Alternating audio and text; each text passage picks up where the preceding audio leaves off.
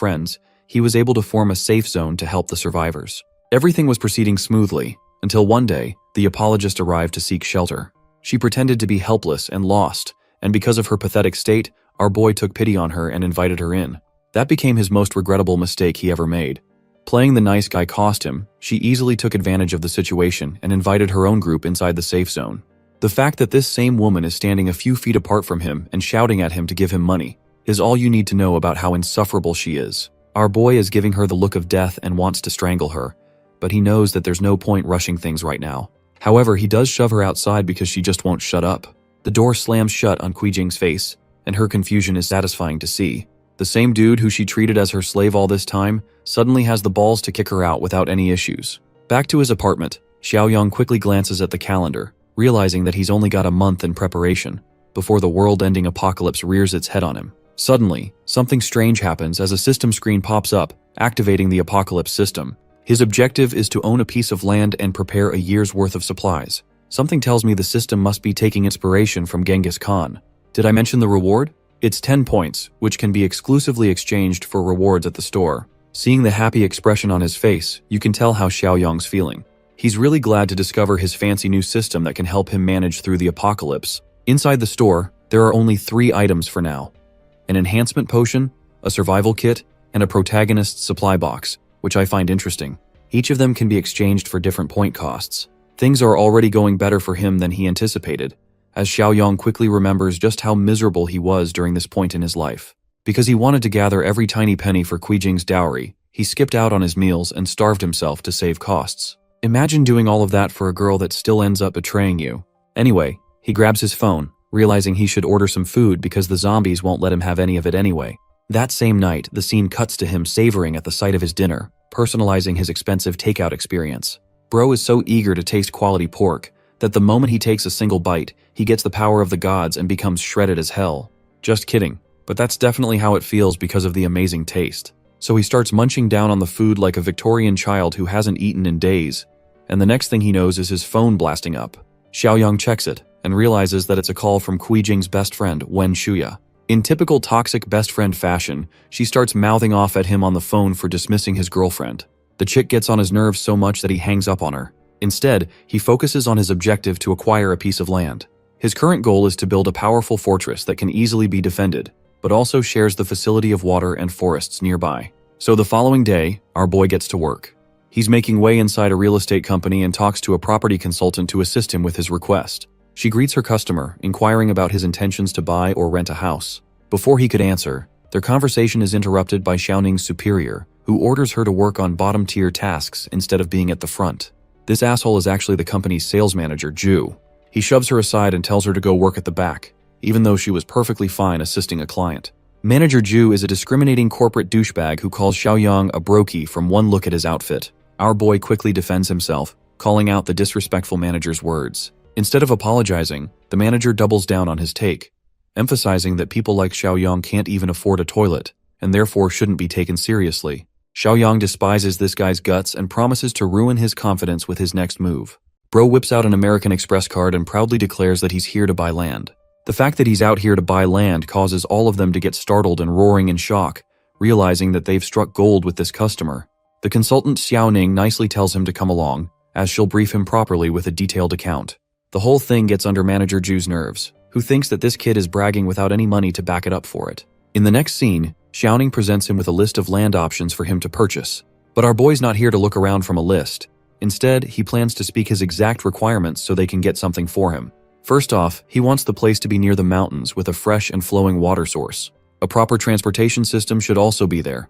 And lastly, he'd prefer a factory or a big house situated upon it. With his exact requirements in mind, Xiaoning considers her options. Manager Ju decides to swing in with a recommendation in order to humiliate our boy. It's true that there's a plot in the East District, but it's incomplete and riddled with unfinished factories and other complications. That's why Xiaoning doesn't want to recommend it. However, this arrogant lad doesn't care.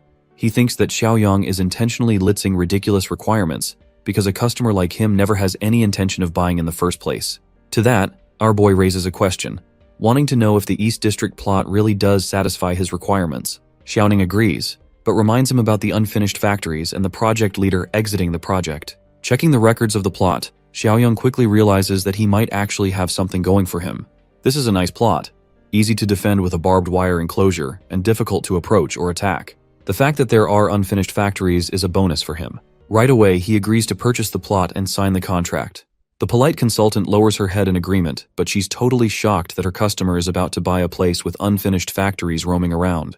Xiaoyang doesn't exactly give a damn and wants the contract to be brought up so he can shove some shit in the manager's mouth. Hilariously, in the next scene, Manager Ju is screaming at the bill, questioning how the hell anyone could leave a giant deposit. It doesn't make sense to cover millions for a plot with a bunch of rundown factories on it. Here's the best part. Xiaoyang quickly turns up to remind him about the deal. Since he's purchased the plot, the manager has to eat a fresh load of crap. As Xiaoyang is walking away, even the other customers are ridiculing the manager, streaming his reaction and awaiting his performance. They're so ready to volunteer for the task. Let's go back to our boy.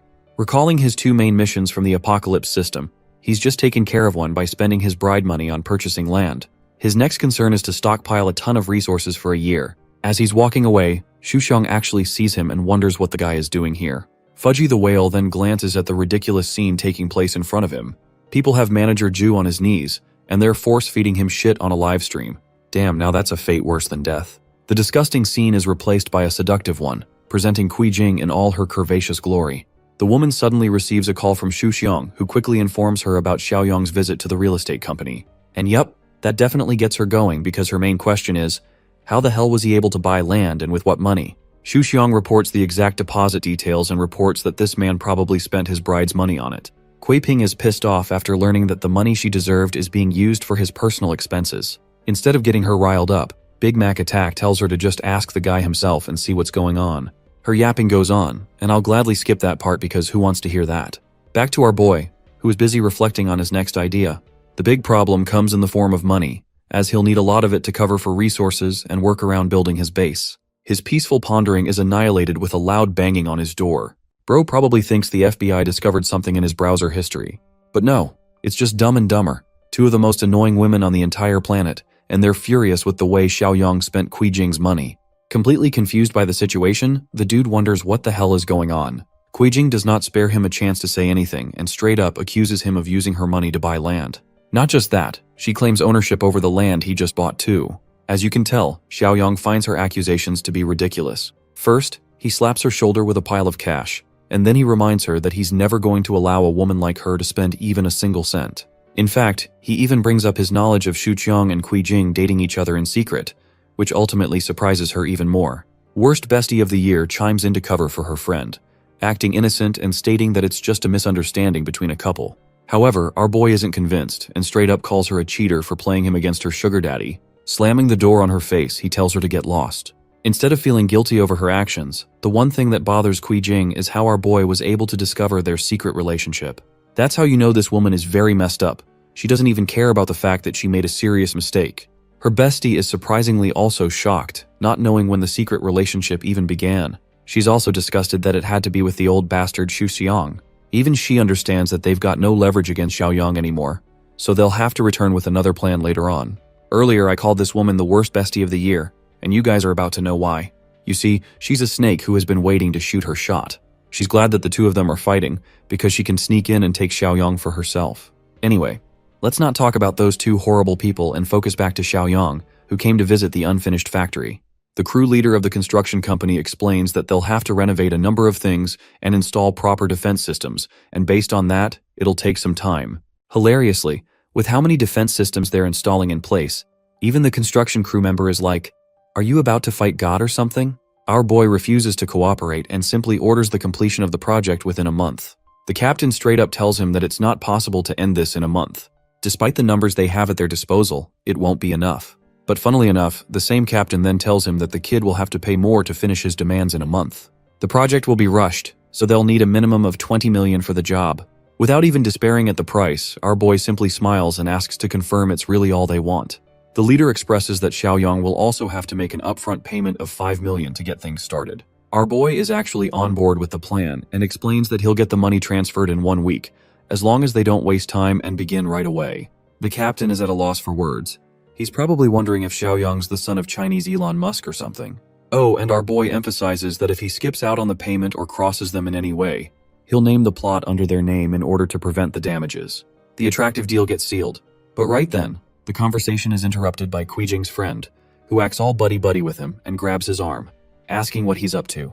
Already, our boy is pretty damn pissed off, knowing that in the previous life, this bitch was also involved in a scandal, and she helped Kuijing to steal his family's property. He eventually plans to deal with her in his own way, but for now, Xiaoyang how she ended up here. The girl refuses to answer and brightly questions if this is the plot he's been working on. She wonders if he's going to use it to build a villa on top of it. Done playing the nice guy, Xiaoyang frees himself and tells her that it's none of her business. This pisses the bitch off even more. She can't believe that he's acting so rude, even though her heart is racing for him out of love. Focusing back to his project, Xiaoyang tells the construction crew to expand some space for the gate. Feeling ignored, she frowns at her inability to capitalize on this golden opportunity. She knows that Kuijing's relationship is in shambles, but she can still play her cards and steal the land from our boy. I'm starting to feel convinced that our boy is a chick magnet for the worst women ever.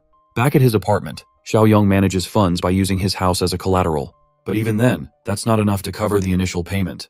His biggest concern is getting a boatload of money. He even considers the idea of selling his place a few times to a few different owners, knowing that it won't matter when the apocalypse is gonna come anyway. What are they gonna do? Sue him in a zombie court? His peace and quiet is shattered when an annoying old man bangs on his door, shouting that Xiaoyang opens it at once. Apparently this dude is supposed to be his neighbor, Grandpa Li, who appears to have some money.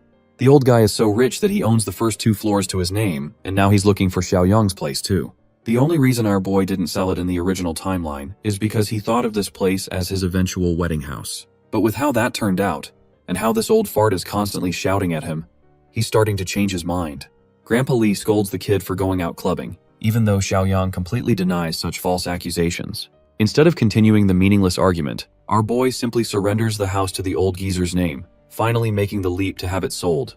This brightens the annoying geezer's mood, as he's astonished to hear those words coming out of the kid's mouth. Xiaoyang emphasizes that there's a condition attached to it. Since his new place won't be ready for another 6 months to come, he'll require an upfront payment of 5 million so that he can personally pay off his house loan.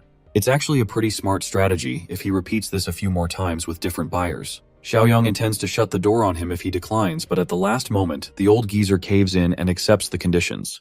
However, he wants a contract to be set up so neither parties experience any issues. Of course, something as simple as a contract never bothered our boy, especially when he knew this geezer would die after claiming the house.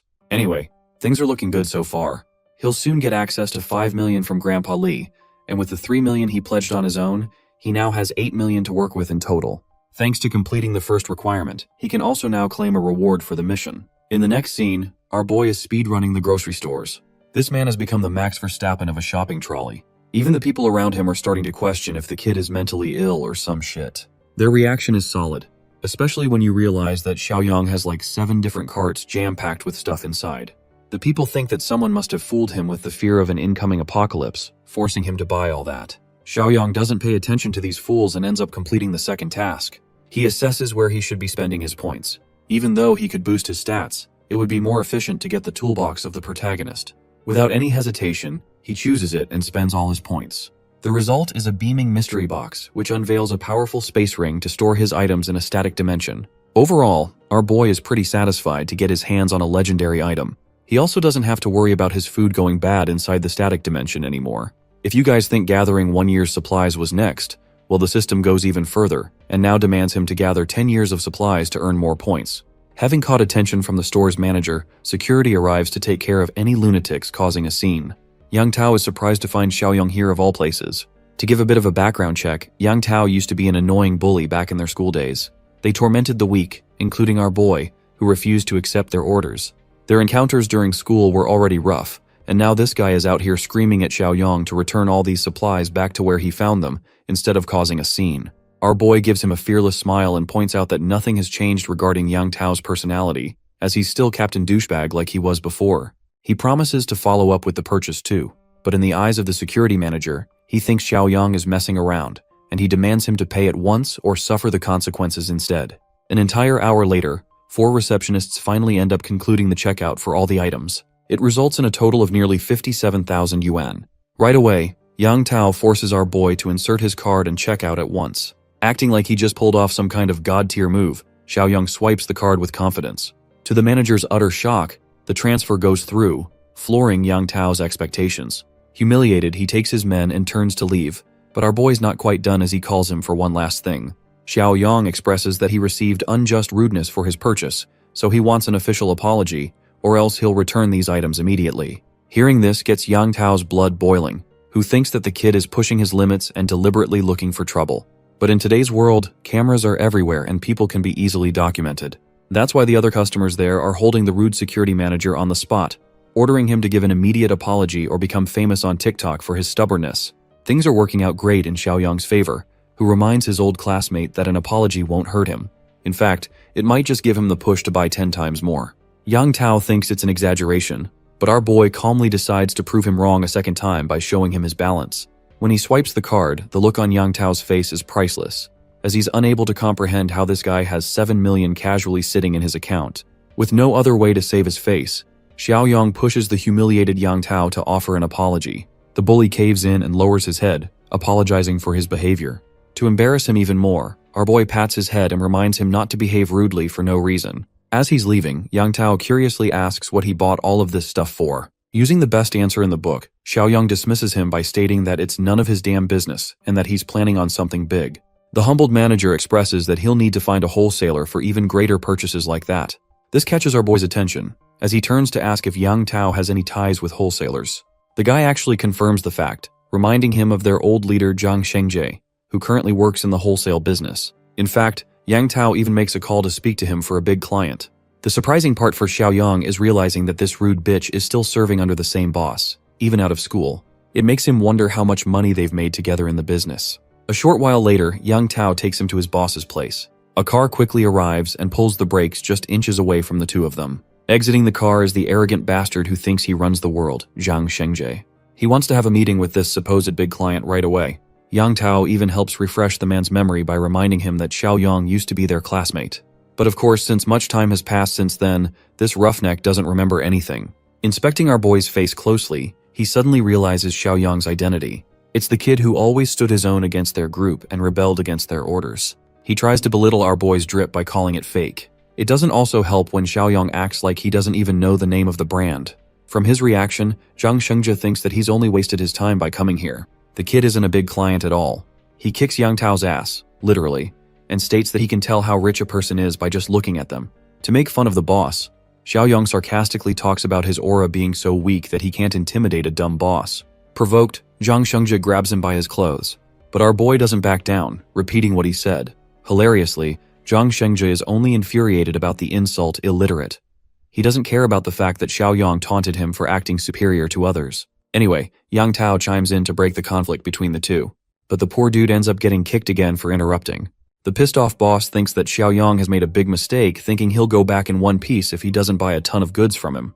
And again, yes, the one piece is real. Xiao Yang stands his ground and decides to show him his little bank account.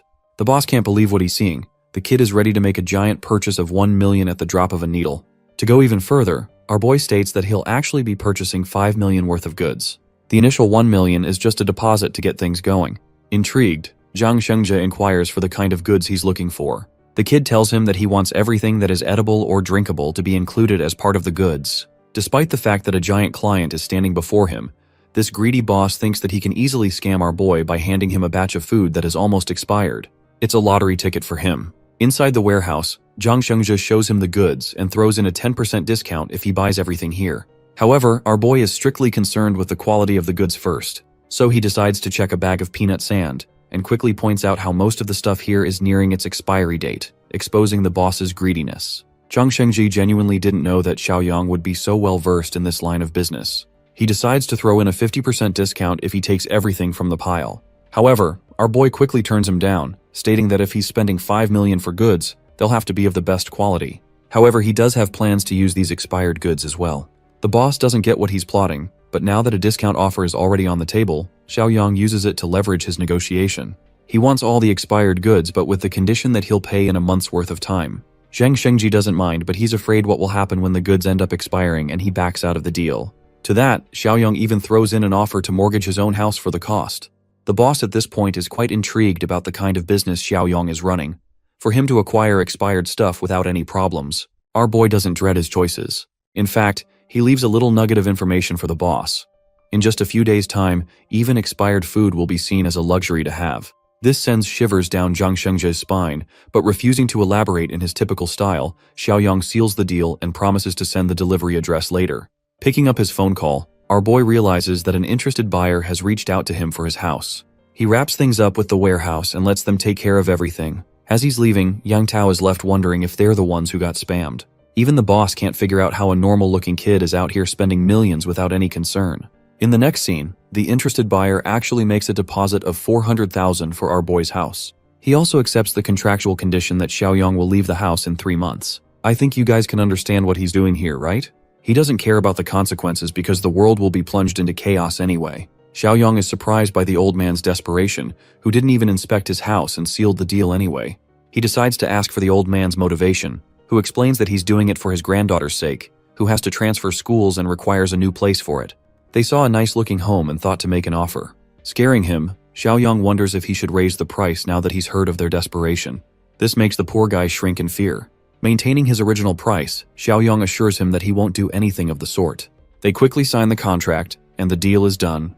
The old man is grateful for the boy's kindness, and promises not to disturb him any longer. However, this situation is devastating for our protagonist, who thinks that it's a shame that innocent people like this old man and his granddaughter won't even be able to survive the gruesome apocalypse. Deciding to extend one last piece of kindness, he stops the old man and requests an address of their current location. In the next scene, Xiaoyang's back to the construction side, checking on his plot. Of course, the first batch of funds is clear, but the captain is hoping for the second batch too now. Our boy assures him they'll get the money soon, and asks for an update on the construction phase. From the looks of it, 80% of it has already been completed. They've installed reliable doors and structures to ensure proper defense. The warehouse is also looking good. It's already cleaned up too. Having gained assurance from him, Xiaoyang signals Zhang Shengzhe to deliver all the goods immediately. Shortly after, the stuff arrives and it is carefully stocked in each pile. Just for the labor alone, the generous Xiaoyang is paying them 2,000 each for the task. While these guys are celebrating, our boy helps them categorize each pile efficiently, making sure the perishable items are stored without any inconvenience. By the evening, the sorting process is complete. Xiaoyang stares down at his magnum opus. At long last, he has officially stocked 10 years' worth of supplies, gaining 20 points on top of it. Once again, he inspects the system's store and realizes that another box has arrived in the list of options. The one good thing about the system is that he'll have access to these superpowers before the zombie apocalypse even hits the world. Spending 10 points, he purchases another mystery box, which unveils an ability known as the Mind's Eye. Its simple function is to detect hostility and ill intentions from other people, which is convenient when it comes to trusting people in the apocalypse.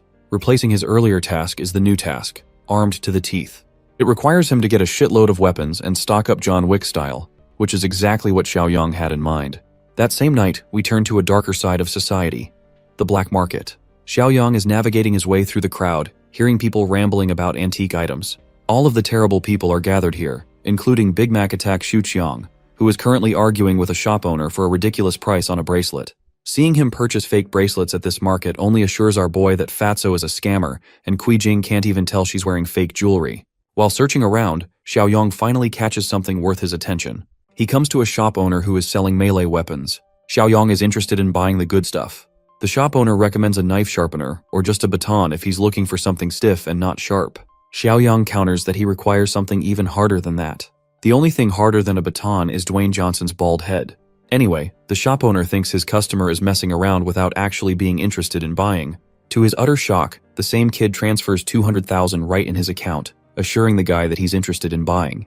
Intrigued, the seller invites Xiaoxiang to keep watching his stall while they go off to speak in private. In the following scene, they're in his storage room. The man shows him a bunch of homemade guns that can go for 2,000 yuan. But they're not powerful enough to kill someone. Of course, Xiaoyang refuses them because he's going to be facing actual zombies, not chickens in the apocalypse. The seller then invites his attention to a replica revolver, which goes for about 5,000 yuan. Once again, the kid is serious and isn't impressed at all, especially when he's paid a staggering 200,000 in advance. The mention of an advance payment makes the shop owner shocked, because Xiaoyang isn't just here for 200 grand. No, that's just 10% of the original amount he's willing to invest on weapons. In fact, he'll be spending 2 whole million on them for the job. His outrageous offer makes the seller question the kind of life this guy's living. I'm telling you all, man's about to become the John Wick of the zombie apocalypse. Without further ado, he tells the seller to get on with it. Deciding to bring out the good stuff, the guy covers his house properly, assuring no one is watching them.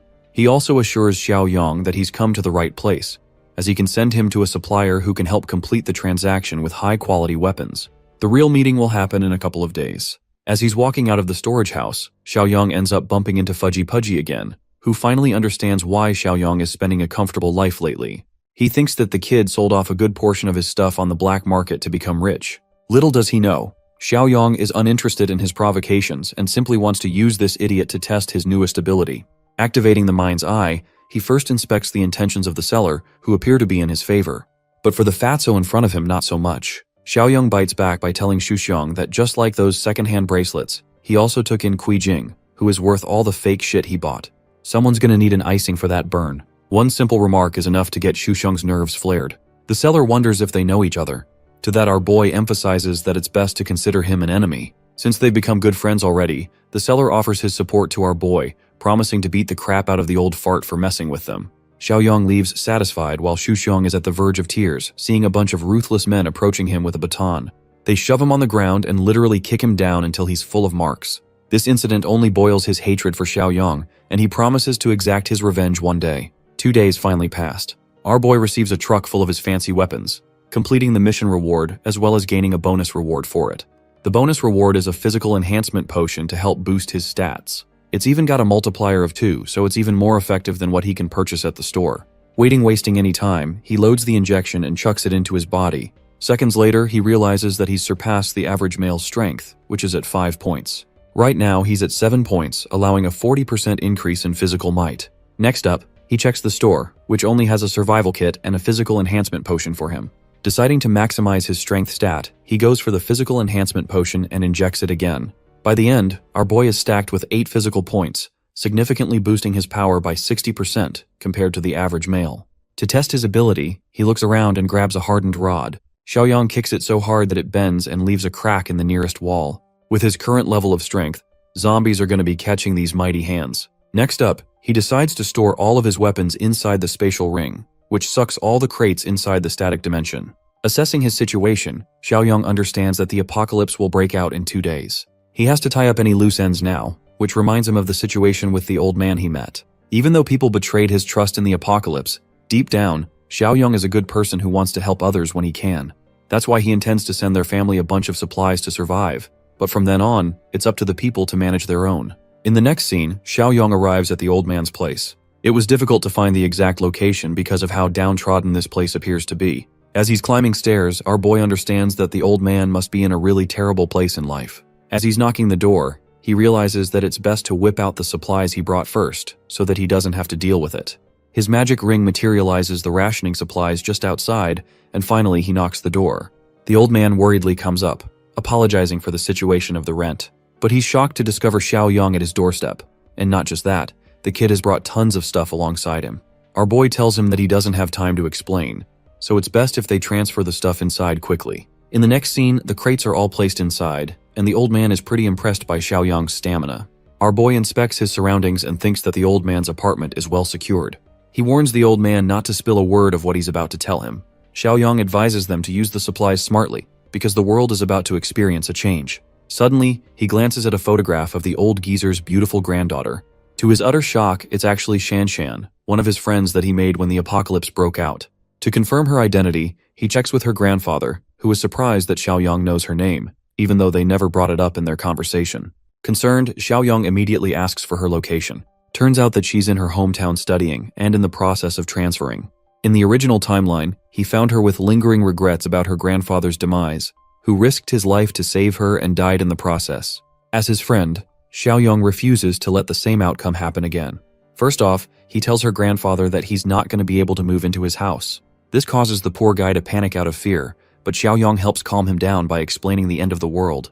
A zombie apocalypse will break out tomorrow and no place will be safe from now on. That's why he wants the old geezer to pick up his daughter from school, and then they'll decide where they should stay. This is too much for the old man to understand all at once.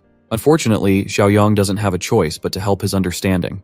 He describes the situation to be similar to a famine. Starvation will be the norm for their once peaceful world. Xiaoyang practically demonstrates his point by sucking in all their furniture as well as the crates back to his ring. Shanshan's grandfather is at a loss for words, until our boy explains that he has special powers and the ability to see the future. That's why he wants them to be safe, and they must head to Shanshan's school right away. In the next scene, they're inside the car rushing to the school. Arriving here, Xiaoyang quickly asks for her dormitory as the two of them quickly look around for her. Well, apparently Shanshan is out here getting bitch-slapped by a jealous woman because some random dude has a crush on her. Even though Shanshan has tried clarifying that she shares no involvement with the guy, she still gets struck for making excuses. These evil bitches torture Shanshan for acting nonchalant in front of their crush. Lucky for her, Shanshan's grandpa comes rushing to find her. The helpless old man demands the woman to let her go. But to deal with them, a bunch of high school lunatics arrive, threatening the old man for getting involved. For his granddaughter's sake, the old man rushes in blindly and faces off against the three men. One ruthless bastard is about to clock his head with a baseball bat. Before the attack even connects, Xiaoyang grabs his arm and stops it. He taunts the guy for pretending to be a gangster, when really they're just a bunch of high schoolers. The idiots try to clown on him, but Xiaoyang beautifully answers by kicking the first guy so hard that his hair turns blonde. Just one kick dropped him to the ground, making the other two idiots question if they're dealing with a trained professional. They stupidly try to surround him, thinking that's going to make a difference. Our boy gladly welcomes the attempt. The dude with the club attempts to strike him from his blind spot, but completely misses his mark as Xiaoyang ducks with ease. Now that he's amplified his strength stat, his reflexes are on a whole different level, causing him to react faster. To return the blow with love, he grabs the guy's collar and smashes him into the ground, knocking him out immediately. As for the leader of the group, he tries sneaking up with a knife stab.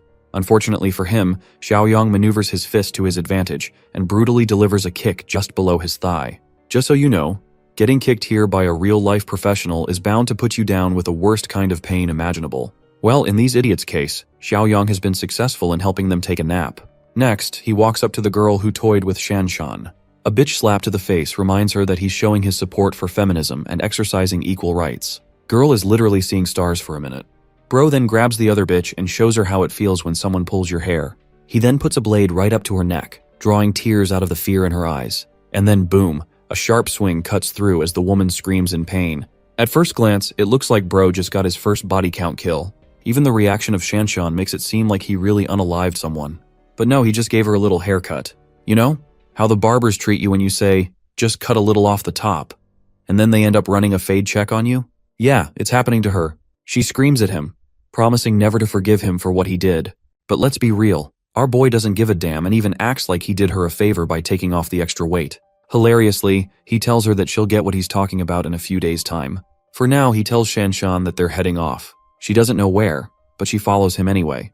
As in the next scene, they're driving to their new location. Grandpa over here explains the situation to her, talking about how there's going to be a famine apocalypse. Shanshan is conflicted and thinks that her grandpa fooled himself by attending one of the scam calls again. He assures her that it wasn't a scam call. Seeing the two of them interact in such a way amuses our boy, who is glad that she's happy in this life. Xiaoyang signals her that he's the one who told her grandpa about everything. The Shanshan of this world has no idea who he even is. So he introduces himself properly again. She thanks her new brother for helping out with the bullies.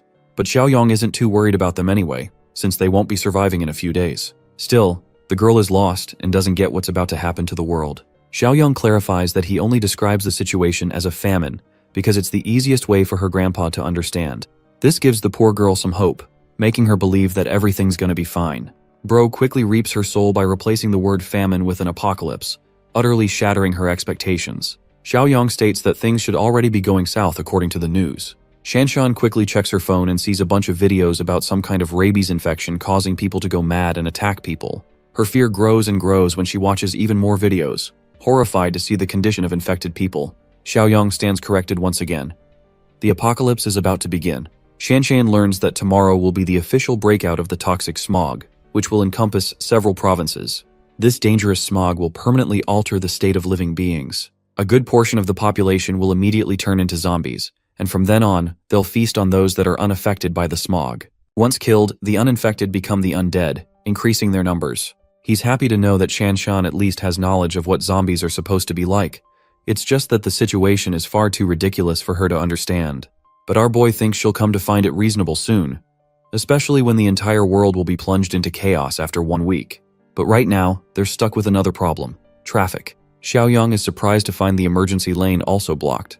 The roads are packed. Shanshan is afraid for her life, fearing that the zombies will find them while they're stuck here. Xiaoyang assures her that it's not that bad right now as the apocalypse hasn't fully broken out. Still, even though the main apocalypse is supposed to happen later, the chances of a small outbreak happening here are also pretty high. Speaking of dangerous, a driver decides to ram into the lanes by forcing his way through.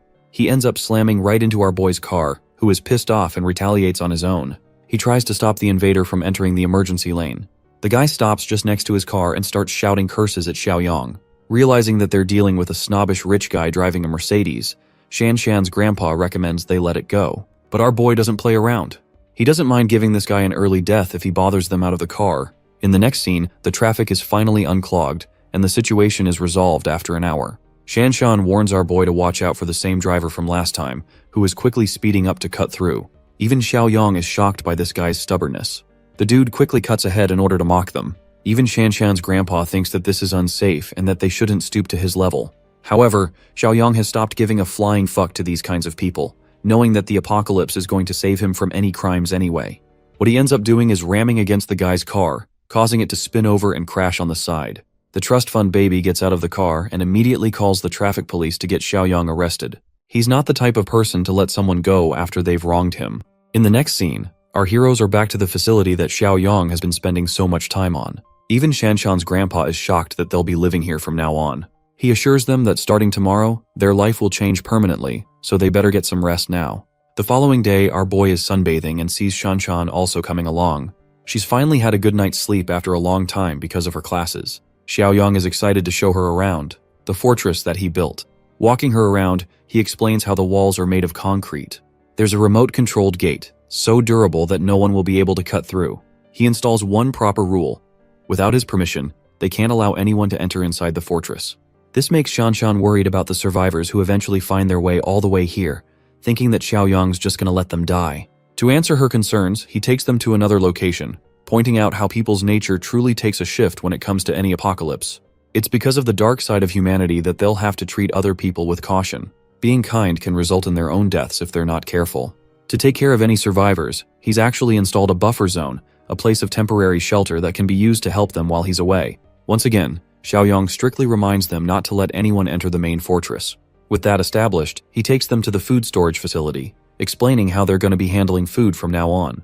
Navigating inside the warehouse, he turns to them for one final inspection. Activating his Eye of Insight, he's able to inspect their intentions. With both of them showing a sign of clear trust, he's happy to have found well-intentioned people. Up next, Xiaoyang materializes some of his weapons, pointing out that they'll be the key to their survival. Grandpa gets a shotgun, while Shanshan's acquired herself a powerful crossbow. Their only instruction is to make sure these weapons don't fall into the hands of other people. Okay, it's been a while since we reviewed the system's task. Xiaoyang's next task is to find his former partner Jiang Qi, who is also one of his friends from the original timeline. The worrying thing is figuring out Jiang Qi's location. But not to worry, because the system points to the exact city his friend is living in. He leaves both Shanshan and her grandpa in charge, reminding them not to violate the rules he has set. Then he heads off to recruit another member into their main fortress team to strengthen and reform it before the apocalypse begins. The scene cuts to a studio called the KTV. A bunch of homies are hanging out here and enjoying some karaoke. They decide to take a bathroom break to relieve some tension. Here, Zhangchai ends up bumping into a pretty girl and apologizes for having caused unnecessary trouble. Of course, her boyfriend doesn't give a crap about their excuses and kicks him away. Jiang Qi's sent flying back. Knocked to the ground, his friend comes up to check on his condition. Nerd Eyes over here puts up a bold stance and stands up to the meathead who punched his friend, causing the guy to get even more pissed. He quickly grabs Jiang Qi's friend, toying with him. Jiang Qi begs for mercy, hoping for the man to spare his pal without causing any harm. While this is happening, a waiter watches the whole scene go down. He's already suffering from a cold and now there's a fight breaking out. Quickly, he tries to stop the fight by intervening. The annoyed wannabe rich guy acts like he's a big deal and grabs the waiter too, who gestures to the two kids to scatter away quickly. Jiang Qi and his friend make a run for it while they still can. They go back to their karaoke room, having escaped the troublesome situation. Even the other guys are shocked why they came running like that. Captain Glasses tells them about the situation, how they bumped into a thug's bitch and ended up getting their ass beat for it. It's only thanks to the waiter that they were saved. Hearing this, the other two guys are riled up. They want to go back and beat up the dude for daring to mess with their group. Jiang Qi helps him calm down, stating that there's point looking for trouble anymore. Well, things only get worse from here on out. Remember the waiter? Poor guy has been beaten to a bloody pulp. The rich thug has brought 3 more of his friends, and they're all here to beat up Jiang Qi's group. The thug orders his men to seize them right away. Unable to put up a fight or cause trouble, Jiang Qi and Nerd Eyes quickly drop low. There's only one guy confident enough to put up a fight from their group, and when he tries to break his silence, the thug leader smashes a bottle on his head. Chen Chong, and I'm not even being racist, that's actually his name, is left with a bloody head. The scene transitions to our boy, who stops his car just outside the bar, knowing that Zhang Qi being here makes total sense. Chen Chong's down for the count, and if that's his blood on the floor, then someone needs to get this guy to the ER fast. The asshole thug leader seeks the validation of his girl, who thinks that they should punish the one who bumped into her. And that turns their attention to Zhang Qi, who is about to get his ass kicked. Shockingly, Chen Chong dashes up from the ground and attempts to strike down the thug leader. If not for the other guy stopping him, he really would have smashed his face in. The thug leader is surprised to see such bravado coming from a college kid and smashes yet another bottle on top of his head. I'm starting to feel sorry for him. Chen Chong kisses the ground a second time and his friends cry out in worry.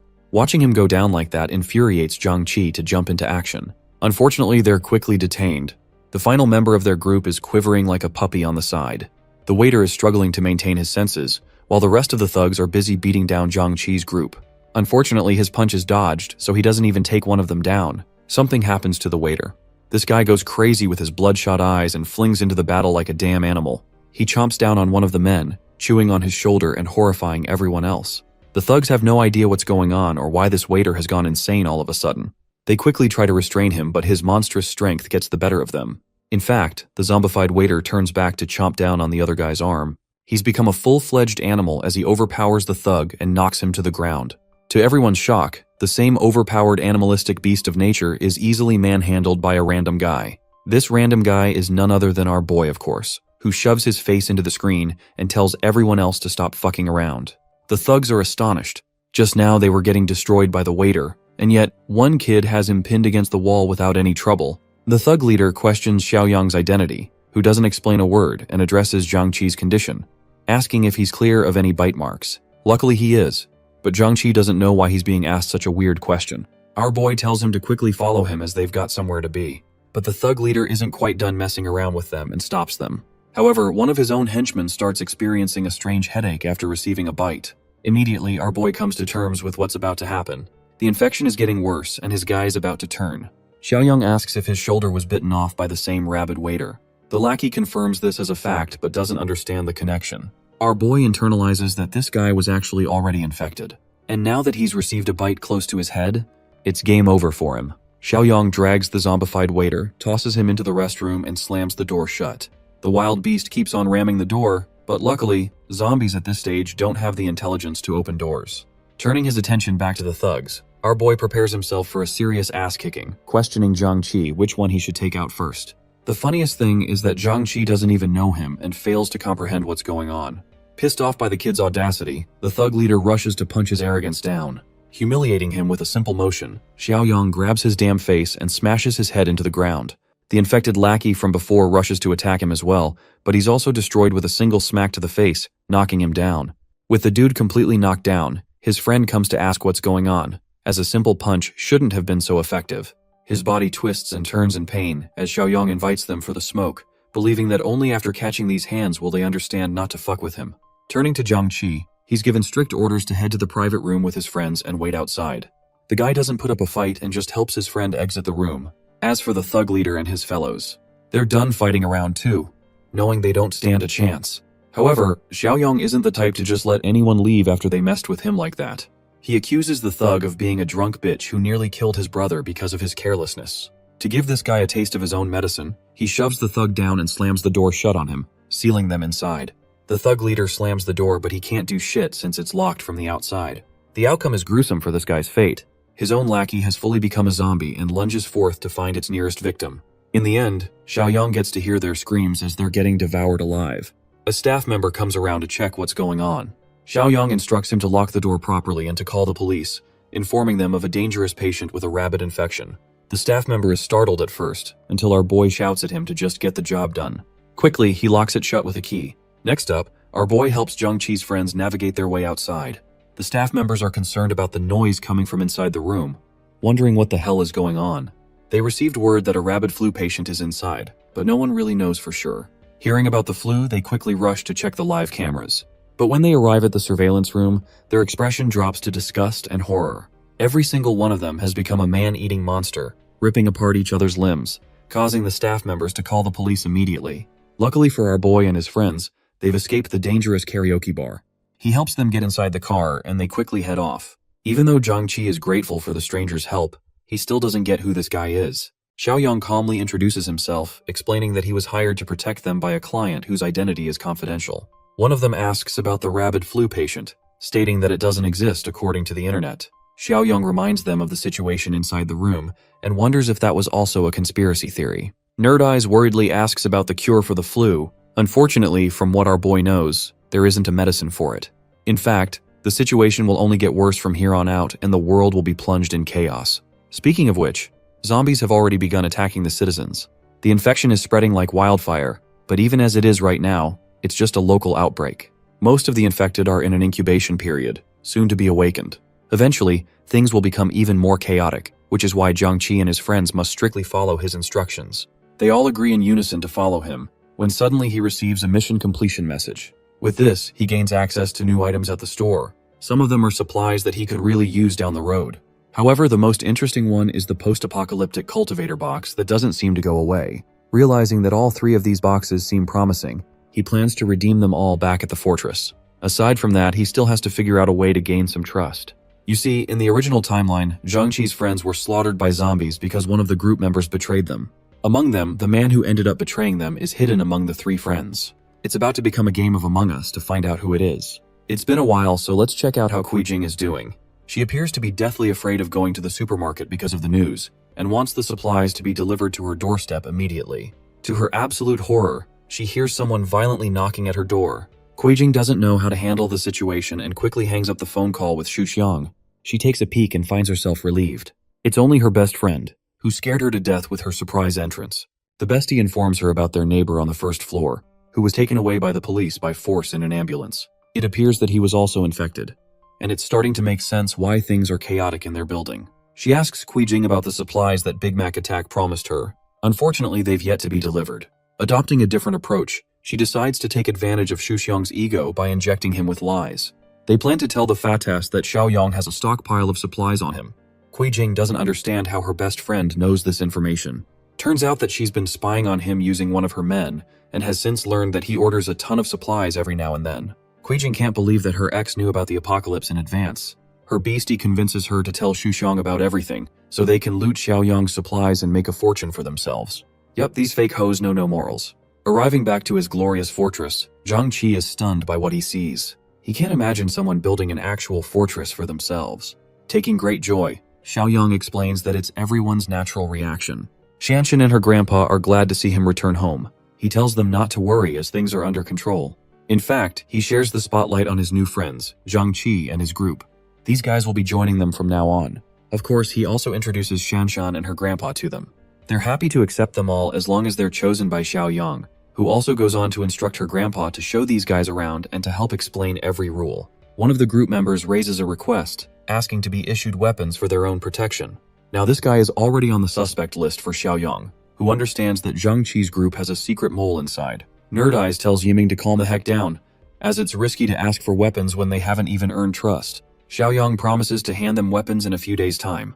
But for now, they need to tend to the injured Chen Chong and nourish him back to health. Inside the fortress, each of them freshen up and change into new clothes. Yiming is actually annoyed by his friend's interference, believing that they would have acquired weapons by now if he hadn't intervened. The thing is, this guy thinks that they're being held as captives inside the facility, instead of being protected. However, Nerd Eyes reasons with him, explaining that Xiaoyang ended up saving their asses, so they can't really say that. They're curious about his background, as so far, they only know about a secret client hiring him to protect them. Yiming is a hard ass for absolutely no reason, and feels pissed off that they're not even treating Chen Chong because of the fear of a potential infection. Hilariously, the kid thinks that Xiaoyang's group is secretly trying to harvest their organs for personal benefit, and to prevent such a situation from happening, they need to make the first move. Nerd Eyes reminds him that if they end up being wrong, they'll be betraying him in the back for it. Yiming is obsessed with his approach and doesn't give a damn. In fact, he's drunk on power and wants to seize control of the fortress. He thinks it's a good idea to dismantle the young girl as well as the old geezer while Xiaoyang's away. With the way he's acting, Zhang-Chi and his other friend are literally staring at him in disbelief. This guy's a freak show and they're only just realizing it. Yiming quickly acts like he's joking around and that he didn't mean a thing, relieving his friends of some tension. Four Eyes once again reminds him that if Xiaoyang really wanted their organs, he wouldn't be letting them roam so freely. Little do they know, Yiming is a slimy bitch and intends to act on his own anyway. He wants to take over the fortress, believing that ruthlessness is going to serve him well. In the next scene, Xiaoyang shares a meeting with Shanshan and her grandpa, who inform him that Chen Chong is resting in the infirmary for his condition. As per his instructions, they've made sure to lock everything for safety. Glad, our boy thanks them and suggests they get some rest as they'll have plenty of problems coming their way from tomorrow. One more thing, he advises them to be wary of Jiangqi's other two friends, because he suspects that one of them might betray them. That night, our boy heads to the rationing warehouse. Here he checks out his system's store again. First up, he taps open the cultivator box. Then he spends money on the sugar, oil, and protein supply box. Finally, he takes control of the armed deterrence box. With all three purchased at once, he gains rewards in the form of 50 corn seeds and tons of other valuable food items. He even gets 1,500 rounds of ammunition so he doesn't run into problems later. The rewards are pretty damn impressive for what they're worth. With this huge pile, they'll give him a supreme advantage in the apocalypse to come. The following day, trouble finds our boy again. Remember the rich asshole who swore revenge against our boy? Well, he's shown up with his friends to break the place down. He orders all of his lackeys to smash the gate open. But it's honestly pathetic when you realize that despite their best efforts, they can't even dent the thick gate. The boss is infuriated, unable to believe the integrity of the door. Whipping out their best gear, they decide to use Molotovs, sending them flying inside. It doesn't take long for the flames to erupt chaos. With the Molotovs dropping inside, Shanshan and the rest of the group quickly attempt to put out the fire. With this situation, she gains even more conviction in Xiaoyang's words, who predicted that things will get more chaotic from here on out. But you know our boy, he doesn't like backing down at all. This man brought a rifle to deal with anyone who stood in his way. He goes up to the watchtower and checks out the identity of their assailants. Shanshan's grandpa is the first one to realize that it's the same rich bastard from the highway. His men also spot them from the watchtower. The snob roars at them, demanding that Xiaoyang come outside or else he'll burn the place down. Responding with a cool head, Xiaoyang warns them that they have about 5 minutes to fuck off. His repulsive response ignites even more anger from the men, who threaten to use 2 crates full of Molotovs to burn the fortress. Suddenly, the system tasks our boy with another mission. Grandpa doesn't know what to do and recommends a warning shot. By the way, the mission objective is to eliminate the threat that is attacking the fortress. Our boy thinks that a warning shot isn't gonna cut it, especially when they're dealing with scumbags who are directly committing a crime. Knowing that these guys have no morals or consideration for people like them, our boy takes aim and believes that he can't allow them to continue to threaten the lives of others. Saying so, Xiaoyang fires off a shot, eviscerating a guy's arm, causing him to cripple down and shout in pain. Xiaoyang actually wanted to aim for the guy's head, but because he hasn't used a gun in a while, it'll take some time to adjust his aim. Anyway, the fact that he took off the guy's arm is enough to eliminate the threat. They run off like scared little bitches even though they're the ones who came for a fight. Xiaoyang doesn't want to prolong the situation, and knows that these guys will just show up at his door tomorrow, so he shoots every last one of them mercilessly. The few who escape to the vehicle quickly assist their boss to get inside, who screams at his driver to step on the pedal. I'm telling you guys, this man is actually John Wick, and it's refreshing to see a main character that isn't stupid. Despite their best effort to escape using the car, Xiaoyang shoots them down using his automatic rifle. With the way he's handling the gun with extreme proficiency, it makes the old geezer question about the kid's background. Well, it's a miserable ending for these bad guys. Their car is wrecked, and they're all dead. They brought themselves to the Grim Reaper, and the Grim Reaper delivered. Next up, Xiaoyang tells Shanshan's grandpa to use the rest of their group to clean up the mess. But then, a sudden thought takes over his mind. Since they're already in the early stages of the apocalypse, now would be a good time to let these guys rot out here and become training dummies when they eventually become zombies. So he stops the cleaning operation and prefers the dead men to be right where they are. What our boy doesn't know is that Shusheng is actually on his way too, along with Kuijing and her bestie. Kuijing is actually pretty annoyed by her friend's flirtatious behavior in front of the fat ass. At last, they finally arrived in front of the site. Kuijing intends to bring her bestie along, but suddenly she gets cold feet and doesn't want to come. She has to come along to act as a guide, or else they'll never know which factory is Xiaoyang's place. Refusing to come, Kuijing drags her outside by force, ignoring her whining. The two girls walk up to the place, while Shuxiang signals his team to get ready for the main event. When he gets the signal, he'll start the car, and then his team will join in on the operation. Back to the girls. The evil bestie over here wants to know why she was dragged along. Kuijing reminds her that both of them share the same nature, so she is wary of her intentions. The evil bestie gives a sloppy excuse, stating that she intentionally behaves this way so they can manipulate Xiaoyang easily. To their shock, they see a bunch of dead bodies on the ground. It doesn't take a genius to figure out that there's been a shootout. Both of them stand terrified. They think it's a good idea to go back, but then quickly realize that this party must have also been trying to steal Xiaoyang's supplies. This makes them wonder if Xiaoyang also died in the resulting shootout. They care little about what happened to him as long as his supplies are still around. At first, they ponder going back and using Xuxiang to move forward. However, Kuijing recommends they move forward and sneak their way inside. The girls walk up to the main gate, but it's so thick and tightly shut that there's no chance they'll get inside. This makes them wonder if Xiaoyang ended up surviving after all. From up the tower, Shanshan addresses them and questions their intentions. They both pretend to be associated with our boy, acting like they're his friends. Shanshan quickly informs Xiaoyang about the situation, causing Kuijing to get even more frustrated, because she thinks he's found himself a new chick. Her friend reminds her that they're not supposed to show delicate feelings here, especially when they're dealing with armed individuals. Kuijing is actually fully confident in Xuxiang's ability to handle them, because he's brought guns of his own. The only problem is getting past the door, because everything else will be a piece of cake after that. Xiaoyang comes along to take a look for himself, and wonders what Kuijing and Wen Shuya are doing here.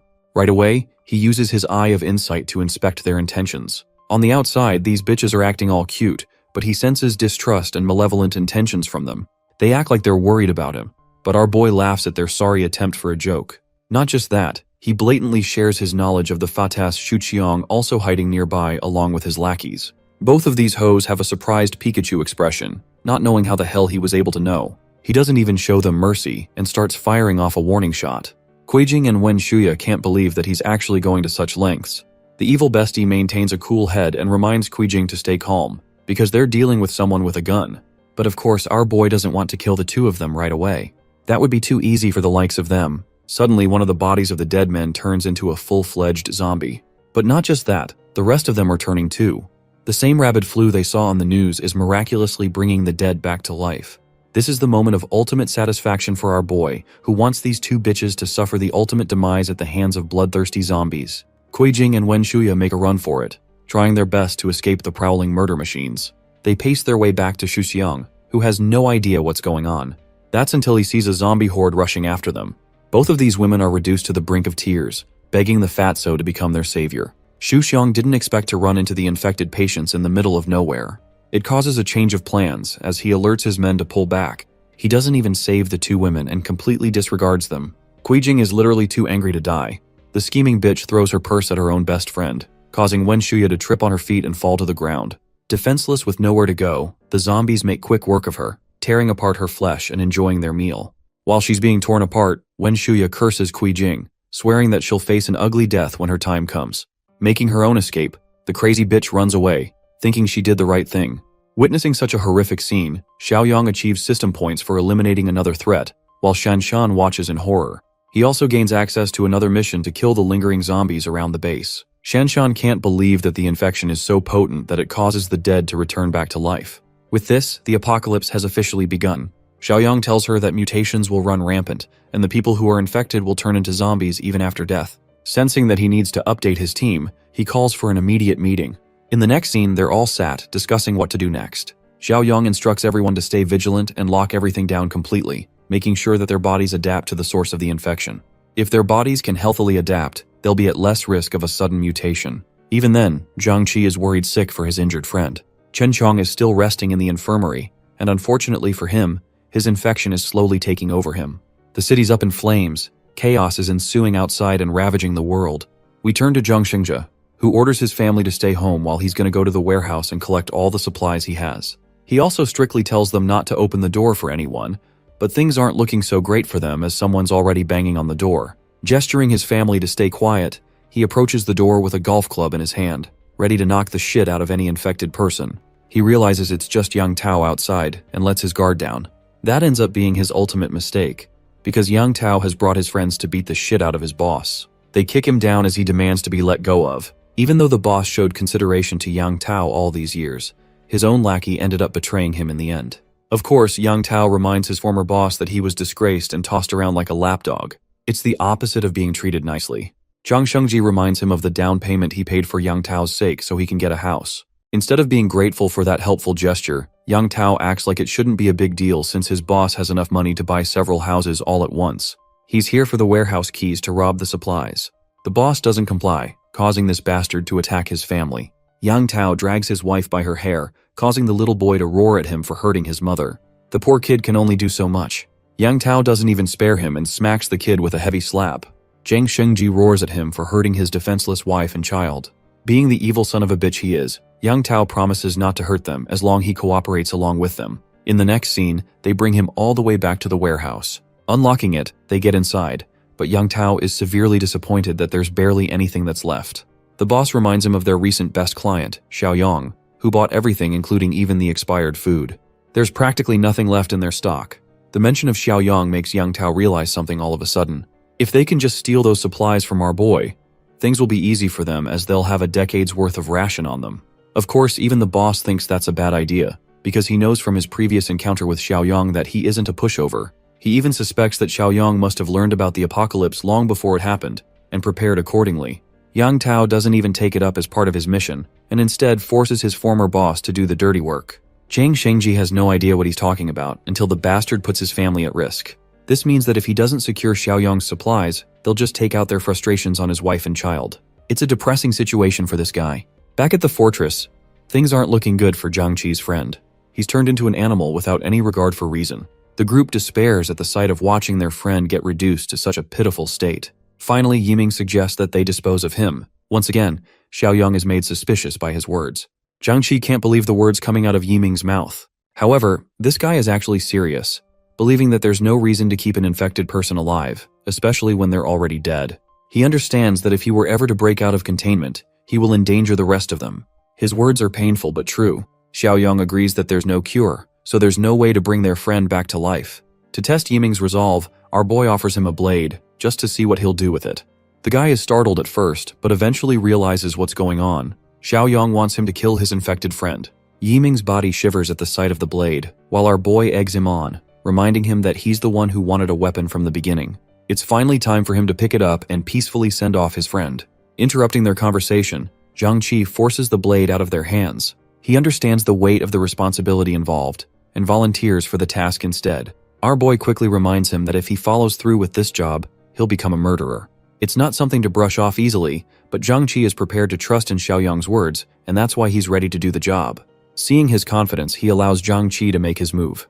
In the very next scene, he loads the blade and is seconds away from slashing his face. But shockingly, Xiaoyang stops him at the last second. Even though they agreed on everything, suddenly he changed his mind. Turns out that Chen Chong's condition is special, which is why Xiaoyang doesn't want to end his life as he's still got some use for him. It's actually because the system alerted him about a rare mutation in his case. Now alone in the room, our boy checks his state. Chen Chong is a savage beast as he is right now. But Xiaoyang is fearless. This man goes up to his face and reminds him that he's still got one last job to do. The following day, a car crashes straight into a pole. It's actually the boss, who appears to have such shitty luck today that he can't even drive properly. Thankfully, he's pretty close to the fortress, so the distance can be traversed by foot. However, things get a lot more complicated when an ugly zombie attacks him. Unfortunately, the boss ends up getting bitten on his arm. He shoves the mad beast back down and runs back to his car. Grabbing a metal pipe, this man literally knocks the sonic rings out of the zombie's head. He doesn't even stop there, continuing to smash the creature's head until it is reduced to a pile of blood. Well, he wasted far too much time on one zombie as others are also gaining up on him. With his compromised condition, he keeps walking in the direction of the fortress. Speaking of which, our boy's got his crew locked and loaded. Each of them are armed with weapons to kill the zombies lingering around the base.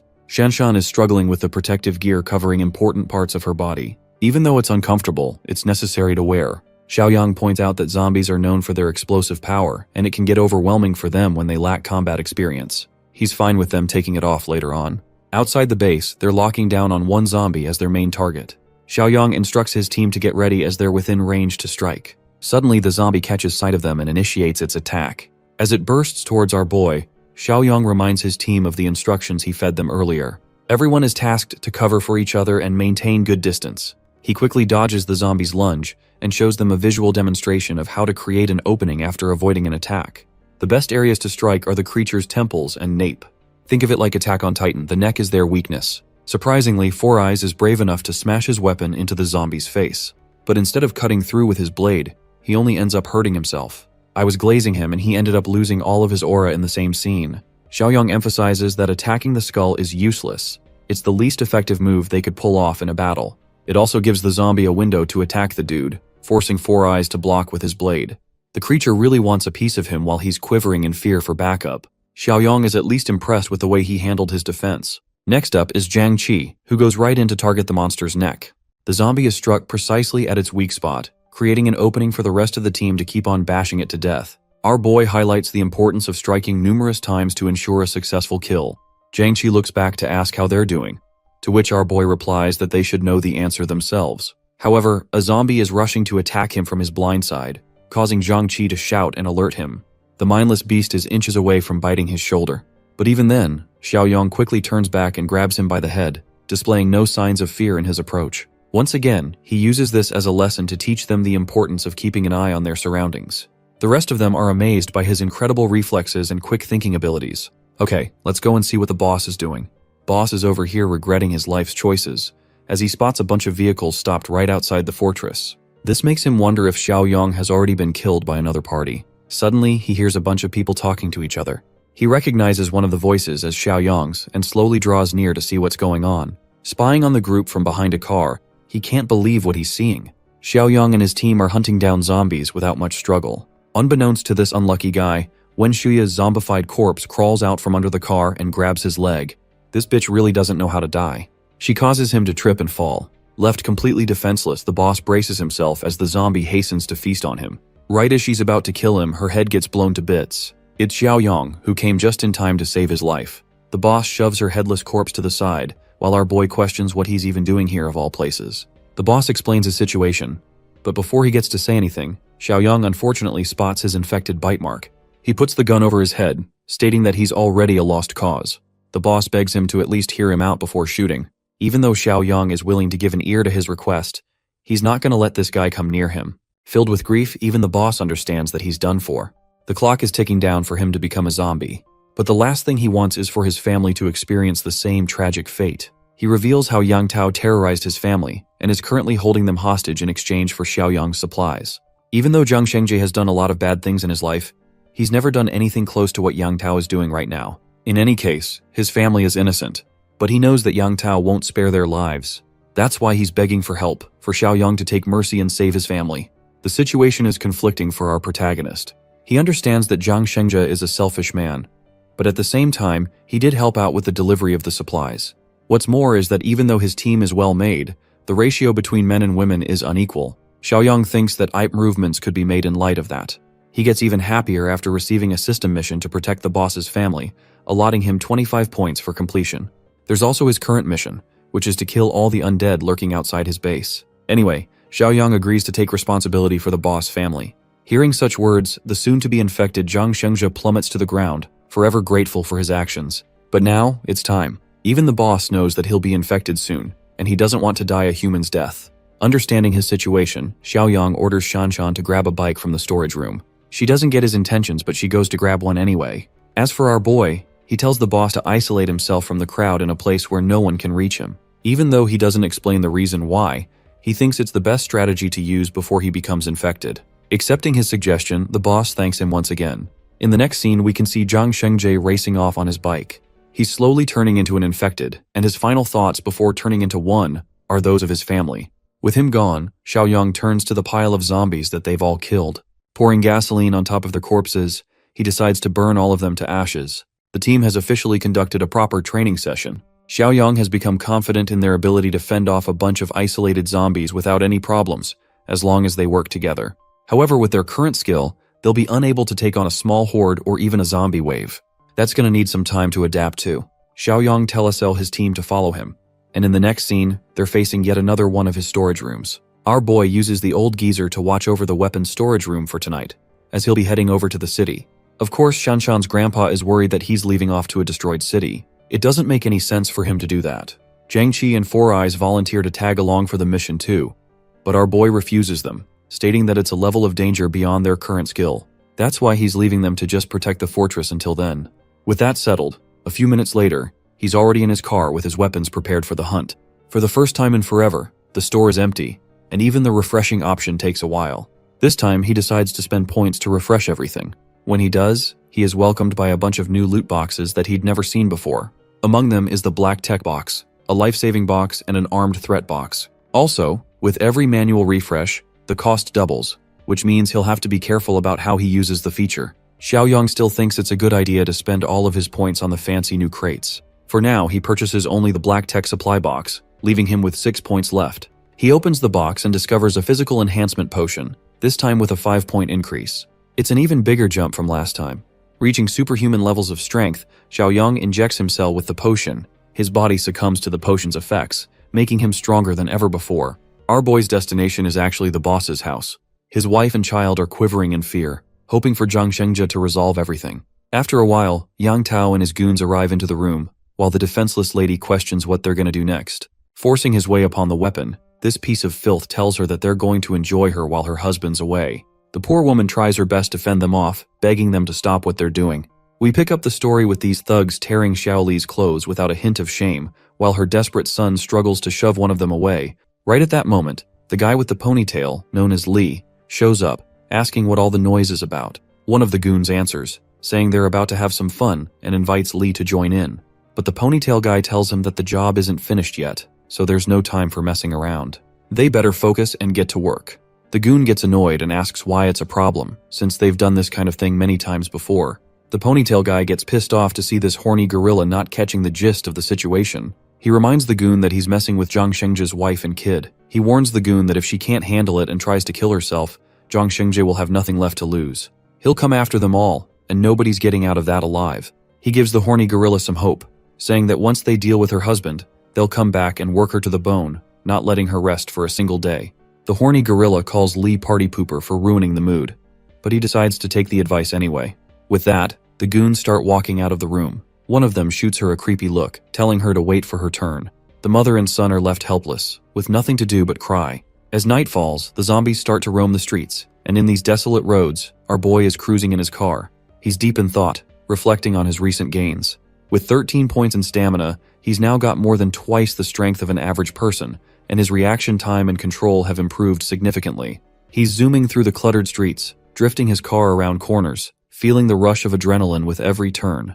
The entire place is crawling with zombies, so our boy decides it's time to get out of the car. The city center is ahead, and driving would attract too much attention, so it's time to go on foot. Just then, he hears roars. He turns around and sees 2 zombies charging at him. But our guy isn't fazed. He dashes to avoid the direct hit, locks his shoulder into one of the monsters, and throws it hard enough to knock over another zombie. Quickly, he summons his sword and charges at them once again, going full throttle. With one swing, both zombies lose their heads in an instant. These zombies have become nothing more than punching bags for our boy to test his newfound strength and reflexes. He's amazed at how easily he's overpowering them now. There's no doubt in his mind that he's gained more than twice the physical strength of an average person. On top of that, his instincts have sharpened, and with his enhanced hearing, he can tell that the place he's looking for is only about 800 meters away. Meanwhile, a group of zombies is relentlessly banging their heads against the window door of a grocery store. Inside, the survivors are doing their best to fortify the front gate, piling heavy objects in front to keep it secure, hoping it'll hold long enough for them to figure out a way out. The terrified brat asks his father if they're going to die here, to which the father tries to reassure him, saying that these sons of witches can't get in, and even if they do, it's still a win because they'll be reunited with his mother. Of course, the father's words don't offer much comfort, and the brat starts crying even louder. The officer gets annoyed and can't believe what the father just said without thinking it through. He's irritated by the brainless nonsense this father told his son, but the sassy father shoots back, saying if he had enough brain cells to think before speaking, he would have been a property manager by now. By now, even the officer starts to worry that they might actually die here. Just as the tension peaks, they hear gunshots. One of the zombies clinging to the door has its head obliterated, and the brat falls to the ground in shock, while the father is left clueless about what just happened. The officer tells them to move the heavy stuff aside to see who's outside and warns them not to make any noise. As they carefully peek through the gate, they realize that all of the nearby zombies have been dealt with, so they cautiously step out. The brat starts shouting something about a mutant. The father quickly asks what he's talking about, and the son explains that it's a stronger and faster version of a regular zombie, just like in the comics, novels, and games. The father gets annoyed by his entertainment-obsessed son and snaps back at him, wondering how he can still be talking about games and stuff even in the face of danger. He's now sure that this is why his son always had the worst grades. The officer turns to the father, telling him to stop bickering, and asks how the hell grades are relevant right now. He urges them to hurry up and keep a close watch on their surroundings, since they don't want that mutant to ambush them. Don't forget that this father's name is Old Song, so we will be calling him that. As they move forward, the officer warns them once again to stay alert, and keep an eye on their surroundings as they slowly head toward the base. When they reach a fork in the path, they stop. The father looks across the street and spots a boy standing there. It's none other than our boy, who's clearly busy with his system, adding points and adjusting his stats. At that moment, the brat starts shouting that it's a mutant zombie. But the officer, being the only one with enough brain cells, quickly realizes that this guy definitely looks like a survivor, not a zombie. It seems like these guys have caught our boy's attention. He chuckles at the brat for mistaking him for a mutant zombie and tells the kid to stop letting his imagination run wild. The officer perks up with relief, realizing it's actually a survivor. Moving cautiously, he approaches our boy and tells him it's too dangerous to be out here alone. He advises him to come with them, as they need to stick together if they want to survive. He invites him to join their group. Jiang Xiaoyang asks the group about their identity, as he has no clue who they are or why only a few of them are stuck here. While scanning the area, the officer explains that they're out looking for supplies and that there are still quite a few civilians gathered at Rongxiang Garden. The mention of Rongxiang Garden triggers a memory for Jiang Xiaoyang, and he recalls that there's a Junyu mansion nearby, not far from where they are now. Old Song agrees, saying it's just across the street. He then tells Jiang to come with them, stressing that there's strength in numbers. Officer Lee has a gun, and with their experience dealing with mad zombies, they're confident they can protect him. Seems like they just don't know about our boy's background, and even our boy does not try to boast his title and just humbly agrees to this. Later, they move forward cautiously. Old Song asks Jiang Xiaoyang why he wants to go to Junyu Mansion, wondering if there's someone important he's trying to find. Jiang Xiaoyang replies with a simple yes, and Old Song follows up with another question, asking if it's a relative or a girlfriend. Old Song reminds him that it's the end of the world, so whoever he's looking for is probably already dead, and he better prepare himself mentally for that. The officer grits his teeth and agrees, saying that even if they weren't killed by the Ravagers, they could have encountered those beasts. The mention of beasts catches Jiang's attention, and he asks for clarification. Officer Lee reveals that a group of thugs is holed up in the Buyu Mountain Villa area in the east of the city. To survive, they don't hesitate to harm other survivors, and they ran into them once, losing many of their companions at their hands. The man decides not to talk about it any further, reminding everyone that they must stay vigilant when encountering other survivors. Suddenly, the brat shouts for the officer to be careful. As the officer spins around, he notices a zombie lunging at him. The officer quickly takes it down with a few well-placed shots. Officer Lee pants heavily after the close encounter, his heart racing as he'd thought he was done for. However, it seems the gunshots have attracted the attention of nearby zombies, and the officer quickly falls into panic mode. But right at that moment, he spots an abandoned bus. Everyone rushes toward the bus. Jiang Xiaoyang grins as he thinks ahead of them. In his mind, running recklessly could attract even more zombies, but the bus, as a closed shelter, is perfect for defense. The only downside is that if it falls, there's nowhere to retreat.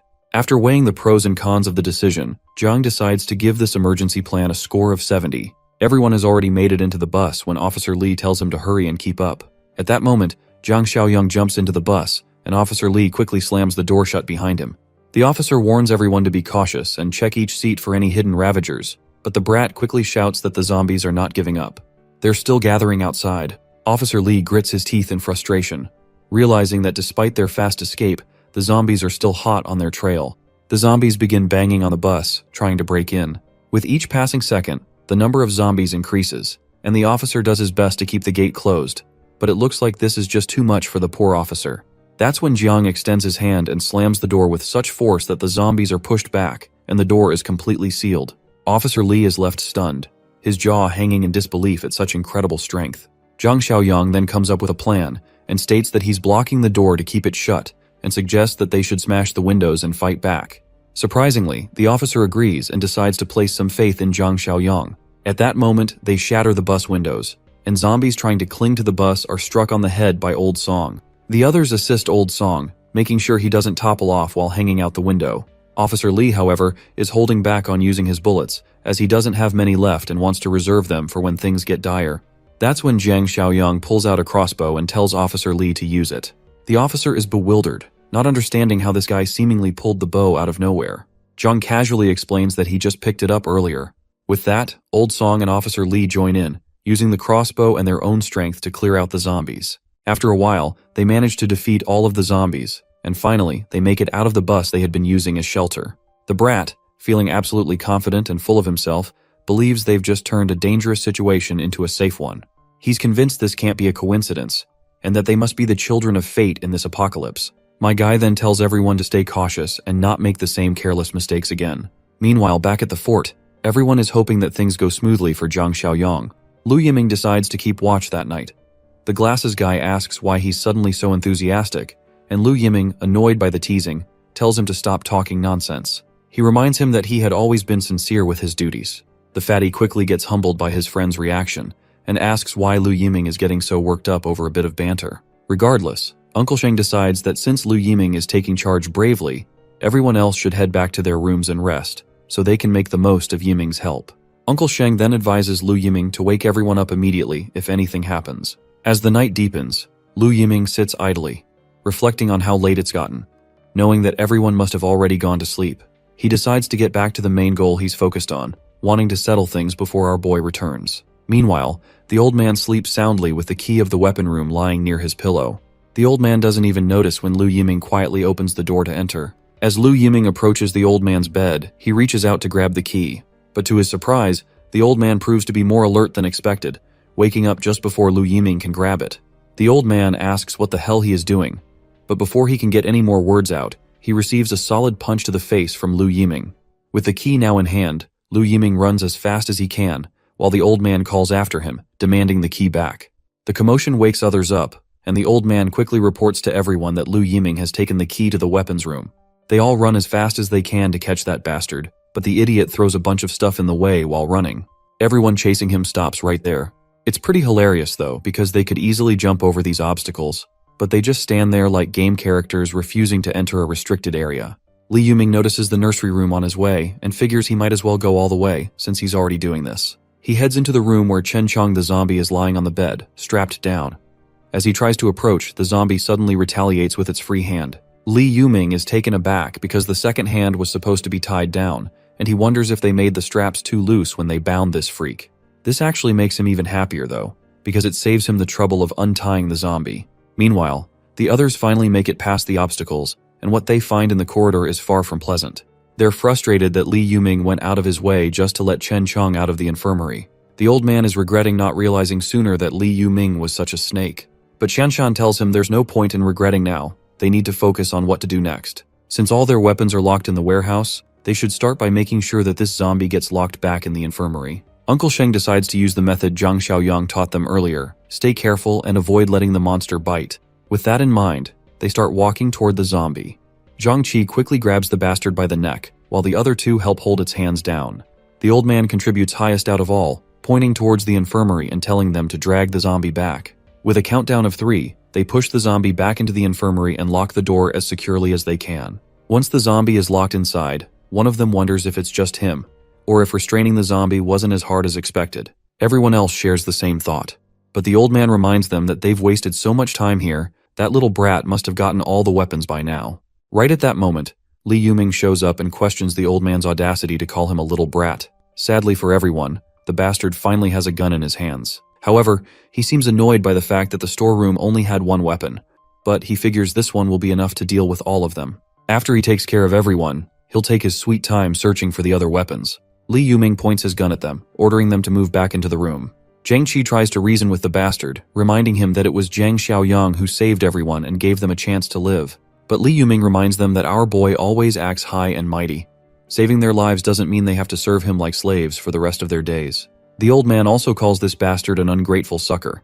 Meanwhile, inside the infirmary, Chen Chong seems to have his own plans, and it looks like he's about to intervene in the heated argument. But before anything can happen, the scene transitions to Rongxiang Garden, where Officer Li is giving precise directions to our boy, telling him how to reach Jinyu Mansion. He warns that the layout of the residential area is complicated, making it easy for zombies to hide, so he needs to be extra careful. Officer Li tells Jiang Xiaoyang that once he finds the people he's looking for, he should return to Rongxiang Garden to meet everyone. He advises Jiang to take the side gate of the community, not the main gate, for safety. Jiang thanks him and says he'll keep that in mind. As he begins walking his way towards his next destination, Old Song suggests helping him out, since he helped them fend off those zombies and saved their lives. But Officer Li reminds him that they have no idea what the situation is like inside Jinyu Mansion. If they accidentally walk into a horde of zombies, everyone will be dead in no time. Zero Song asks why they're letting Jiang walk into what seems like certain death. Officer Li replies that he's already warned Jiang as much as he could, so all he can do now is feel pity for him. He adds, though, that they shouldn't overlook the skills Jiang has. He's clearly capable. Meanwhile, outside, the area is crawling with zombies. And inside, the goons who are taking Zhang Sheng's family hostage are getting annoyed to see that Zhang Sheng has not come back. The other thug doesn't care and says he's held his frustration in long enough, so tonight he's letting it all out on his wife. Otherwise, he won't be able to sleep. Seems like these idiots are just waiting for a dead man to return. One of them, though, seems smart enough to realize that Jiang might be dead since he went out alone. The other disgusting thug adds that when they clap her, they'll make sure to tie her up so she won't have a chance to kill herself. They have no idea when things might go south, so they decide to make the most of the time they have left. Meanwhile, the lady trembles, hearing the goons plotting against her. Ponytail finally gives his friends the green light to go, but he tells them to be careful and not let anything happen to the woman, especially not while doing anything naughty. Suddenly, Ponytail notices something unusual outside. As we peek outside, we see that all the zombies have mysteriously dropped dead. While this reason may be unknown to that bastard, we know exactly what's going on. Ponytail decides to take a look outside, wondering if it could be a rescue team. But before he can go any further, his life chapter ends right there. As he steps outside, he's met with a dagger slash that cuts his throat clean off, and his head rolls over the ground. Meanwhile, the other thugs in the room are ready to claim their prize. They look absolutely thrilled and aroused as they start undoing their belts. They yank her son away from her and slap her hard across the face for yelling. They throw the kid aside, but the little brat has some courage and is willing to fight with everything he's got. However, they kick him out, not wanting any more trouble, and slam the door shut behind him, leaving the poor kid outside. At that moment, the headless body of Ponytail collapses to the ground, leaving the kid frozen in shock. But what stuns him even more is the silhouette standing over the doorway. But there is nothing to fear about because it's our boy, Zhang Xiaoyang. Jiang looks at the kid and asks if Zhang Shengji is his father. The boy stutters for a moment before managing to respond. Meanwhile, inside the room, the thugs have already started tearing the woman's clothes as she struggles to cover her up. One of them, cocky and smug, slaps her hard across the face, demanding her to scream out loud as they harass her. But the woman stays silent as she does not want her son to hear her suffer. Eventually, the thug just decides to go over her and then let his other buddies have their turns. But before he could do anything, the door slams open. One of the thugs thinks it must be the brat who kicked the door open, but before he can react, his head is cleanly sliced off, and he goes silent instantly. His friend, clueless about what just happened, asks why he's standing there like a fool and tells him to just kick the brat out. But what his friend doesn't know is that the guy has already lost his head and promptly collapses to the ground. The others are completely confused, not understanding what's going on. At that moment, Zhang Xiaoyang grabs one of them and slams him hard against the wall. The thug, who had been happily undoing his belt, stutters, asking Jiang's identity. But Jiang doesn't bother with an answer. Instead, he delivers a solid kick to the thug's face, knocking him out cold and finishing him for good. The scene transitions back to the fort, where Li Yuming is holding his gun against everyone. He tells them one last time to move, or he will shoot. The old man tells the others to just do as this bastard says and move to the room. However, Shanshan decides against this idea. The old man, though, insists she follow his orders since Li Yuming has the gun, but reassures her that he'll think of something later. Li Yuming just smirks disgustingly and reminds them that there's nothing to figure out. He threatens them, saying they haven't seen his ruthlessness and decisiveness yet, and that he will definitely establish his dominance. He decides to take the old man down first, since he's the one yapping the most. The other two standing behind the old man try to talk him out of it, but just as they're speaking, they hear a sound. Suddenly, the lock on the infirmary door begins to move, and with a loud swing, the door opens. To everyone's shock, it's Chen Chong, who had somehow used the key to free itself. They find it ridiculous that Chen Chong managed to unlock the door himself in his berserk state. It's clear that Chen Chong has a bone to pick with Li Yuming, and he locks his deadly glare onto the bastard. Li Yuming quickly points his gun, determined not to let a monster who can open gates at will live. He pulls the trigger, but to his despair, the gun jams, and he realizes he's about to get screwed.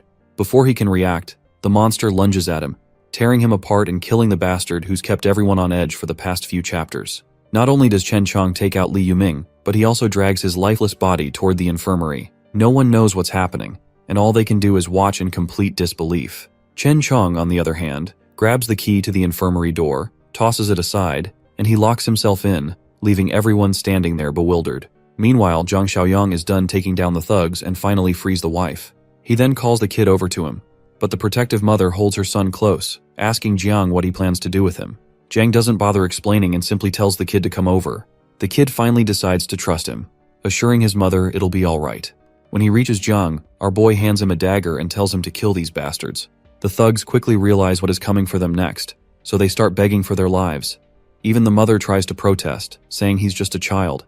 But Jiang states that he's no longer just a kid, and that everything changes from this moment.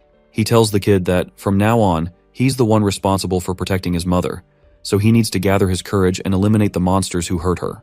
The disgusting smirks of those thugs flash in the boy's mind. Fueled by all his anger and courage, he charges at the bastards, and in the end, he takes them down, finally avenging his mother's suffering. The mother looks horrified as she watches her son, while the kid himself is consumed with anger. He knows that even after killing these bastards, his father isn't coming back. In a moment of grief and frustration, he asks Jiang if his father is pushing up daisies now. Sadly, Jiang responds with a somber yes. The boy, unable to handle the weight of it all, throws the bloodied knife to the ground.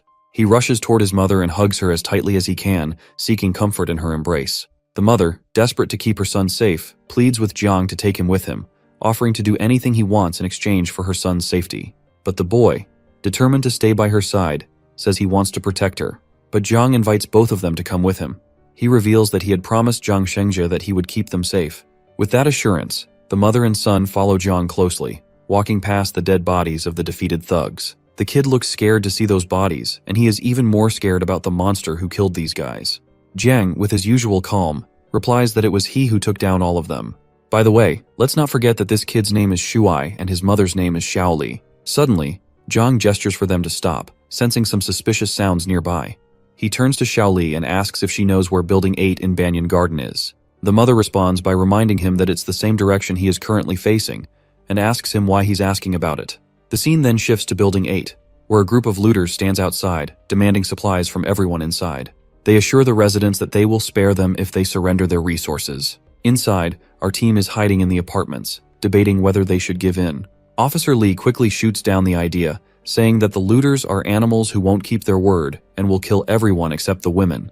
The thugs outside continue shouting, giving everyone just 10 minutes to cooperate or risk being killed. Inside, one of the women thinks about going outside to beg the looters to spare them. But the other protests, refusing to become a plaything for those animals. But the gorilla silences both of them, telling them not to worry. He assures them they aren't planning to surrender and tells them to guard the hallway, confident that the looters won't be able to get past them. Meanwhile, the gang leader of looters outside smirks to himself, thinking about how well armed they are. His lackey, however, knows their strength isn't enough to force their way in, as the leader of the survivors inside is armed. Not to mention they are hiding, making it even harder to force their way inside. But the leader just smiles as he says they don't need to force their way through.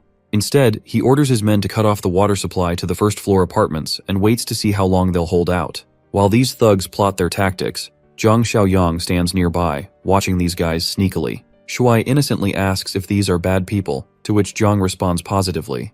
It's both humorous and ironic that Shuai is asking such an innocent question, especially considering he's the one who just killed 3 grown men with a dagger. One might expect some solid character development from the kid, but he still seems to have his childish charm.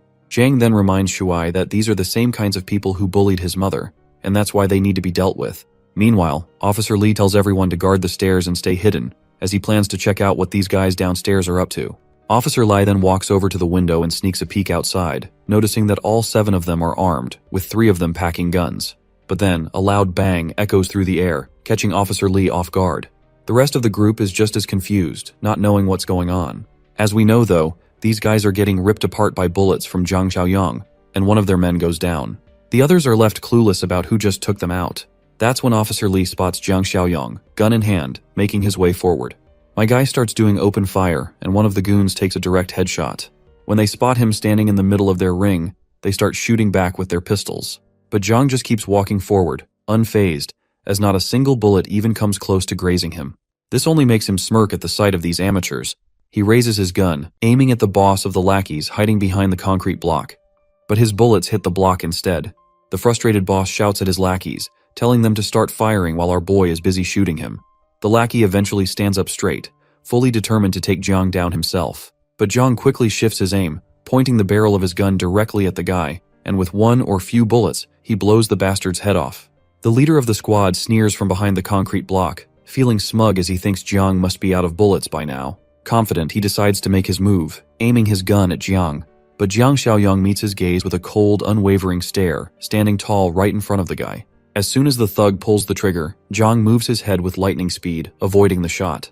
He grabs the thug's arm, the one holding the gun, and in a fluid motion, aims the same gun right under the bastard's neck. Without hesitation, Jang pulls the trigger, sending a bullet through the guy's head. And just like that, the entire squad of criminals has been taken care of. Jang then rummages through the leader's dead body, searching for anything useful. After that, he makes his way into the building, only to find that there are still some goons left from the squad. The remaining thugs launch themselves at him without a second, desperate to take him down. But Jang doesn't even flinch. He stays rooted in place, unfazed. And all that breaks the silence are 3 quick gunshots, each perfectly placed, dropping the thugs on the spot. Watching all of this, Shuai is over the moon with excitement, clearly impressed with how our boy handled the fight. He can't help but admire him even more.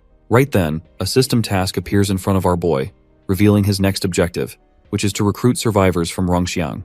Completing this task promises a reward. Zhang Xiaoyang asks about these people, and Officer Li responds, explaining that they're from the Biquishan villas, located to the south of the city. Officer Li then quickly calls over the 2 yellow-jacketed men, Liu Chao and Chen Ji, telling them to brief Brother Yang about Biquishan since they ran over from the south. The 2 yellow-jacketed guys reveal that the people there are a gang, armed, well-resourced, and holed up in Biquishan villas, taking in nearly all the survivors from the south. This makes Zhang Xiaoyang pause, thinking back to his previous life. He wonders if Biquishan could be where Li Shuxian and Quijing's settlements were, and whether it could be them who took over. He asks the yellow-coated guys if they're implying that Biquishan is the only settlement left in the south now. The yellow-coated man replies that it wasn't always the case, but the gang had weapons, and the smaller settlements couldn't defend themselves. As they took over each place, they killed half the population, and then abducted the young and pretty women, and anyone who was willing to be complicit. Zhang Xiaoyang is certain about who is behind this, and when Officer Li hears his confident declaration, he asks what he means by it. Zhang replies that the 3 guys they just took down each had handguns, and he tells them to hold on to them and check for extra magazines, because there's probably more of them out there. He also gives them his rifle and tells Officer Li to keep it, and he'll leave them 5 magazines. Hong explains that the Biquishan crew won't let this go, and with these weapons, 10 or so men should not be an issue now. He tells them to hold out here for a couple of days while he reorganizes back home and then comes back to deal with that shitty crew. One of the men standing there is shocked and asks if Zhang is seriously planning to take on Biquishan. He points out that they're probably dozens strong, if not more, and it's no small task to go up against them. Officer Li tries to convince Zhang that it's not worth the risk for them. He suggests that they just find another place.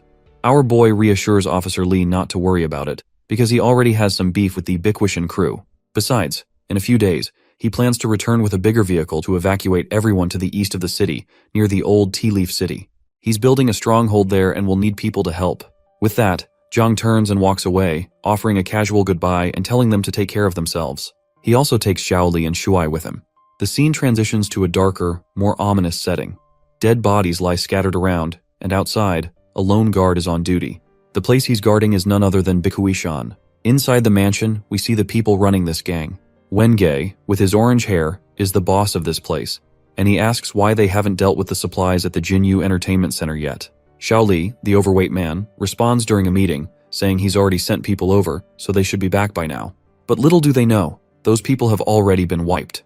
The other guy, known as Kai Gei, addresses the fatty, and reminds him that there are quite a few high-end affiliates living over at Jinyu Mansion. They can't just take the supplies from the entertainment center without consequences. Xiaoli assures him that his people are already instructed to bring back anyone alive.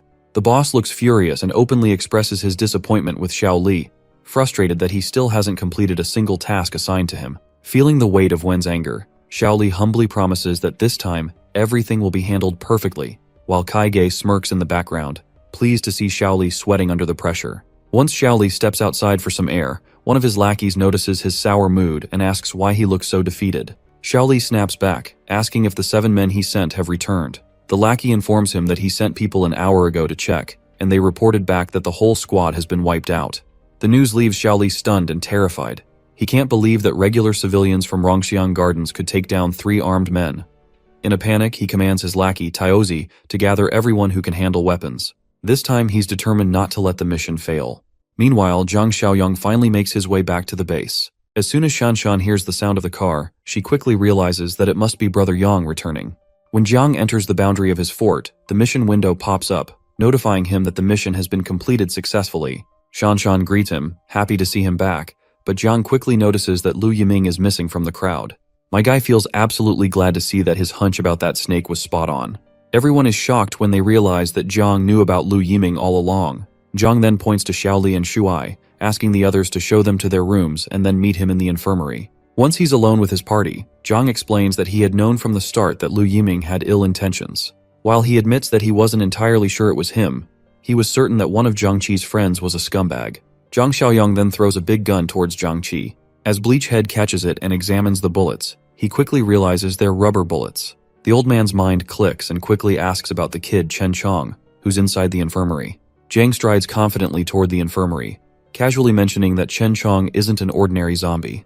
Instead, he's a rare mutant, a fact my guy had already confirmed some time ago.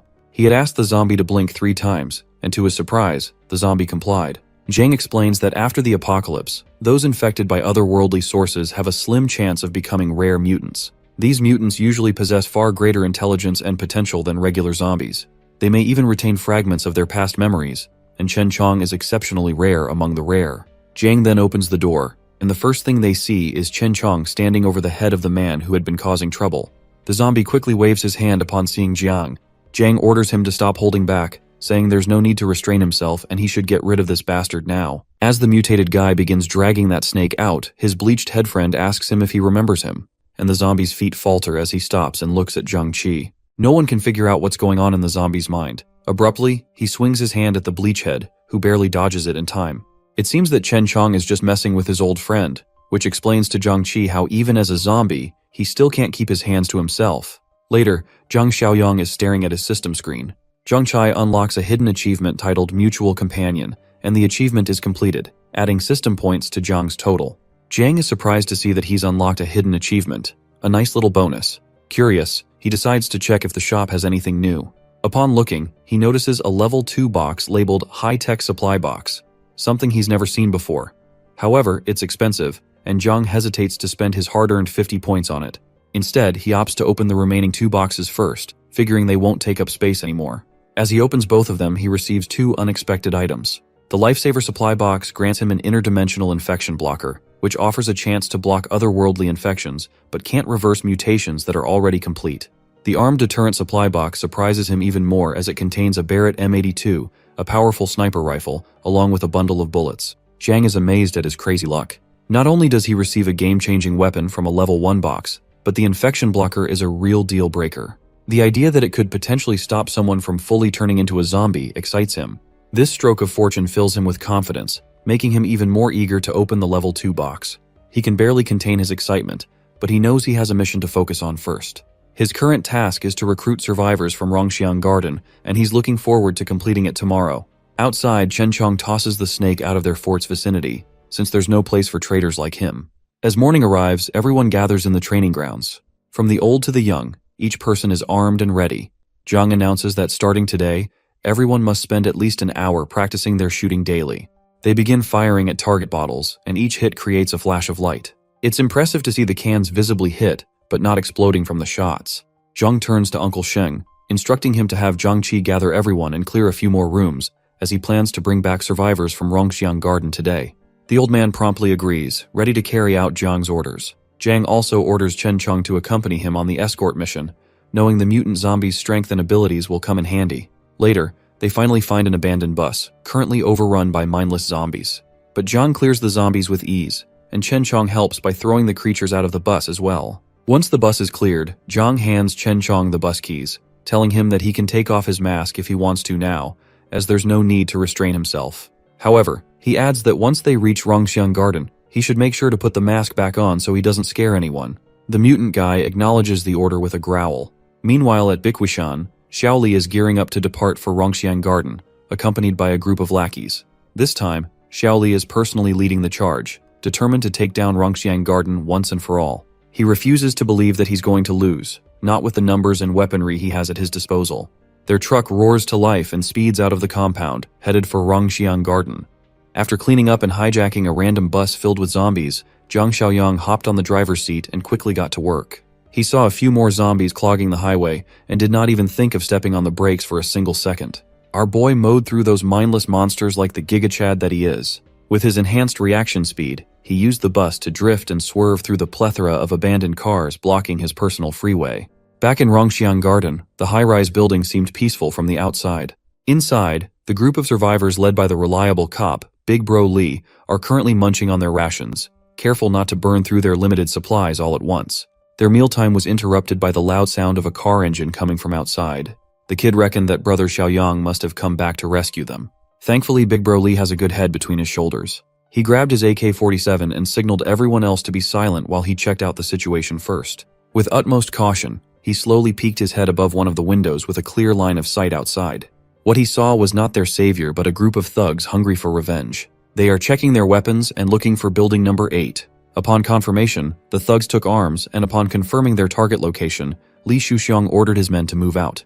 Big Bro Lee was stressed out. Just when he thought they could leave their hiding spot to join Brother Yang's fortress, the bastards from Bichui Mountain showed up. Old Song raised his pilfered pistol, ready to face the scumbags who just can't learn their lesson. Now that they have a few guns distributed among the group, the survivors have gained quite a bit of confidence. Big Bro Lee yelled at the fake tough civilians to not get cocky. Right outside is a whole battalion that outnumbers and outguns them by a mile. He reminded everyone to stick to the plan, and as he headed to the rooftop, he set up an ambush. Outside, the Bichui Mountain Battalion gauged if they had reached the optimal distance to terrify the survivors holed up in the building. Led by Li Shuxiang, they collectively raised their scoped weapons, carefully aiming at the numerous windows of building number 8. Old Song peeked through the window and immediately screamed at everyone inside to be careful and take cover. The silent morning was interrupted by the sound of automatic weapons firing wildly into the high-rise. Every window within range was shattered, pushing Old Song back deeper. After the first wave of warning shots, Shuxiang ordered one of his lackeys to hand over the megaphone. While he negotiates a deal, the others must keep aiming and wrecking the windows with the intent of shooting anyone who dares to show their face. Shuxiang arrogantly spoke to the mic, demanding the attention of the survivors hiding inside. Before he could put another threat or another word in, the lackey right beside him got his skull pierced and his brains scrambled by a bullet. The thugs froze in fear. They were not expecting to be targeted by hidden snipers at all. The next thing you know, another bastard fell to his ass after receiving a clean shot to the leg.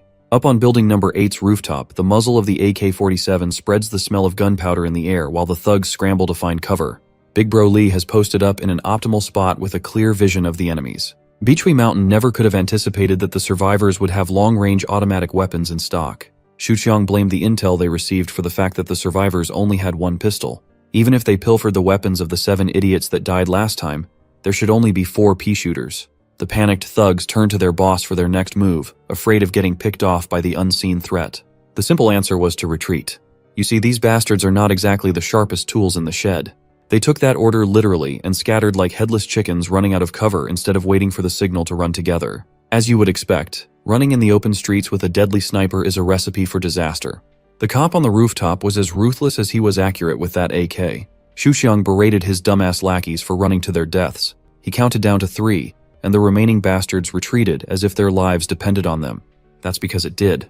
While his lackeys skedaddled in a panic, Boss Lee remained hidden in his cover wall. It did not take the sniper on the roof to adjust his aim and kill off the retreating thugs one by one, racking up headshots and body shots one after another. From the beginning, Boss Lee's strategy was to use his men as fodder until the sniper ran out of ammo so he could safely run back to his car.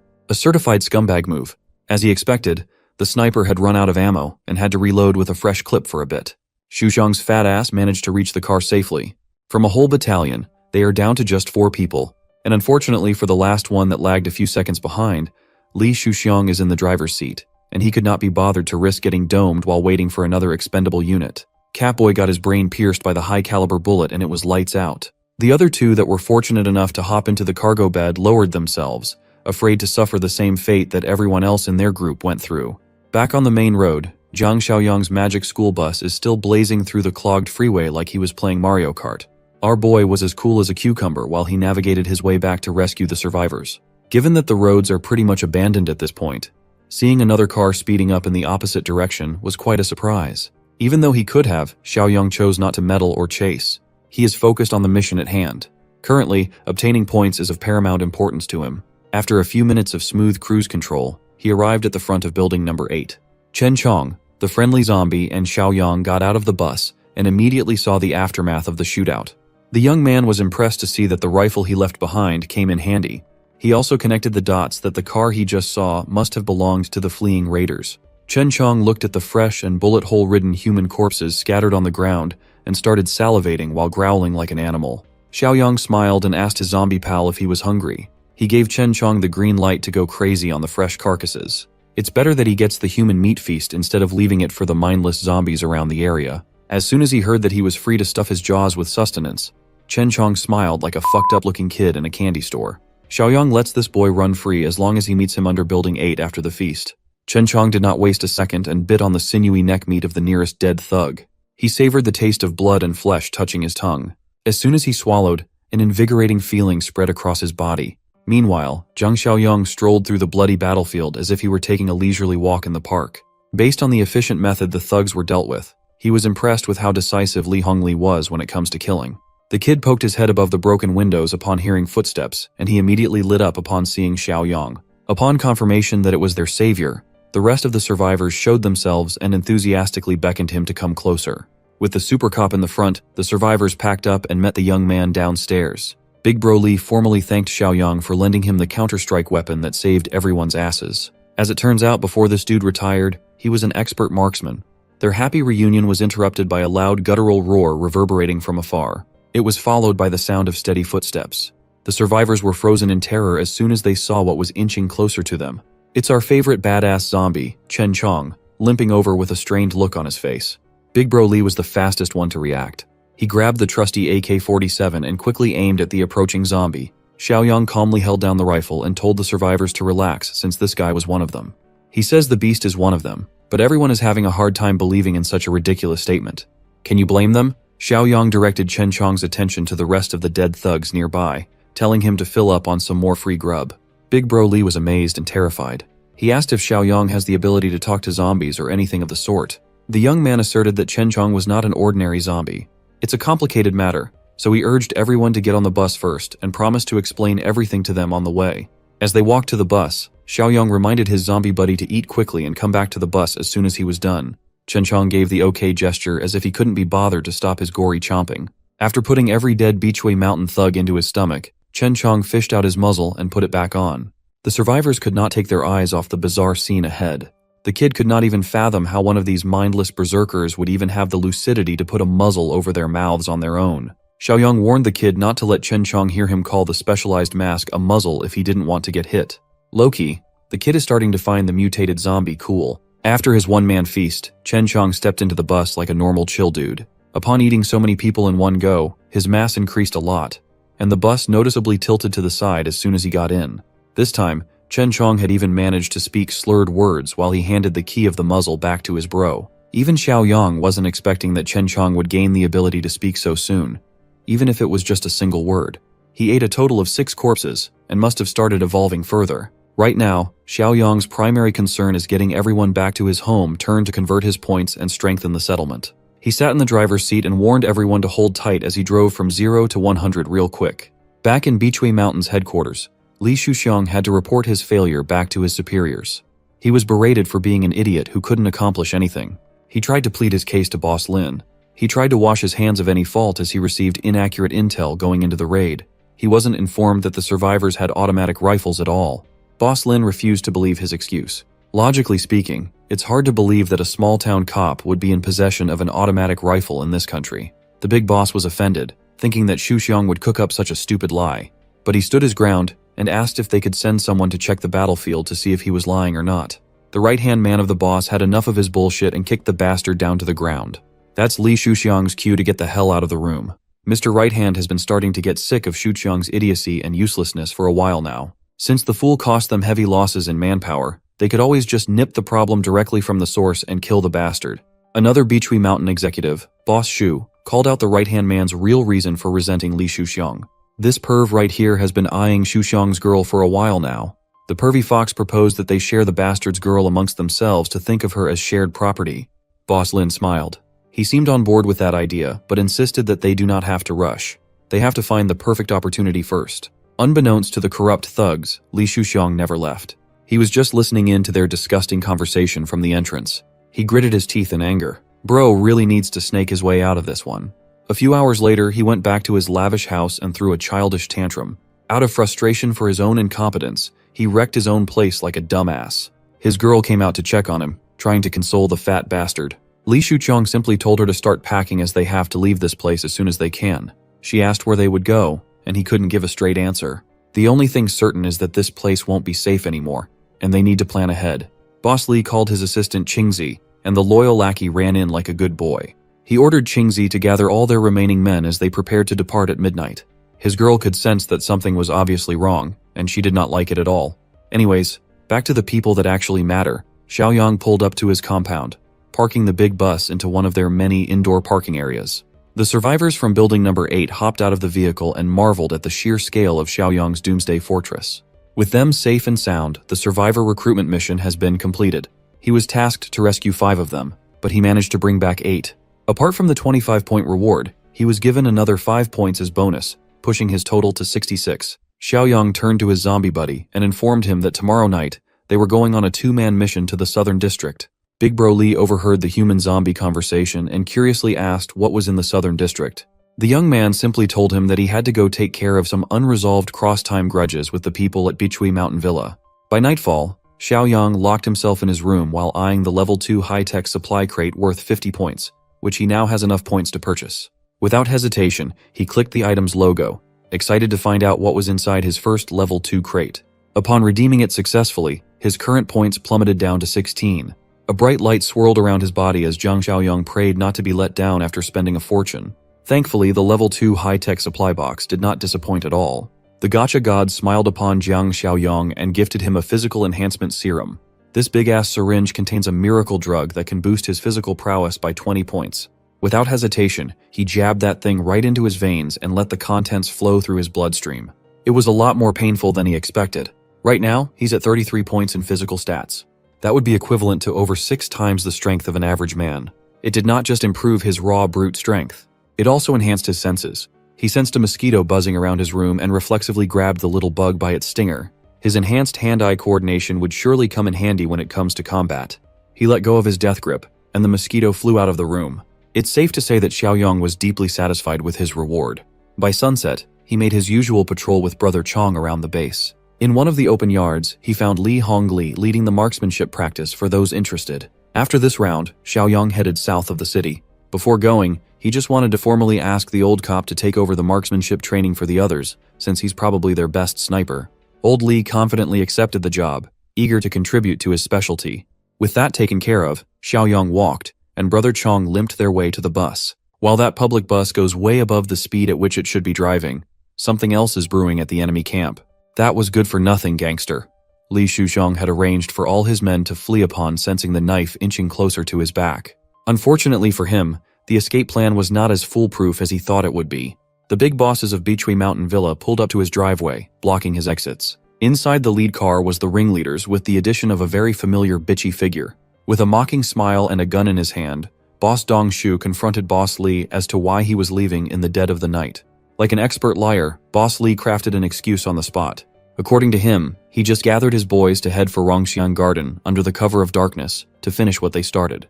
No matter how good he is at crafting lies off the dome, it won't work this time. One of his boys had already been caught and sucked dry of valuable inside information. Everyone on Boss Li's faction immediately recognized Qingzi's limp body. Still thinking that he could wash his hands of any faults, Boss Li tried to pretend that he had never seen the corpse lying on the floor in his life. Li Shuqiang awkwardly scratched his head, secretly hoping that his dumb act would fly. Tired of listening to his bullshit, Boss Shu gave the kill order to his men and showered the pig's faction with bullets. Boss Li stood there, shivering in fear as his boys fell one by one. Up until the end, he tried his hardest to play dumb. Luckily, Boss Shu knows just what would break that act. He asked Li Shuxiang to take a good look at the person sitting in their car's passenger seat. The wannabe gangster caught a glimpse of karma, beating his head with an obvious conclusion. Kui Jing, the witch who always finds a way to attach herself to a bigger fish, had betrayed her way to the top once more. Boss Kai could not help himself. That pig kept on trying to act dumb when Kui Jing had already snitched the entirety of their escape plan. He really should have seen this one coming. That girl latched onto him after making Xiaoyang's life miserable. It's common sense to think that she would do it again. Finally, Boss Kai turned to Boss Zhang for the last order. Boss Zhang casually and wordlessly gave the go-ahead for Li Shuxiang's execution. The method they chose was a barbaric one. They tied a noose around the fatty's neck and had one of their strongest men pulling until Li Shuxiang's final defiant breath. It was a painful and miserable way to go. Once the last bit of life escaped his mortal body, he was left to hang at the gates of his own mansion. Under the cover of the night, a bright blue bus pulled over nearby. Zhang Xiaoyong and brother Chong sneakily closed in on their target on foot. When they arrived at the entrance, they quickly realized that they were a little too late. Tonight, they were supposed to finish off Li Shuxiang, but someone got to him first. This bastard deserves what he got, but Shuxiang regretted not being able to do it with his own hands. He grabbed a pebble from the ground, sent it flying towards the rope, and cut the carcass loose. Given the tragic ending of this scumbag, Xiaoyong feels a bit motivated to dish out some entertaining revenge. Back in the Bichui Mountain Villa's base camp, unpleasant sounds can be heard from the top floor. Kuijing thought she could just jump ship and be accepted by a bigger criminal like she previously did. Well, she was dead wrong, and her snitching landed her in the den of devious sadists. Boss Zhang only views her warm body as a reward to be used. The pair of deviant bosses passed her around. These people are absolutely disgusting. Thankfully, justice is just a few steps away. Boss Kai looked out of the penthouse window and was taken aback by the sight of his guards dead on the floor. What followed was some loud-ass knocks on his door. Those sounds were just a distraction. The real threat made use of the highest window as his entrance. With a knife in hand, Xiaoyong looked like the Grim Reaper. He made Boss Kai feel the cold blade against his neck. One tiny movement could end it all. Without giving the bastard a chance to spew any more nonsense, he slit that throat and made Kai choke on his own blood. That is one down, more to go. Boss Zhang was flabbergasted. One moment he was shooting poison out of his crotch. The next, his partner in crime was dead on the floor. Kuijing, on the other hand, immediately recognized Zhang Xiaoyong. Without wasting another second, he sent the knife flying, accurately tracking the naked dipshit. Boss Zhang died with his willy out and his neck sliced open. As soon as his body hit the floor, Kuijing screamed bloody murder. Thankfully, Kuijing was not delusional enough to think that Xiaoyong came by to save her. On the contrary, she only felt more dread at the sight of him. Xiaoyong shot her a mocking glare and headed for the door. He slowly opened the locks, wondering what that scum Li Shuxiang would think if he saw her in such a state. As soon as the door was opened, the mutated fatty entered. The wannabe gangster is gone. He's just a mindless flesh-eating beast now. He went straight for Kuijing's neck, savoring her flesh, bite after bite. The witch tried to plead for help, but her pathetic words fell on deaf ears. With that taken care of and his revenge fulfilled, Zhang Xiaoyong closed the door on the pair who betrayed and killed him in his past life. Outside, he coordinated with Brother Chong regarding safe corpse disposal. These fallen guards would be a nice succulent meal for his mutant buddy. However, Brother Chong's belly is still full because of their previous excursion. Tonight, he can only eat one corpse at most. Still, that's better than nothing. While Brother Chong indulges, Xiaoyong's enhanced hearing causes him to pick up some intriguing sounds from afar. In a building just outside of Bichui Mountain Villa, a group of scared survivors has been gathered against their will. Looking over them was a fearsome chef and a creepy goon. The goon picked up a little girl, choosing her soft and tender meat to be their next dish. The chef scoffed at the goon and turned down the little girl. She's just way too skinny. He wanted the plump little boy hugging his mother in fear instead. The chef dragged the kid while the mom pleaded. Tired of dealing with these pesky survivors, the chef overpowered the lady with a single swing. Mom cried her heart out and begged for her son to be spared. That's the only thing she could do. She turned to the other survivors to help, but her pleading fell on deaf ears. These people were just glad that they weren't picked. Suddenly, gunshots interrupted the kitchen. 3 massive holes appeared on the entrance. The building guards immediately pulled their guns out. As far as they know, only the bosses have high-caliber weapons. Thankfully, the sound of gunfire spared the boy from a cruel fate for now. The bullet-hole-ridden door creaked open, and the guards prepared to unload their bullets. A few seconds later, there were still no signs of movement. Growing impatient, the chef ordered one of the guards to go out and check. The armed guard carefully inched his way into the door. As soon as he reached the kill zone, Brother Chong grabbed that bitch by the neck. Without exposing himself, he already took out one of the armed goons. Based on the color of that arm, the guards immediately assumed that some zombies must have broken in. Without hesitation, they made it rain, wasting their bullets while hitting absolutely nothing. Brother Chong continued baiting them out by running around the room in circles, outrunning their lousy aim at every junction. When the gunshots finally subsided, Brother Chong broke through one of the boarded windows, breaking the wood panels without much effort. He locked in on the chef in the middle of the guard formation. Without pausing his momentum, Brother Chong expertly broke the chef's neck in midair. He landed and used the momentum to springboard his way into the next target. Within a couple of seconds, the untrained goons were massacred one by one. When Brother Chong was done with his deadly rampage, the captive survivors cowered in fear and confusion. The zombie stormed into the room to kill all the goons, but he didn't touch any of the other survivors. Once the commotion died down, Xiaoyong casually entered the room and praised Brother Chong for such an impressive takedown even when he had his mask on. The mutated badass hoarsely replied that his mask makes his moves look even cooler, and he's not wrong at all. Brother Chong for president. Hearing the zombie speak only served to perplex and scare the survivors even further. Kids hugged their mothers tighter, and everyone made sure to keep their distance from the odd mutant. Xiaoyang broke the uncomfortable silence by assuring everyone that Brother Chong won't harm anyone. The little girl refused to believe his words. She had seen super monsters like this one kill without hesitation before. That bit of information certainly piqued Xiaoyang's interest. He carefully approached the little girl and asked what she meant. She mentioned super monsters. The girl's mother answered that they had come across another unusual mutant at Decor City in the eastern part of town. Xiaoyang thought it would take at least another month or two before other unusual mutants appear. To make matters worse, Decor City is not that far from their base camp in Old Tea Leaf Town. He gave Brother Chong a heads up about the possibility of another rare mutant nearby. You see, depending on the individual, mutants can retain varying levels of sanity and memory. That makes them more efficient and fearsome than a typical zombie. However, unstable mutations usually result in heightened violence. Hearing the route that he could be heading down made Brother Chong worried for his future. Sensing his concern, Xiaoyang assured his mutant buddy that he's one of the lucky ones who managed to retain his reason. Besides, with Xiaoyang around, he won't lose his sanity. Xiaoyang turned to the survivors to ask if there were more survivors in the villa area. As far as they know, a few are locked up in the sales office and the basement. Since it was the nearest one, they headed for the basement to check for other survivors. When Xiaoyang opened the steel door, the smell of blood assaulted his nose. Everybody recoiled at the bloody sight hiding behind that cursed door. This must be where those Beachui Mountain Villa bastards store the people they slaughter for meat. Now it makes sense why there are no other gathering spots in this part of the city. Still, the rate at which they kill people doesn't make sense. Well, some of the survivors saw the goons regularly transport unknown quantities of meat out of the city. Xiaoyang could make a rough estimate of the kill count based on the leftover corpses down in the basement. With such large quantities of meat, they could be engaged in some shadier stuff. Seeing as the basement is not a place to live, the only place left to inspect is the sales office. It's about a kilometer from their spot near the south gate. When survivors flock into the villa, they are first locked up in that area. Those deemed useless are sent to the slaughterhouse. Suddenly, Xiaoyang was prompted by a series of missions called Subpar Utopia. He must expand and improve the community score as much as possible. The goons stationed at the sales office are still clueless about the fact that the kingdom has fallen. They only heard some gunshots and thought that the bosses were probably using live people for target practice again. Under the guise of darkness, Brother Chong easily dispatched the lousy security. Currently trapped in the sales office, there were a few unfortunate ladies. Based on the lack of clothing in this room, one can assume the worst.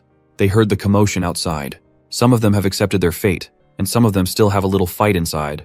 When the door opened, instead of some sleazy goon from the villa, a young man with a sharp and determined gaze walked in. Xiaoyang invited the ladies out, adding them to the mass of survivors he rescued tonight. They walked out of the office sales building, the ground littered with blood and corpses of the morally bankrupt goons. The young man promised everyone a safe place to stay, a real home instead of this hell on earth. His only condition was that everyone must work and contribute to the betterment of the community. These survivors have already experienced the tyranny and depravity of the villa. Anything would be better than their current living condition. With that settled, Xiaoyang led everyone to his ride. Everyone boarded the bus. Thankfully, he brought a big enough vehicle for everyone this time around. Not long after the rescue, they reached the base camp. Shenshan and Zhang Qi were waiting for the boss to come back. Seeing as he didn't drive the bus directly in, Zhang Qi stood by to see what the boss wanted to do first. Xiaoyang introduced everyone to his fortress. Right now, he can't just let everyone in without a proper vetting process. Thankfully, the survivors understand that it would be wise to be careful in these harsh times. For now, they will be based on temporary prefab houses protected by iron fences. It's not as secure as the main fortress, but compared to everywhere else in the city, it is heavenly. There are many unfinished buildings and open spaces in this old tea leaf town. Over time, constructions will continue, and conditions will keep improving. Hearing his sincerity, the survivors extended their gratitude to their savior. The night wrapped up, and the next day came. A fleet of cars and trucks pulled up to Beachui Mountain Villa's driveway. The lady boss of the fleet had already grown impatient. That bastard Zhang Qingwen or any of the dipshits she put in charge were not responding to her calls at all. She can tell that something must be up. The lady boss exited the vehicle and checked the buildings herself. As expected, she was greeted by the sight of gore, blood, and rotten death. Those who died the night before had finished reanimating into full, mindless undead. One of the zombies lurking in the building was Li Shuxiang. He roared and attacked the living by instinct. The lady boss did not even spare these critters a glance. She easily disposed of them with her bare hands. She then pulled out a knife and dismembered the drooling zombies, tearing them limb from limb.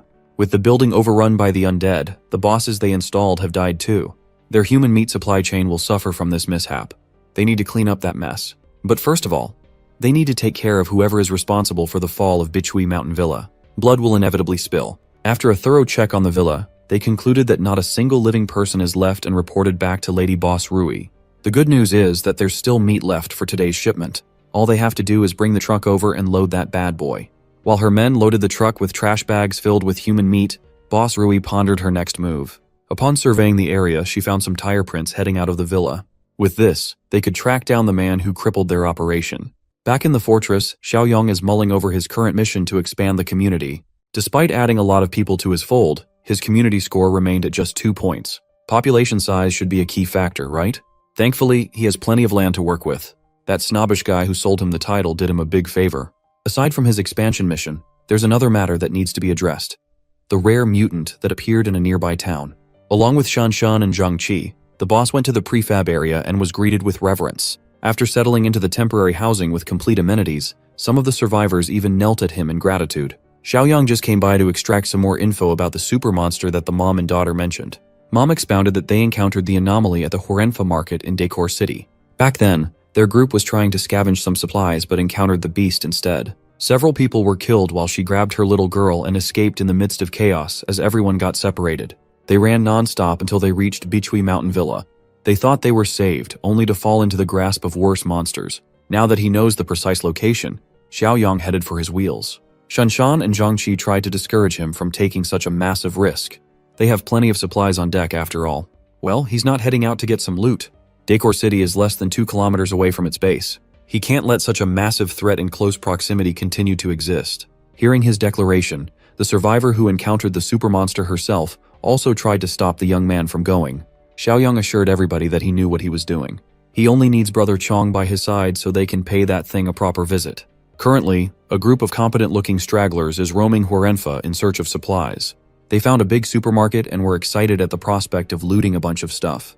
It would be wise to rein in their expectations. The supermarket might already be cleared out.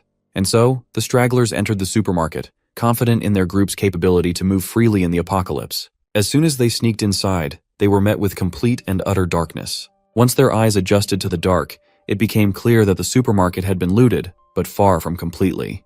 To account for other survivors or hidden zombies, the group stuck close together and made some noise. Afterwards, they kept their ears and senses open for any movements. A few seconds later, a few loose zombies emerged, and the stragglers kept their cool. They dealt with the undead expertly. Engaging with utmost care, they dispatched the monsters in a coordinated assault. Most of them were glad to see just a few zombies. It's fair to assume that the main horde must have been drawn away by the last group who tried to loot the place. Still, this group was experienced enough to not let their guard down as they proceeded to scavenge. Unbeknownst to them, a much more intelligent beast is hiding in the shadows, biding his time like a hunter circling his fresh prey. As the stragglers head deeper into the supermarket, they thank their lucky stars for giving them enough supplies to last for years.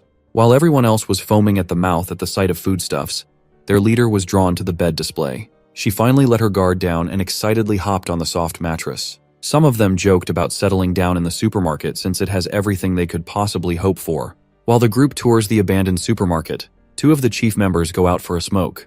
They reckoned that no matter how badly they wanted to settle down in this mall, it was just not ideal. The place has too many entrances, making it hard to defend. With so many supplies, it would also be a hotspot for other raiders. Thankfully, there's a 2-story building nearby that seems pretty suitable for settling down. Unfortunately for these stragglers, settling down requires being alive. The hunter had finally stepped out of the shadow, beginning his hunt for the tender flesh of the living. One of the stragglers managed to yell for help, attracting everyone else's attention. He ran back inside as fast as he could, but it was impossible to outrun a super mutant. The beast dug its sharp claws from its back through its chest. With one swift and brutal motion, the mutant tore the poor guy like he was made of paper.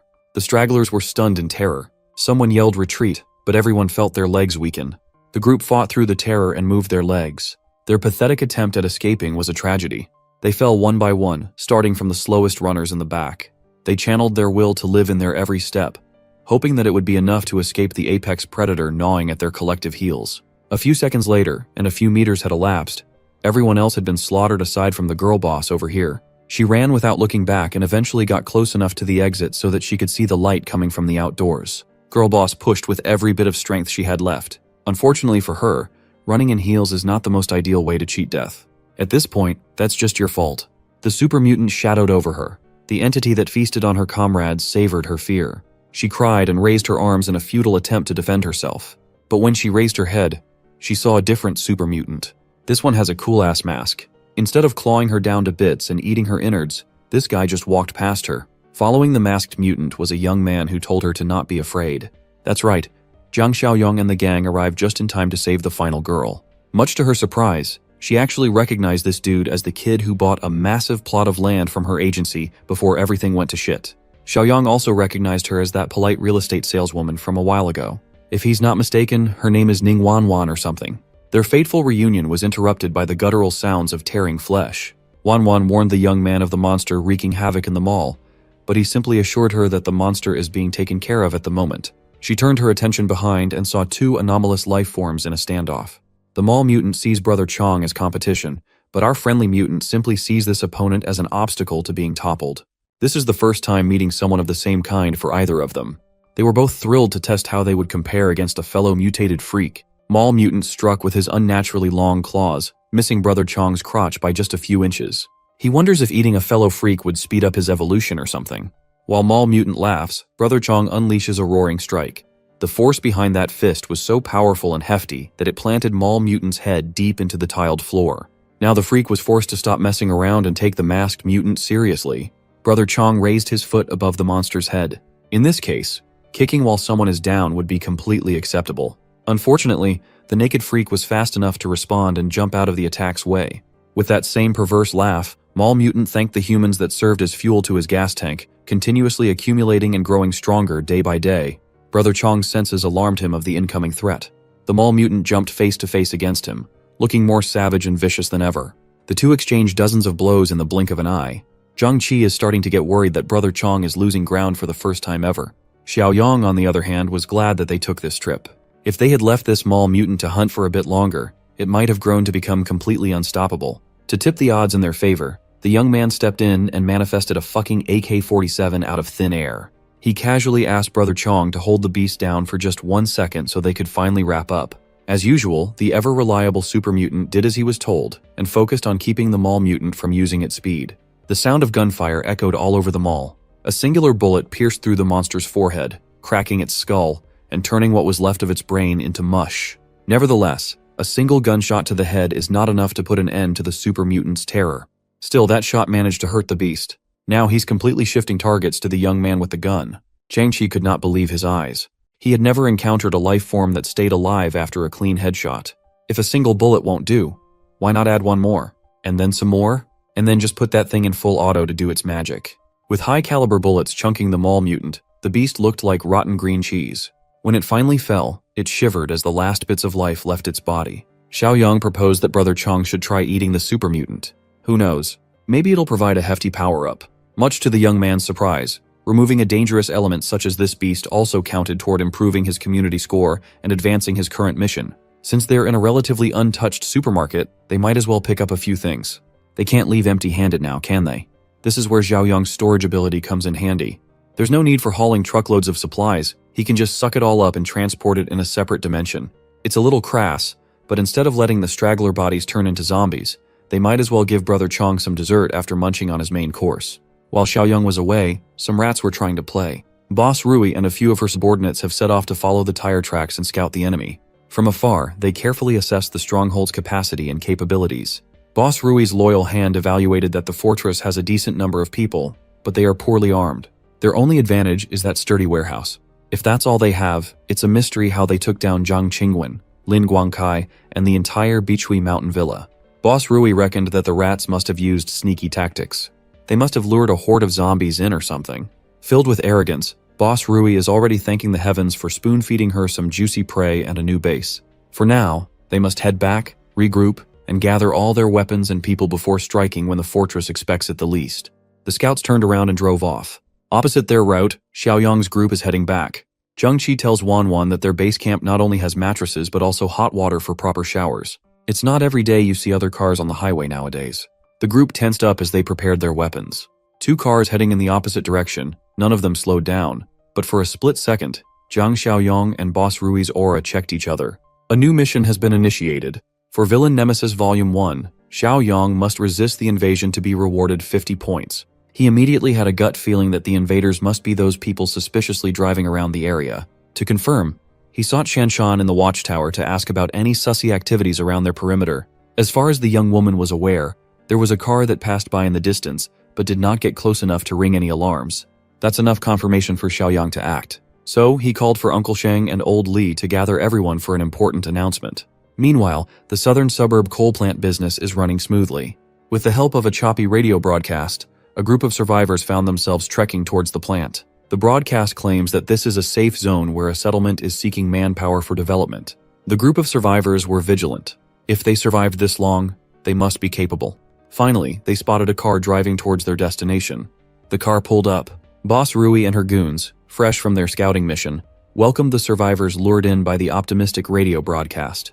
As soon as the survivors saw her assets, all common sense left the room. They just wanted to be a part of whatever she was running. Boss Rui also knows how to flaunt and use her womanly charms to drop any sort of resistance. With a smile, she invited the group into her base camp. While they were walking towards the coal plant, the survivors exchanged a knowing, perverted look. They were escorted into the camp and were wide-eyed at how spacious and tidy everything looked. They finally have a place they can call home. One of the survivors excused himself, claiming that he had to use the restroom. Boss Rui offered to take him to their indoor bathroom, and the poor bastard immediately folded. She did not just lead him to the urinals. Boss Rui stayed over while the guy peed. Her eyes lingered on the package the whole time, seemingly scanning the goods. Seeing this as an invitation, the survivor asked Boss Rui to stop being shy and sample the product if she wanted. He bragged that he was super strong, but all it took was one lightning-fast step and a stab for his lewd words to stop coming. Boss Rui was efficient with her kill.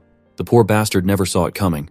Initially, she was actually interested in including him in her group if he was a good catch. But after seeing what he was packing, killing was a no-brainer. Imagine dying to have a little pecker. Outside, her underlings have also taken care of business. Every single survivor that was lured by the radio broadcast bled like a pig. Back in the fortress, everybody had heeded Zhang Xiaoyang's call, gathering to discuss the upcoming war. Old Li asked who would be dumb enough to be targeting them. Well, right now, the enemy is unknown, and they could face an attack at any moment. To prepare, Zhang Qi and Brother Chong must stick to the boss to clear out the unfinished building southeast. They have to temporarily stash the refugees there. If they stay in the temporary housing area, they will be exposed during an attack. Shanshan and a few others volunteered to join in. Even the twins, who looked nothing alike, were in. Swept up by the air in the room, even Lil Shuai volunteered to join, much to the annoyance of his mother, of course. Eager to contribute, Ning Wanwan also offered to help with the clearing operation. While they venture out, Uncle Sheng and Old Li will hold the fort and guard the base. Everybody else will gear up. And so, with Xiaoyang leading the charge, a small army was formed to mow down any obstacles to the upcoming war. Upon entering the southeast building, all hell broke loose as the army picked and popped every zombie in the vicinity. It was an intense hunt, one that would develop their killer instincts for what was to come. After the first wave, Xiaoyang signaled for a break and a check on everyone's condition. Once more, he warned them that the coming days would be turbulent. For now, they will settle inside the southeast building for thorough clearing. When the refugees were invited in, they voiced their willingness to help in the fight. The more he thinks about it, the more Xiaoyang thinks that an increase in their fighting numbers would be good. So, he promised to send over some handguns and bullets later in the day. When the enemy attacks, the southeast building and the fortress will coordinate through walkie-talkies. Back in the coal plant, Boss Rui is overseeing their discreet cannibalistic operation. Her number 2, who looks like a Full Metal Alchemist character, and number 3 are just eager to get their share of the new meat. Boss Rui is still pissed off by the fact that Beechway Mountain got wiped out. From now on, they would have to find food for themselves. Of course, number 2 and number 3 were not happy to hear that. Thankfully, they already know who to visit for a payback in the east suburb. Tomorrow morning, Boss Rui and number 2 will lead a team to wipe those normies out. Back in the fortress, the operation halted for the night, and Zhang Xiaoyang was free to check on the system. With 46 points in the bank to spend, he's eager to check on the new daily crates. Opening the store, he was surprised to see a level 2 awakening power supply crate worth 25 points. There's also a level 2 farming crate and a level 1 sugar, oil, and protein crate. Just the 2 level 2 crates would cost him 40 altogether, but he's willing to splurge a little. Upon opening the most expensive crate he's ever bought, he was granted the overload skill. It allows him to boost his physical stats by 25%. After the boost ends, he will enter a weakened state. With his already astounding physical strength, a 25% boost would push him to the realm of superhuman. He would essentially be capable of unleashing strength 8 times greater than an average Joe. Xiaoyang is just itching to try this new ability out on someone or something. The night passed quietly, and a not-so-quiet day started. A whole fleet of cars, trucks, and bikes embarked from the southern suburb coal plant, heading to the east. For one last time, Boss Rui reiterated the attack strategy to her boys. First, they will drive through and kill the exposed refugees outside. Once number 2 goes in to break the door, everyone will come in with their modded vehicles as cover for suppressive fire. Speaking of number 2, this starving weirdo can't even be bothered to put on a shirt. While the enemy inches closer, the fortress is on high alert. Old Lee took his position at the highest elevation. It has a worse view than the watchtower, but he'd be invisible from below. Xiaoyang put him up here because Old Lee worked as a sniper for a few years before becoming a cop. Old Lee scratched his head and corrected him. He was just a temporary fill-in sniper for a few months. Nevertheless, he was good enough to consistently hit his mark within 500 meters as long as the wind played along. That would be good enough to play a crucial role in battle. You see, Xiaoyang tasked Zhang Qi to bring something incredibly heavy up to the rooftop.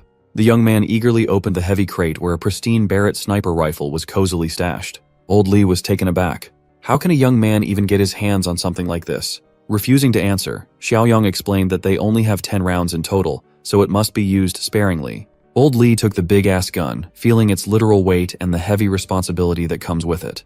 Everyone else is ready and posted up in their respective positions. According to Xiaoyang, the enemy might appear at any moment today. Shanshan, keeping her eye peeled at the top of the watchtower, spotted something unusual and quickly relayed the info to everyone. Looking through his scope, Old Lee confirmed that a fleet of enemies was coming in hot. Back in the modded car, Boss Rui's goons were puzzled at the disappearance of the refugees outside the wall. Instead of stopping and observing before going in, Boss Rui ordered his boys to put the pedal to the metal and push without stopping. They're close enough to be spotted. Stopping now would just kill their momentum. And so, the fleet charged forward, aiming to take cover by the wall. As soon as enemies entered their effective range, Shanshan gave everyone permission to open fire. Everybody spread around the wall, pulled out their blickies and AKs, and rained hellfire on the intruders. The foolish coal plant people did not account for such heavy firepower. Instantly, bullets pierced through windshields and flesh. This was supposed to be a surprise attack, but they were the ones who were startled. Boss Rui refused to believe that her brilliant plan was exposed so early. It was too late to pull out now. She had to throw caution to the wind and ordered her goons to keep charging while most of them dropped like flies. For what it's worth, it was somewhat effective. They reached the bottom of the wall with some troops still alive. The important thing is getting number 2 and his gigantic automatic saw close enough to the gates. When he was met with the stubborn door, number 2 hacked and slashed his way through the thick metal. Shanshan relayed the presence of this anomaly, trying to break their door to everyone in the vicinity. The people in the watchtower raised their rifles and put their trigger fingers to work. To make sure that number 2 could do his job, Boss Rui and her goons returned fire with their pea shooters and submachine guns. Under heavy fire, the inexperienced bunch up in the watchtower were effectively pushed away. Even Fatty Xiaokai was hit in the shoulder. Thankfully, it doesn't look lethal. The enemies have decent firepower and aim. It would be extremely difficult to suppress them a bit longer. Some of the oldies tried to rally the young guns. They just have to hold their ground. They have enough ammo for a dragged-out war, but that won't be the case for long. The automatic saw is about to cut through the main gate. Once the gate is broken, they would be at a disadvantage. Thankfully, the calm and collected boss has a plan to deal with what comes after the breach. Xiaoyang quietly exited the fortress, hiding his presence. Then, the madman ran outside like he was bulletproof or something. Boss Rui's faction had already burned through half of their ammo supply, and number 2 had yet to punch through. He needs just a few more seconds to break the entrance open. The sound of the gate being breached exploded. Shanshan and the watchtower group quickly descended to provide support below. Meanwhile, Boss Rui is smiling deviously. It was rough, but she's finally in. Now it's time to see how these rookies handle the terror of an evolver strengthened by human meat. Using number 2 as a moving cover, she ordered her boys to follow and stay close behind. The anomaly ditched his automatic saw and muscled his way to make the opening bigger. With a clear sightline of the enemies, Xiaoyang gave Old Li a heads up for his time to shine. Controlling his heartbeat and breaths, Li Hongli locked in on the big guy. Once that big-ass head came into view, Old Li's crosshair snapped like he had an aimbot. Number 2 roared. He sounded more beastly than human. The survivors who laid eyes on the monstrosity would agree. As soon as that beast breached the gate, they were demoralized. They tried their hardest to deter the charge, but the bastard had impenetrable skin. Their measly bullets were ineffective. Number 2 barged in and tanked the rain of lead without needing a Kevlar vest. No matter what the caliber, it just bounced off to the side, leaving a meager mark. Even those marks were quick to vanish with number 2's unfair regenerative abilities. Boss Rui was quite pleased with the reaction to her hulking shield. She reckoned that this bunch must be seeing the power of an evolver for the first time in their lives. Finally, the go signal was relayed to Li Hongli at the rooftop. He has supreme confidence in his aim and his destructive bullets. The Barrett buckled at the strength of its shot. One press of a trigger was all it took to erase the monster's head out of existence. turning its face into a mush of blood and brains. Number 2, who was seemingly invincible, fell to his death. Boss Rui and the goons were flabbergasted. The big guy was their only form of cover. Who would have expected that this little community could get their hands on weapons of this caliber? With the biggest deterrent out of the picture, Xiaoyang finally made his grand entrance, flanking the intruders with his trusty AK-47. He started open firing, waking up the enemies from their shock. It was like shooting fish in a barrel for the young man. Boss Rui was well aware that they were in this precarious situation solely due to her miscalculation. She underestimated the enemy, and now they must pay the ultimate price. Still, a woman like her refused to go down without a fight. With a submachine gun in hand, she fired back while bolting towards the exit. With gritted teeth, she desperately tried to fall back. Upon seeing Xiaoyang's killer eyes, she finally recognized him as the kid they passed by in the car the day before. To make sure that she gets out of this shit show alive, she grabbed one of her goons. Without as much as blinking her eyes, she used that poor bastard as a human shield. Xiaoyang noted that with this woman's inhuman reaction speed, she must be an evolver too. After making one of his boys eat a bunch of bullets, she hurled the poor bastard on the gunner, blocking the exit. Xiaoyang had to dodge to the side and was forced to stop firing. That few seconds was all Boss Rui needed to make a run towards her car. Of course, old Lee refused to let a straggler go after these intruders disrupted their peaceful way of living. He locked in with the scout and announced that throughout heaven and earth, his Barrett was the only honored one. This dude thinks he's Gojo.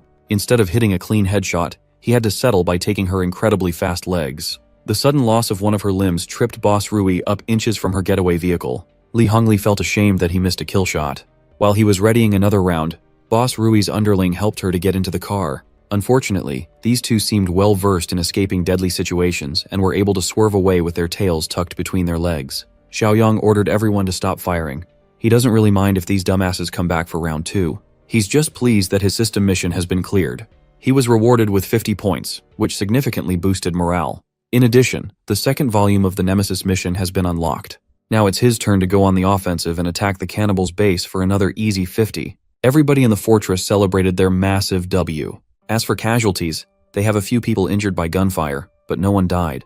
Those injured were sent to the medical room for swift disinfection, while enemy corpses were moved to the cold storage for Brother Chong's dinner. Since the base is back to a relatively safe level, the refugees will be allowed back to their housing. As soon as he had some alone time, Xiaoyang checked the points he had amassed in just a single mission, and he was excited to splurge again tonight.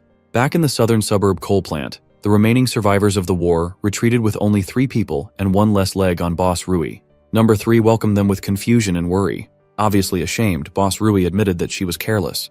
They never expected to be under heavy weapon fire. She snapped at her goons and demanded human meat so she could refuel and heal. Hearing her bark orders like it was business as usual, a cruel and sly grin crept up to Number 3's mouth.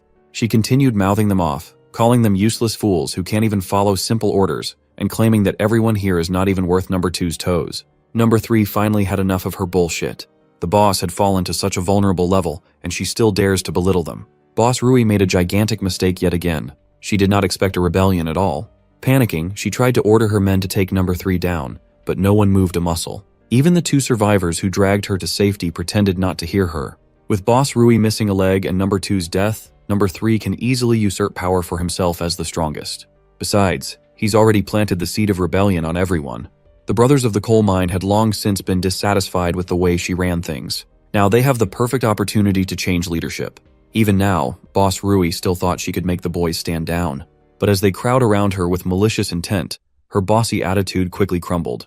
With Number 3's lead, the coal plant bastards unleashed their frustrations on their cruel boss. They laughed and cheered as they bashed Boss Rui's entire body with their metal pipes. They jeered at her miserable groans and screams. Since she's still an evolver with an inhuman body, this torture went on for a long time. When she finally croaked, Number 3 could not stop smiling while he wiped her blood off his hands. One of the goons called him Boss 3, and he nearly pummeled that guy to death. From now on, he won't tolerate goons who won't call him by his new title, Big Boss. Well, the boys are wondering about their next move as a group. With the witch and Number 2 out of the picture, the coal plant's combat strength has been greatly reduced. Everyone's biggest fear is not the eastern fortress but the one they call the Tentacle Man. Big Boss decided that they would just abandon the plant and seek refuge with the West Steel Group, a merger of sorts. A day later, Zhang Xiaoyang and a few select members of his battalion sneaked off behind enemy lines. Just as he expected, those pests are camped in the coal plant. He warned Zhang Qi and Old Li to lower their volume and stay close to him while they sneak inside the premises. After surveying the area for a while, They noticed that there was no human activity inside the camp. All they found was that hateful woman leading the charge yesterday. It was evident that she was killed by her own people. While the other two were appalled, Xiaoyang already expected as much. Curious, Zhang Qi asked about the big guy who had broken the door. That beast was obviously different from Chen Chong, yet he had absurd powers. Xiaoyang had broached the topic of evolvers with his people before. Even old Li was quite curious as to how one becomes a so-called evolver. Without mincing his words, Xiaoyang shared that one can evolve by eating humans. This tidbit of shocking information would make anyone shudder. Xiaoyang elaborated that to gain an ability like a mutant, the most direct and simplistic method is cannibalism. Since he also has inhuman abilities, Zhang Qi asked if he had also gone down that awful route. Going forward, do they have to cast away their humanity and eat other people too? Xiaoyang stopped his buddies from jumping to any more absurd conclusions. While cannibalism is the most direct method, it's not the only way. Fishing something out of his pocket, the young man showed them some sort of glowing red rock. Ultimately, evolvers and zombies are all mutated life forms, and mutants only need to absorb exotic energy to grow stronger. Ordinary people have innate exotic energy within them, but it is scarce and dispersed in their flesh and blood. Evolvers and rare mutants, on the other hand, condense their exotic energy into cores. As the apocalypse progresses, even normal zombies will start forming exotic cores. Even if that's the case, eating zombie meat sounds like a surefire way to turn into one. Well, ordinary people can't outrightly eat zombie meat. Only mutants like Brother Chong can do that to grow more powerful. While they were talking, Volume 2 of Xiaoyang's Nemesis of Villains mission was automatically cleared. It looks like those coal boys no longer pose a threat to his community. While Xiaoyang was distracted and busy looking at his system window, a zombie almost got his ass. Thankfully, he has superhuman reflexes to jump out of harm's way. He calmly disposed of the zombie with a drawing of the knife. Funnily enough, the zombie he slashed open can serve as a perfect demonstration of his point. He fished out the zombie's core out of its body. Since the zombie population has been growing, hunting season is about to start. With 2 cores in his hands, he offered Zhang Qi and Li Hongli to get a jumpstart on their evolution. Zhang Qi still felt a bit ambivalent about eating something that came out of a zombie's body, so he let old Li take both cores. After much deliberation, Li Hongli's desire to become stronger overcame his fear and uncertainties. He munched on 2 cores at once like a fat kid in a buffet. Old Li immediately felt the changes in his body as the cores did their magic. He felt more incredible than he ever felt in his life. Xiaoyang had to remind him that being an evolver didn't mean he'd be invincible in this apocalyptic world. Taking that advice to heart, old Li assured the young man that he wouldn't get reckless. With the crisis averted, it's about time to head back to camp. While the good guys are on the way back home, the bastards are just pulling up to the West Steel Mill. As they entered the perimeter, one of the watchdogs stopped them from going any further. Big Boss Number 3 casually introduced himself as the representative of the coal plant. Still wary of the group, the watchdog told them to wait while he reported to West Steel Mill's leader. After much deliberation, the coal plant boys were allowed inside the neighboring faction. Of course, the big bosses of the steel mill immediately asked what was up and where Jing Rui and Number 2 were. Number 3 made up a story about being attacked and losing Boss Rui and the big boy. Hearing that bit of information piqued the interest of the bald steel mill boss. He ordered his men to take the coal plant brothers and their third boss to one of the safe houses. Meanwhile, Baldy convened with his partner and quietly devised something devious. Number 3 and his goons were stashed away in the so-called safe house. Even now, he's still correcting his men about his new title. He was so focused on such trivial things that he did not notice how sketchy this whole situation they put themselves in was. One of the boys pointed out that they were likely not in some sort of safe house. If you look around, they are surrounded by iron bars and locked doors. It's basically a prison. Before they could figure out what was really happening, the watchdog from outside barged into the room. He sternly asked everyone to come outside. When they were granted an audience to speak to the steel mill bosses again, it looked like the entire plant was present. Number 3 carefully chose his words and asked what was happening. The lady boss immediately deduced that Number 3 did something underhanded and betrayed Boss Rui and that the crime must be punished. Number 3 quickly tried to dispel Boss Peng and Boss Ling's accusations, but it was way too late for that. Boss Ling is not buying the excuse for misunderstanding, so she called her watchdog Li Cheng over to share some information. This guy went to the coal plant and saw Li Jingrui dead in the cold, hard ground of the courtyard while Number 2 was missing. There were no signs of struggle in that place. The most reasonable explanation is a betrayal that went grim, killing the former boss. Even with all the facts laid down, Number 3 still chose to deny the allegations. In this new world, solid evidence is no longer a thing. You could get punished for anything and everything without proper trial. Honestly, the West Steel Mill would have wiped out these coal boys if it weren't for Boss Rui's abilities. With her out of the picture, Number 3 basically entered the den of hungry lions. One of the goons desperately tried to plead for mercy, even offering information just for a chance to be saved. Boss Ling let the goon talk, wholly disinterested in whatever the guy might offer. The snitching goon gave her intel regarding the settlement in the east, ripe with supplies where the boss and number 2 were defeated.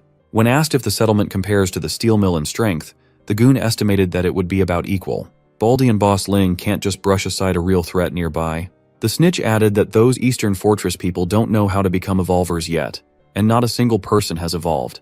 Li Chung listened intently to the snitch and was quite puzzled at the mention of evolvers. Baldy Peng is having a hard time believing that Jing Rui would lose to a bunch of normies, so the snitch explains that they had heavy weapons, the kind that could kill someone like number 2 in one shot. Boss Ling was quite pleased that they gained a bunch of useful intel. Still, she is ruthless, and is not in the business of rewarding rats. When she passed down the kill order, the coal plant brothers' blood ran cold. They screamed and begged for mercy until none of their voices could be heard. The last bit of the coal plant faction was wiped out. Baldy Peng is quite worried now that they know about the eastern threat nearby. Boss Ling thinks it's prudent not to attack right away because of those heavy weapons. It would be wise if they could evolve further to ensure success. First, they will send scouts to confirm if those people really are noobs that have not evolved yet. Meanwhile, Zhang Xiaoyang is just chilling in his room, fiddling with his system window and browsing what he can get with his 126 points. Much to his surprise, there was a level 2 black tech supply box ready to be purchased for 50. Without hesitation, he bought everything in the shop, leaving him with 71 points left. The sugar, oil, and protein supply crate gave him 500 kilograms of premium lotus root powder, some cocoa butter, and cooking oils. But the real steal was the plus 20 physical enhancement serum from the black tech box. His fiddling was interrupted by a knock. Shanshan entered the room to inform him that they caught a suspicious person lurking around the perimeter. Xiaoyang got off his ass and moved to check things out. Zhang Qi and Old Li apprehended the sussy man, and he kept on insisting that he was not an enemy. He just wanted to talk to the fortress leader. Once Xiaoyang arrived, Mr. Seuss finally opened his mouth.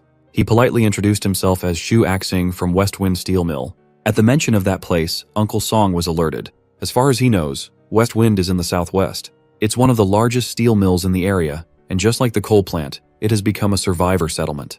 That spot is about 3 kilometers from the coal plant. If it's that far, then why would Mr. Seuss here go all the way to the fortress? Xu Axing puffed his chest and asserted that in this chaotic world, survivors should stick together. So, his leader sent him to find more settlements for recruitment purposes. Xiao Kai refused to bite on such an obvious lie. This man has been lurking around in circles and drawing a map. When the map was pulled out of his pocket, Xu Axing smiled awkwardly. Just to make sure that he's not being played, Xiaoyang activated his mind's eye. Seeing through Xu Axing's soul, it's obvious that this dude is looking at him with disdain. You see, our boy is not soft. He pulled out a gun and shoved it at Axing's forehead without batting an eye. At this point, everybody knows how things work in the apocalypse. It's disrespectful that this guy thought he was an idiot. If Xiaoyang does not hear the truth, Mr. Seuss can kiss his brains goodbye. Seeing the young man's dead serious gaze, Axing gulped. Still, he doubled down and insisted that he was not lying. His faction is just trying to be cautious. Xiaoyang pulled Zhang Qi aside and asked if Axing had seen Brother Chong before. Thankfully, he hasn't. So Xiaoyang ordered his men to let Mr. Seuss go and let him walk on his merry way. In addition, the young man even returned the hand-drawn map. Xu Axing was overjoyed, thinking that his phenomenal acting worked. He bolted out of that walled fortress before the boss changed his mind. As he watched the obvious scout run, a sly smile crept up on Xiaoyang's mouth. He's already calculating how many system points he would get from that West Wind steel mill or whatever. From that fateful day, 5 quick and peaceful months have passed. In the West Steel Plant, anxiety about their people disappearing one by one is plaguing everybody's mind. They know the culprit, but they can't do anything about it. That tentacle monster is active again, and they don't know how to respond. Some of the garbage boys heard a sound from their trash pile and were mortified. Before one of the garbage boys could report back to the mill, he met his bloody end at the tip of a sharp blade. That watchdog from before, Li Cheng, overheard the screams for help coming from the trash heap. The one garbage boy who managed to escape with his life reported the killing of his buddy to Li Cheng, blaming the tentacle monster. Mentions of that beast must always be taken seriously. This time around, it's attacking in broad daylight without warning. So Li Cheng grabbed his gun, told civilians to hide, and called evolvers with escape abilities to follow him. When they arrived in the trash heap, they immediately spotted a suspicious figure. Choosing to be cautious, Li Cheng warned his men not to engage and just escape when they're spotted. Upon closer inspection, he finally figured that the monster they had been fearing was not there. Looking at the ground, there were some track marks. Maybe the monster caught his prey and just ran off. Ever since Bichui Mountain and Southern Coal Plant were deleted, the number of disappearances continued to increase. Before, the monster would shop around different settlements. Now the steel mill is its only hunting ground. But Li Cheng could feel in his gut that the tentacle man had nothing to do with this particular incident. Back in the fortress, the advancements in the past 5 months are clearly visible. Zhang Xiaoyong had already survived longer than his last run. If this continues, rebuilding civilization might no longer be a pipe dream. Currently, his community score has soared to 38. It has been months now, but the system mission to take care of the West Steel Mill still hasn't appeared. In those months, the rest of his inner circle was hard at work. Seeing that Shanshan and the boys are back from their outside mission, Xiaoyong flexed his superhuman abilities a little bit and jumped from the top of the wall and into the ground. Jiangxi reported that the hunting operation was a success. With their current strength, there's no way someone could fight or track them. Little Shuai had also started joining in hunts with the grown-ups. Wan Wan has been looking after him in the field, and he's growing up to be a formidable fighter. Today he even took down a zombie on his own. As a part of Villain Nemesis Volume 3, the Fortress Battalion has been going out hunting zombies to eliminate threats and help potential allies while taking every mutant core they come across. Until now, Xiaoyong has been confused by the potential allies part. Maybe it's referring to the West Steel Mill. Since the system is not giving him the go, Xiaoyong decided to take the initiative and infiltrate the mill by himself. Of course, old Li was against the idea. Uncle Song has been dealing with multiple scouts snooping around their territory for months now. It is highly likely that they have bad intentions. Xiaoyong assured the oldies that with his strength, even someone as powerful as Brother Chong would never be able to hurt him. Besides, they might as well find out whether those people are friends or foes now. Uncle Sheng, old Li, and everyone in his inner circle will be in charge of the fortress and the nearby town housing refugees.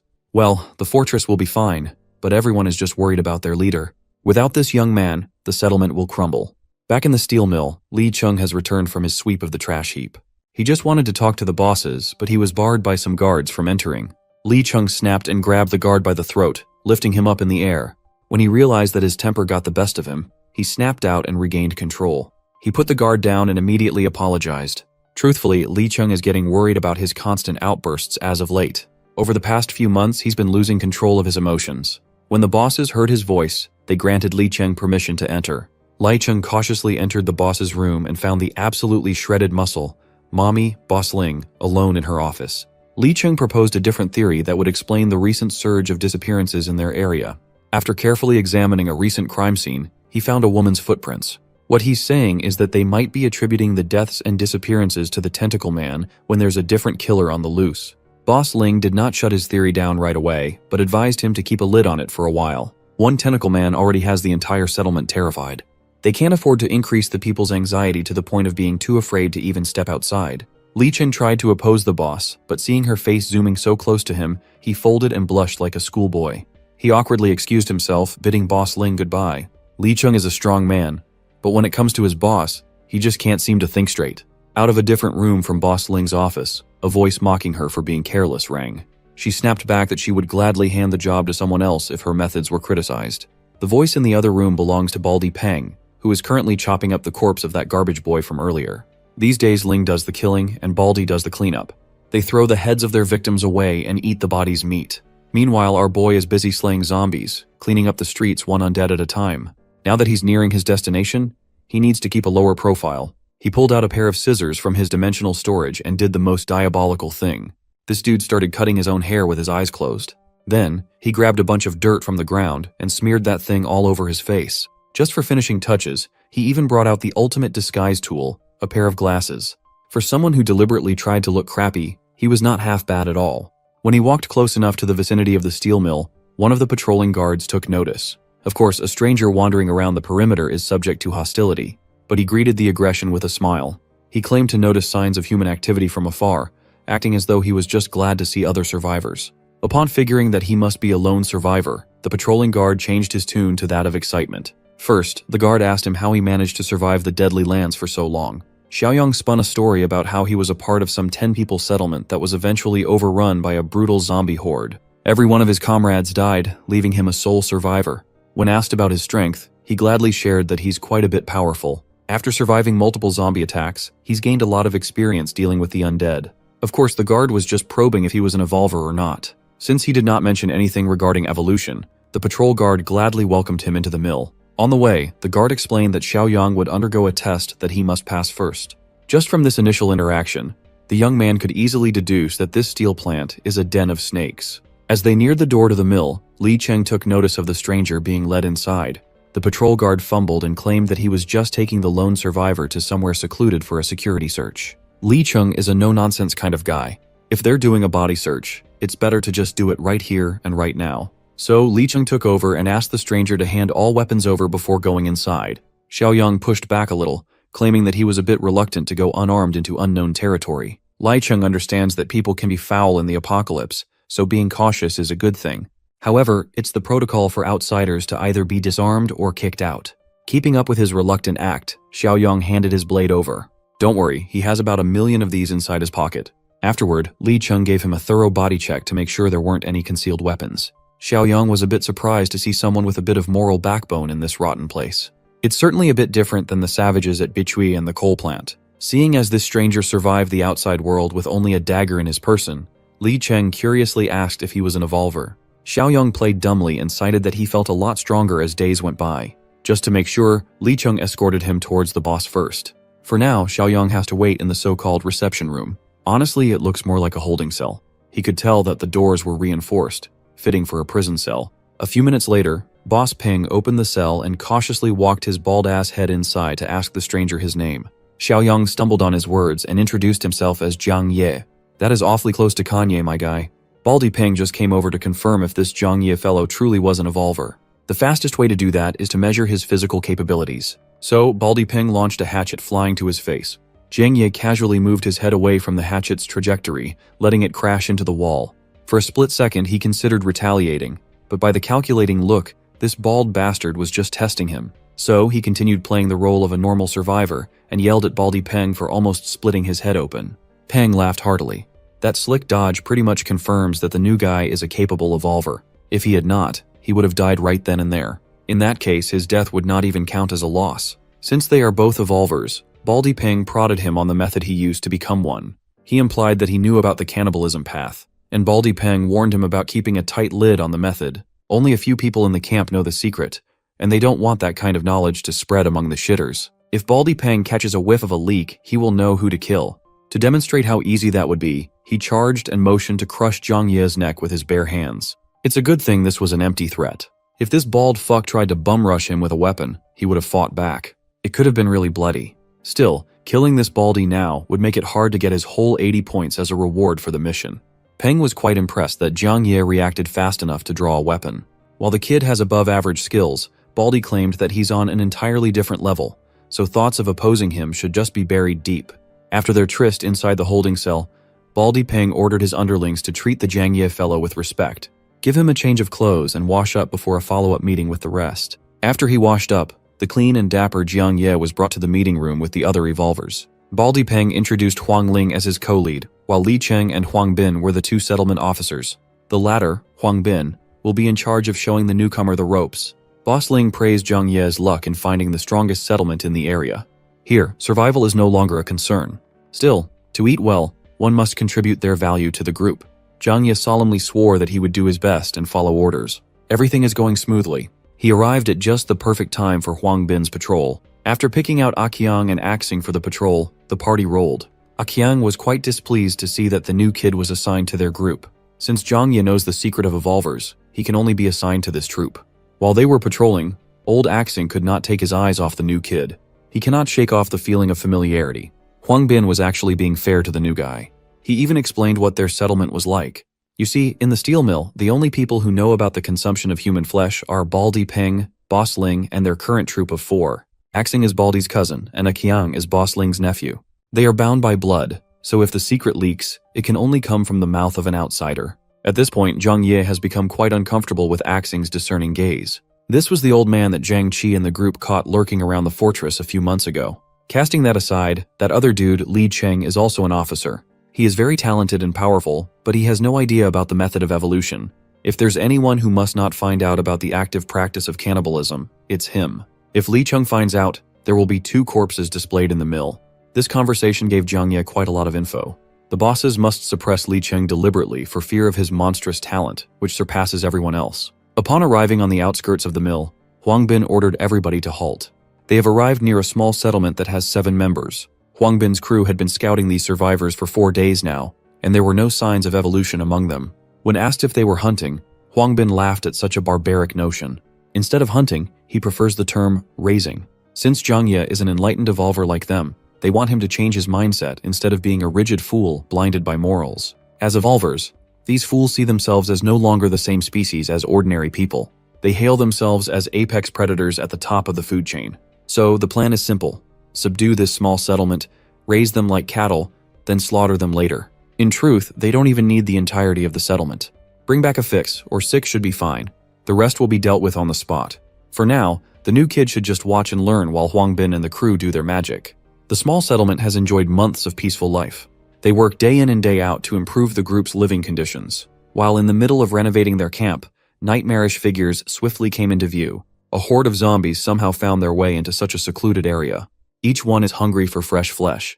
The group grabbed all their weapons and prepared to fend off the immediate threat. Unfortunately for them, having guns but choking the trigger pull is a surefire way to lose your life these days.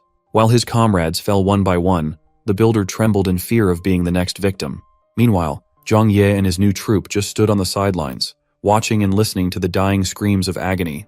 Huang Bin justified this method as necessary, considering the limited resources. They simply can't afford to bring in more alive mouths to feed. Now that the zombie horde had trimmed the number of survivors by a bit, the time had come for Huang Bin's crew to do their thing. A woman cried and screamed bloody murder as the grotesque monsters bared their fangs near her. With a single swift slash, those pesky flesh-eating beasts were dispatched and beheaded in a split second. The woman was stunned. She thought she was done for. Yet now he's looking at her savior, offering a helping hand. Huang Bin's weapon of choice was the hammer, and Axing wielded dual daggers. They were efficient and lethal. After wiping out the horde, Huang Bin led the introduction as the evolvers of West Wind Steel Plant. The survivors had no idea what an evolver was, but they were just happy to be saved. A single fight was enough for Zhang Ye to gather valuable data. According to his estimation, Huang Bin's crew is roughly on par with Zhang Qi's subgroup. Suddenly, his hair stood on end as a voracious presence made itself known. Zhang Ye turned around and saw an open room in a nearby building. Seeing as there was nobody up there, he chalked it up to his overactive imagination. Huang Bin snapped him out of his thoughts with a directive to help with the cleanup. Still, he could not take his mind off that presence up in that abandoned building. Little did Zhang Ye know he was right to feel a foreboding sense of anxiety. An abomination is hiding in that place. The clueless survivors willingly shared some vital information. There are still some supplies in their warehouse. Zhang Ye was left to supervise the supply collection, while Huang Bin's boys arranged for a small truck to be transported later.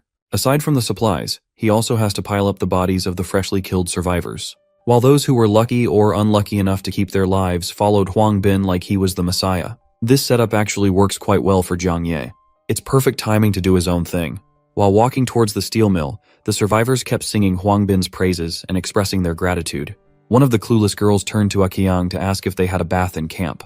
The creep swiftly grabbed onto her and bragged that the mill had hot water and body wash for deep cleaning. Suddenly, the mood turned for the worse when Axing's spidey senses started tingling.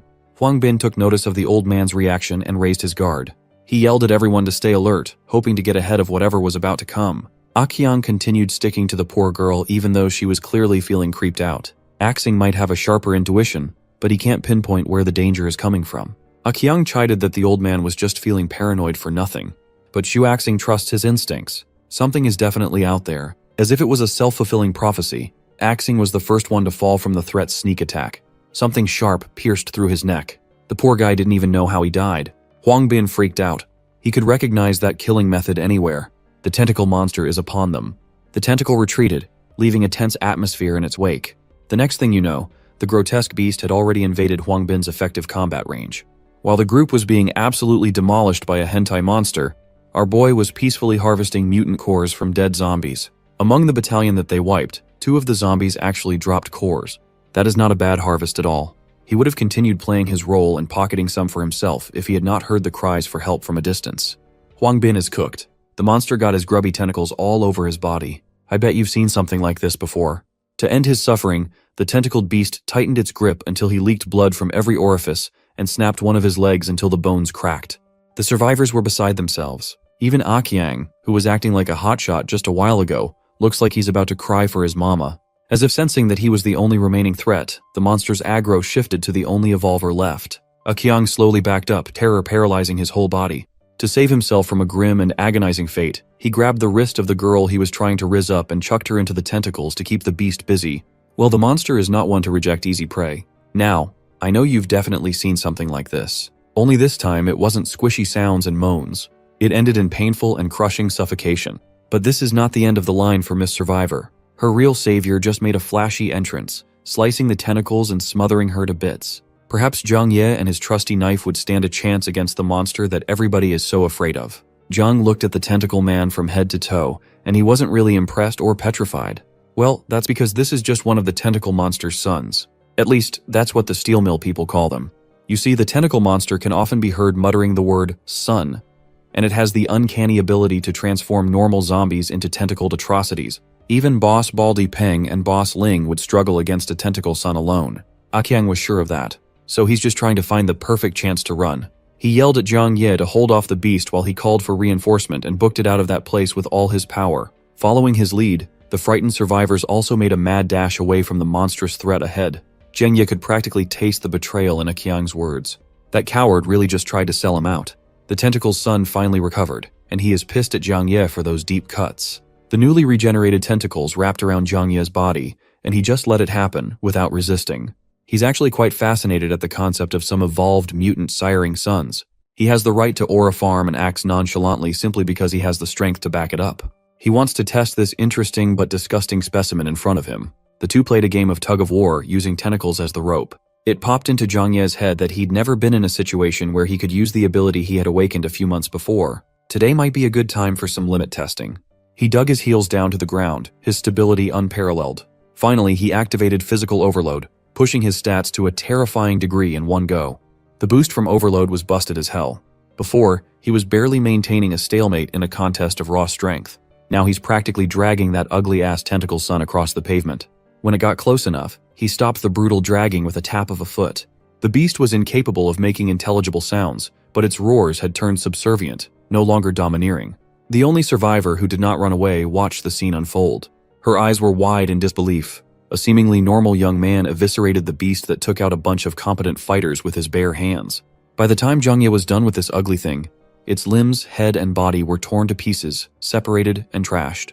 Zhang Ye approached the woman to ask if she was okay after almost getting crushed to death. Seeing all the monster's blood covering his face, the woman screamed in terror.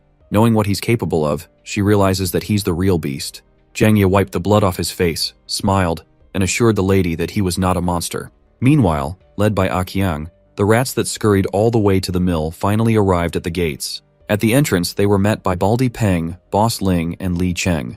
They were puzzled as to why Aqiang looked so haggard and where the rest of the crew was. Aqiang urgently relayed what happened and how Huangbin and Axing were snuffed out by the tentacle son. Li Cheng was the only one who asked about the new guy. Aqiang counted Zhang Ye out, thinking that there was no way a noob would survive. Hearing that his cousin died like a dog, Baldy Peng was reasonably upset.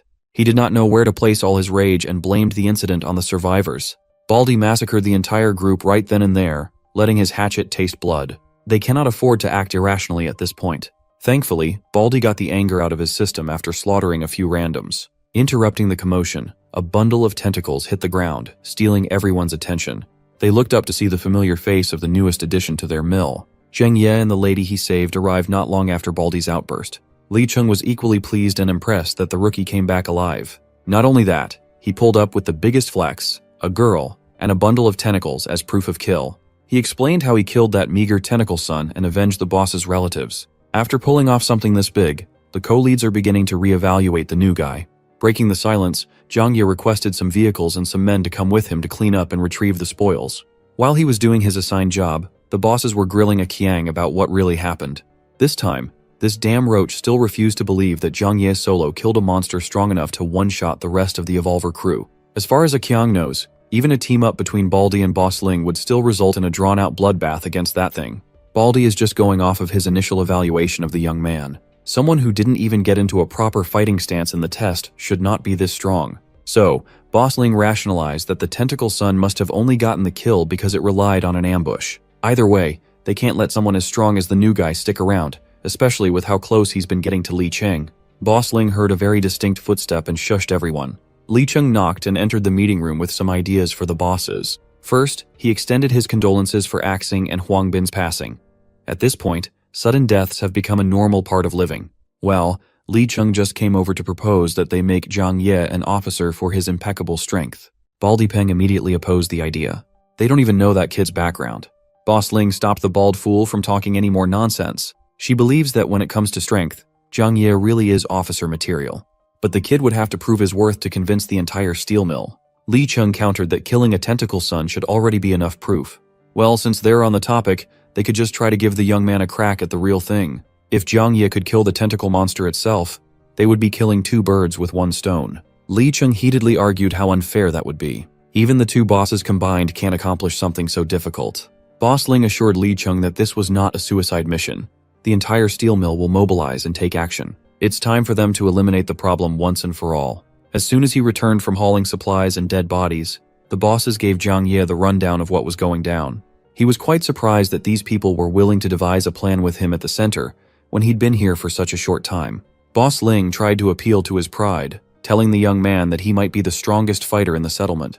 Baldy Peng added that if the mission succeeds, they are going to give Jiang Ye here the 3rd leadership seat. He then sarcastically asked Li Cheng if it was okay for the new kid to surpass his rank. Li Cheng gritted his teeth and gave his approval. With everything settled, the plan is set to proceed in 2 days. Jiang Ye was quite impressed with their acting skills. He might have fallen for their sincere proposal if he did not have the ability to read their dirty souls through mind's eye. We've spent enough time in the steel mill. Back in the Eastern Fortress, everyone was freaking out. Their boss, who's undercover behind enemy lines, is giving them a call. Old Li and the rest of the gang picked up the walkie-talkie and listened intently. This dude, Xiaoyang, posted up on top of heavy machinery for maximum aura while relaying the plan to take down the mill. In 2 days' time, they will convene at the South Suburban Park. It is finally time to wipe out the remaining threat in the area once and for all. Old Li took charge of the finer planning. Everyone agreed that Uncle Sheng should stay out of the risky mission on account of his age. Furthermore, he is essential in holding down the fort. This upcoming mission has higher stakes than the ones they have done before. The premier fighters must bring their A-game. Brother Chong, Shanshan, Zhang Qi, and everybody in that crew are going to be crucial. In the corner of the room, little Shuai asserted that he wanted to come and fight too. His mom immediately shut him down. War is for grown-ups. A kid has no business getting involved in such a desolate business. But she had never seen her son in the field when the crew did their hunting runs. Little Shuai is no slouch. Even among the core team, the kid is not weakling. Old Li needs every capable hand he can get. Besides, in this day and age, it's better for little Shuai to gain experience early. 2 days passed quickly, and the day of the hunt has arrived. Baldy Peng and Boss Li led everyone to the last known location of the tentacle monster. The disguised Jiang Ye asked what they should do to lure the beast out, and Baldy urged him not to rush, for they had a solid plan. Right away, Jiang Ye scanned the entire perimeter without being noticed. He turned his attention to a nearby building and saw the signal he and the fortress crew agreed on. Up on the rooftop, the crew is armed to the teeth and is keeping a close eye on the situation from the skyline. They can't afford to get any closer as the boss specifically ordered them not to get too close to the park before acting. For now, all they can do is set the ropes up. Once the action starts, they will strike from the sidelines. Downstairs, Boss Ling called one of the malnourished porters who was carrying supplies. The kid looked up to the muscle mommy and asked what she needed. With a cruel smile, she simply ordered the poor child to go inside the park. The porters were brought here to carry supplies and loot. Li Cheng cannot just stand aside while the boss is obviously trying to do something vicious. In Boss Ling's eyes, there's no better bait than a young boy. The creature is always muttering about a son. They might as well give it one. Then, she promised that she'd rescue the kid from danger once the big fish showed up. The malnourished porter was terrified. No one wants to be monster bait. Do you want a monster bait? Baldy Peng had to step in. He grabbed the kid by the collar and threatened to commit a bald-on-bald crime if the kid pussies out. With his evolver strength, he threw that poor boy deep into the middle of the dark park. The throw was so forceful that it must have injured the kid quite a bit. Up in the building, Old Li stood alert as things were starting to move. He finally gave the signal for everyone to scale the building using the ropes. In the middle of the park, the malnourished boy stood up and stumbled while calling for help. His pleas fell on deaf ears. Then, a roaring voice muttering "Son" boomed all over the area. Finally, the final boss monster had made his appearance. The tentacle monster looked like the one Jiang Ye skewered, but this one looked more human-like. His eyes glowed with defiance and killer instincts. Li Cheng yelled at the bosses to stop twiddling their thumbs and rescue the boy now that their target had shown up. Seeing as no one was making a move, he motioned to run in himself, only to get stopped by a firm hold. Boss Ling refused to let Li Cheng go under the excuse that Jiang Ye must make the first move. Any attempt to attack now would be considered credit stealing. Jiang Ye smiled at the absurdity of that idea. The masks of the heroes and villains are finally melting off. Before the tentacles could reach the bald-ass head of the kid, Jiang Ye was already zooming in with superhuman acceleration. Thankfully, he outpaced the tentacles, grabbed the boy by the shirt, and tossed that bald bugger out to safety. Li Cheng caught the alley-oop. He must have thought that bald head was a basketball. The beast was enraged at Zhang Ye's actions. Well, with his disguise glasses off, Zhang Xiaoyong is finally back. The tentacle monster gripped his body and pulled him in. Now that he's getting a closer look, Xiaoyong realized something odd. Once the kid was out of danger, Li Cheng was amped to jump into the fray. But before he could lend the young man a hand, he was apprehended by the horrible bosses. If they don't act now, Zhang Ye will die. Li Cheng still can't understand that this is precisely the point of this mission. Boss Ling finds his stupidity a little funny. She thought the young man would at least drag out the fight with the tentacle monster to a draw, seeing as how he's trapped and squeezed to stillness. His previous kill might just be a fluke. Li Cheng's dumbass never saw this scheme coming at all. Again, he's a dumbass. Instead of letting the devils explain, Zhang Xiaoyong took the floor instead. Without mincing his words, he divulges the cannibalistic practices of the steel mill bosses. Once again, Li Cheng has no clue what he's talking about. He's a dumbass. As if on cue, the Eastern Fortress crew went trigger-happy and opened fire on the opposing evolvers. Their automatic rifles and handguns lit up the park as they hit the steel mill people from the side. They split up into two groups. One held back the evolvers while the other assisted Xiaoyong against the tentacle monster. Little Shuai led the charge of the latter group with a Molotov cocktail in hand. This kid is a menace. He threw that thing with all his might, and the monster reflexively swatted it with his tentacles. That action spilled the oil, drenching the beast and spreading flames. Instead of flinching in pain, the tentacle monster just stood there, looking at the little boy who threw the burning bottle. It was as if a significant portion of his humanity rushed back into his brain at the sight of little Shuai. His attention completely left the human he was holding with his tentacles. Meanwhile, the kid is cursing the beast for tanking his flammable bomb. Hearing little Shuai curse enraged the tentacle monster more than anything. Since he can articulate words clearly, the crew is definitely up against some evolved mutant. Thankfully, they have someone like that on their side as well. Brother Chong sprang into action. His legs were fast. They were fast enough to make the tentacles miss and hit nothing but pavement. Meanwhile, the steel mill villains have now been forced to retreat and take cover behind trees. They watched in disbelief while a different mutant went toe-to-toe against the one they all feared. The concept of a mutant fighting alongside mutants is utterly ridiculous to them. Brother Chong was doing a good job at dodging, but he was not getting close enough to dish out attacks either. For a second, he was cornered and forced into a tentacle prison. With his brute strength, he easily broke free by tearing those phony tentacles to bits. However, all those suppressive maneuvers were just a distraction. The real attack was coming from behind. If it wasn't for his comrade's warning, the main tentacle would have made a large gaping hole in the back of his skull. After an intense exchange, the mutants reset to catch their breaths. Seeing Brother Chong have a tough time, the captured Xiaoyong laughed and teased his mutant buddy. Baldy Peng's mind was boggled. The brat they picked up a few days ago is joking with a dreadful mutant. As if to absolutely break common sense, Xiaoyong proceeded to tear the tentacles holding him like they were made of paper. Qiang made himself useful by pointing out the fact that one of the ambushers referred to Zhang Ye as Xiaoyong. Old Axing mentioned before that the party leader of the Eastern Fortress had that exact name. Now everything had clicked. The young man played them like fools, and this hunt was a counter setup. That means the steel mill crew is being hunted by the main combat force of a powerful stronghold. Boss Ling scanned the enemy's lineup and stressed over how to get past this trap. She estimated that the strongest individual amongst the fortress crew was only on par with Li Cheng in strength. But when it comes to firepower, they are unbeatable. Furthermore, the biggest obstacle is Zhang Xiaoyong himself. The cherry on top of that fucked up cake is that masked mutant who's roughly equal in strength to the tentacle monster. Boss Ling calculated that victory was virtually impossible. Even if they try to fight back, heavy losses would be unavoidable. But she has one idea that might work. For now, Baldy Peng has to hold the fortress crew off. These two have a lot of experience working together. Covering for each other is what they are good at. Baldy threw his hatchet with superhuman force, causing it to heat up like a meteor. When it landed on the fortress crew's side, it made a massive explosion that kicked up a hefty amount of dust and debris, limiting their vision. Baldy Peng did not stop there. He continued randomly firing off heavy-duty attacks while the normies provided cover fire. This sort of chaos was very effective in neutralizing Old Li's group, forcing them to cover their asses. While everyone was focused on their targets, Boss Ling had her eyes on someone else. The youngest member of the fortress, that kid on the front lines. Xiao Kai was the only one who noticed the incoming threat and used his hefty body to shield the boy. He tried to raise his guard up to his head, but the muscle mommy's long legs were way too fast. Fatty Kai was sent stumbling away. He was not a match for an elite evolver. Finally, Boss Ling's diabolical plan is within grasp, and the central piece is one grab away. She snatched little Shuai by his little collar, alerting everybody else. I know she's horrible, but can I go next? This is the worst scenario. Little Shuai does not want to be a burden to everyone as a hostage. He tried his hardest to break out of Muscle Mommy's grasp to no avail. To stop him from squirming and trying to escape, Boss Ling delivered a solid punch to his face. The one most affected by this act of violence was none other than the tentacle monster. He yelled for his son as his rage brewed. Brother Chung took this moment of distraction as an opportunity to close the distance and get into an attacking position. While he was perching on the tentacle monster's shoulders, he felt something odd. The beast was ignoring him. Xiaoyang told Brother Chung to just let go of the big guy. This instruction only served to confuse the mutant even further. Well, Xiaoyang could see that the monster was ready to risk his life for something very important.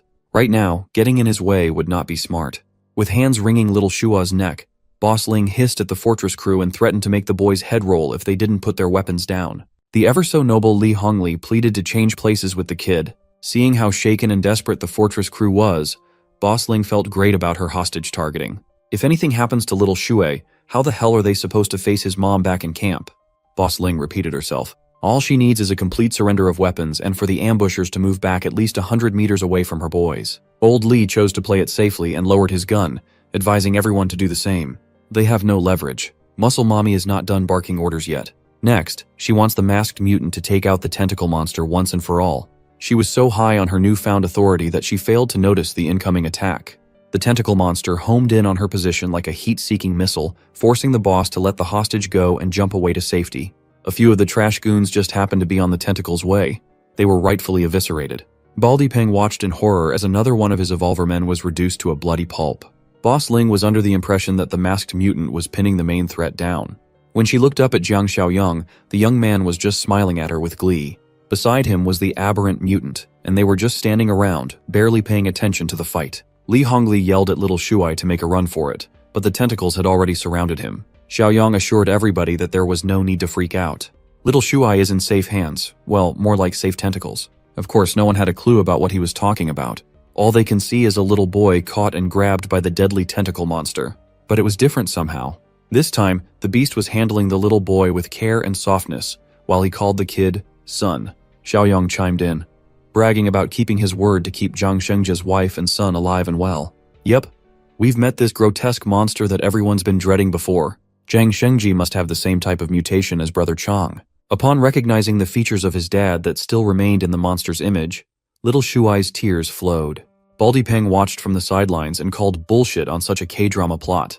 They need to get the hell out. So he issued a retreat order. Unfortunately for his bald head and the rest of the steel mill people, they made an enemy out of something out of this world.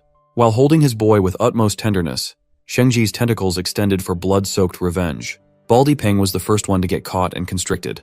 He yelled at the nearby Boss Ling to help him out and cut the tentacles off. They've always had each other's backs, but not this time. Huang Ling, the coward, made a beeline for the trees, hoping to escape with her life intact at the cost of abandoning everybody else.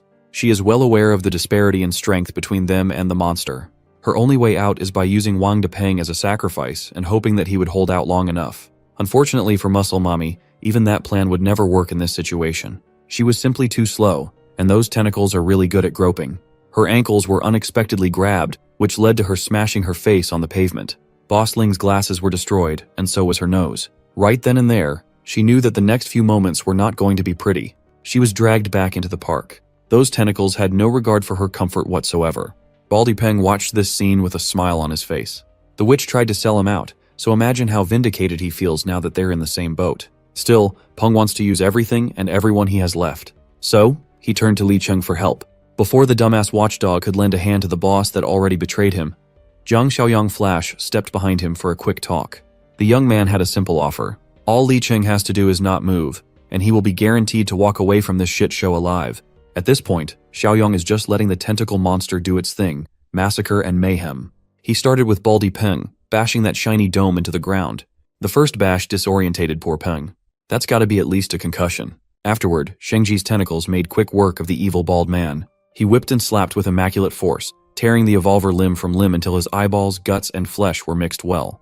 With Baldy Peng out of the picture, Boss Ling is next on the menu. The tight grip of the tentacles really accentuated her muscular figure. All those gains cannot help her now. Her fate is up to Shengji's dark, grubby, and slimy appendages. Boss Ling's death was slow and cruel. Slowly and painfully, the grip of the tentacles increased in strength until she bled in every orifice. The crush continued to increase in pressure until she was reduced to what can only be described as meat paste. Shengji punished her with the worst death for daring to take his kid hostage. With the death of the final boss, Nemesis of Evil Volume 3 has been completed. With another 80 points in the bag, Xiaoyang's total savings are up to 151. Now he can finally understand why the mission mentioned the appearance of a potential ally. Who would have thought that he would recruit yet another mutant into the fold? Then he turned to Li Cheng. He knows that the clueless bum has some questions that need to be answered. First, he confirmed if Xiaoyang was the figurehead of the East Fortress. Next, the question burning in his mind is regarding the mention of cannibalism in the heat of the moment earlier. Xiaoyang did not mince his words. People do not become evolvers just based on pure luck. Slowly, things started to click inside Li Cheng's slow brain. He remembered the early days in the steel mill when he would look after a lady and her daughter. One day, the little girl tried asking for his supply share, some kind of canned meat. He wholeheartedly offered that thing to the girl, thinking that it was not a big deal. When realization struck, Li Cheng hit that pose when a character was about to crash out. A few days later, he offered that little girl his meat. Wait, don't call the FBI. The first batch of the alleged tentacle monster attacks happened. The lady Li Cheng had been looking after had lost sight of her child. He's now realizing that those so-called tentacle monster attacks were just an elaborate excuse to thin the herd and slaughter their own people. It made him feel sick. Those fucking canned meats distributed among decent fighters were filled with human flesh. Those steel mill bosses turned him into an evolver by deceiving him into being a cannibal. Li Cheng wanted to rage. He pounded on the puddle of blood and goo that used to be his boss. He punched and screamed his heart out, letting the crimson hue paint his body. When exhaustion hit, he looked like he just came out of the womb. Then, he turned to Xiaoyang, baring his fangs, and asked if the young man also got his superhuman powers through such an abhorrent practice. Li Hongli stepped in to defuse the situation and clear the air. They are not cannibals. They know more than the average survivor. With Xiaoyang's intel, they know of other ways to gain power. He passed a mutant core to Li Cheng. It's better to show the secret than to explain. Mutant cores are not as common as human flesh, but they are far more potent and carry no side effects. As far as side effects are concerned, Li Cheng must have experienced the symptoms too. After evolving through cannibalism, the evolver tends to have a hard time regulating intense emotions. They become more prone to outbursts and committing violence. Unfortunately for Li Cheng, there is no going back to his old life. All he can do now is stop munching on human flesh so the twisted urges won't worsen. As for Shengji, Xiaoyang is just glad that the father and son have been reunited. When asked if he could speak clearly, Shengji replied with a string of gibberish that was hard to decipher. All he can do is throw vague words together, but Xiaoyang seemingly understands him well enough. Like Brother Chong, even though the mutation damaged the speech center, Shengji's mind is still reasonably intact. Right now, bringing the loathsome tentacle monster back to the base would surely scare the people. Thankfully, Shengji has become used to the city as his lair. He's just glad to see his son safe. For that alone, he's at peace. He called Xiaoyang super high IQ. That's his way of telling someone they are clever. Now that all threats are eliminated, the remaining people at the West Wind Steel Mill are left without a leading figure. Perhaps Li Cheng should take the mantle. However, he cannot trust himself at the helm after finding out that he has become a cannibal.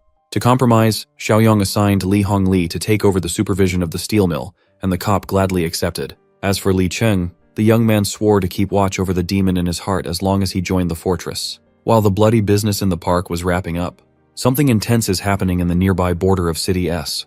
A group of survivors are under attack. They are being chased by a bunch of bizarre creatures under a green haze blanketing the city. They had to make a bunch of tough decisions. They had to abandon those that were beyond saving. When the wiry plant bastards are upon you, running is the only option. And so, that's what they did. They ran and never looked back. Those who were left behind were subjected to an agonizing end. As the thick green smog bellows, the plants continue to take over. When they were done with their victims, the poor survivor was unrecognizable. After a few moments, a corpse taken over by seemingly sentient plant monsters rose. City S really needs a gardener. The number of survivors thinned as they ran away from the plant mutants. But the remaining lady's lungs had given up. Her man tried to force her to continue running or be torn apart. Suddenly, eerie sounds echoed from nearby. Upon paying closer attention, they determined that it was the sound of wind. That means they are close to the forest edge. Well, the exit is ahead, but the mutants are hot in their heels. They cannot afford to dawdle and waste any more time. The couple in the back tried to hype each other up. Victory and safety are in sight after all. After a few more minutes of running, the light from the forest edge was finally visible. Due to no fault of her own, the lady was caught by a loose vine moving on its own like it had eyes. The vine wrapped around her neck and lifted her up in the air, blocking airflow. That green appendage belonged to a giant Venus flytrap mutant, hungry for bigger prey. Everything happened so fast. Her upper and lower body were separated like Aaron Yeager's mom. Her lower body dropped to the ground. At least she wouldn't need shirts anymore. Her man crashed out like a crazy person, calling Xiaotong her virgin girl and whatnot. The dude is a weirdo. The group has no time to grieve. The plant mutants are close enough that their gurgling sounds have become audible. The leader of the troop had to slap the dog shit out of the crash-out dude to bring him back to Earth. Xiaotong is dead.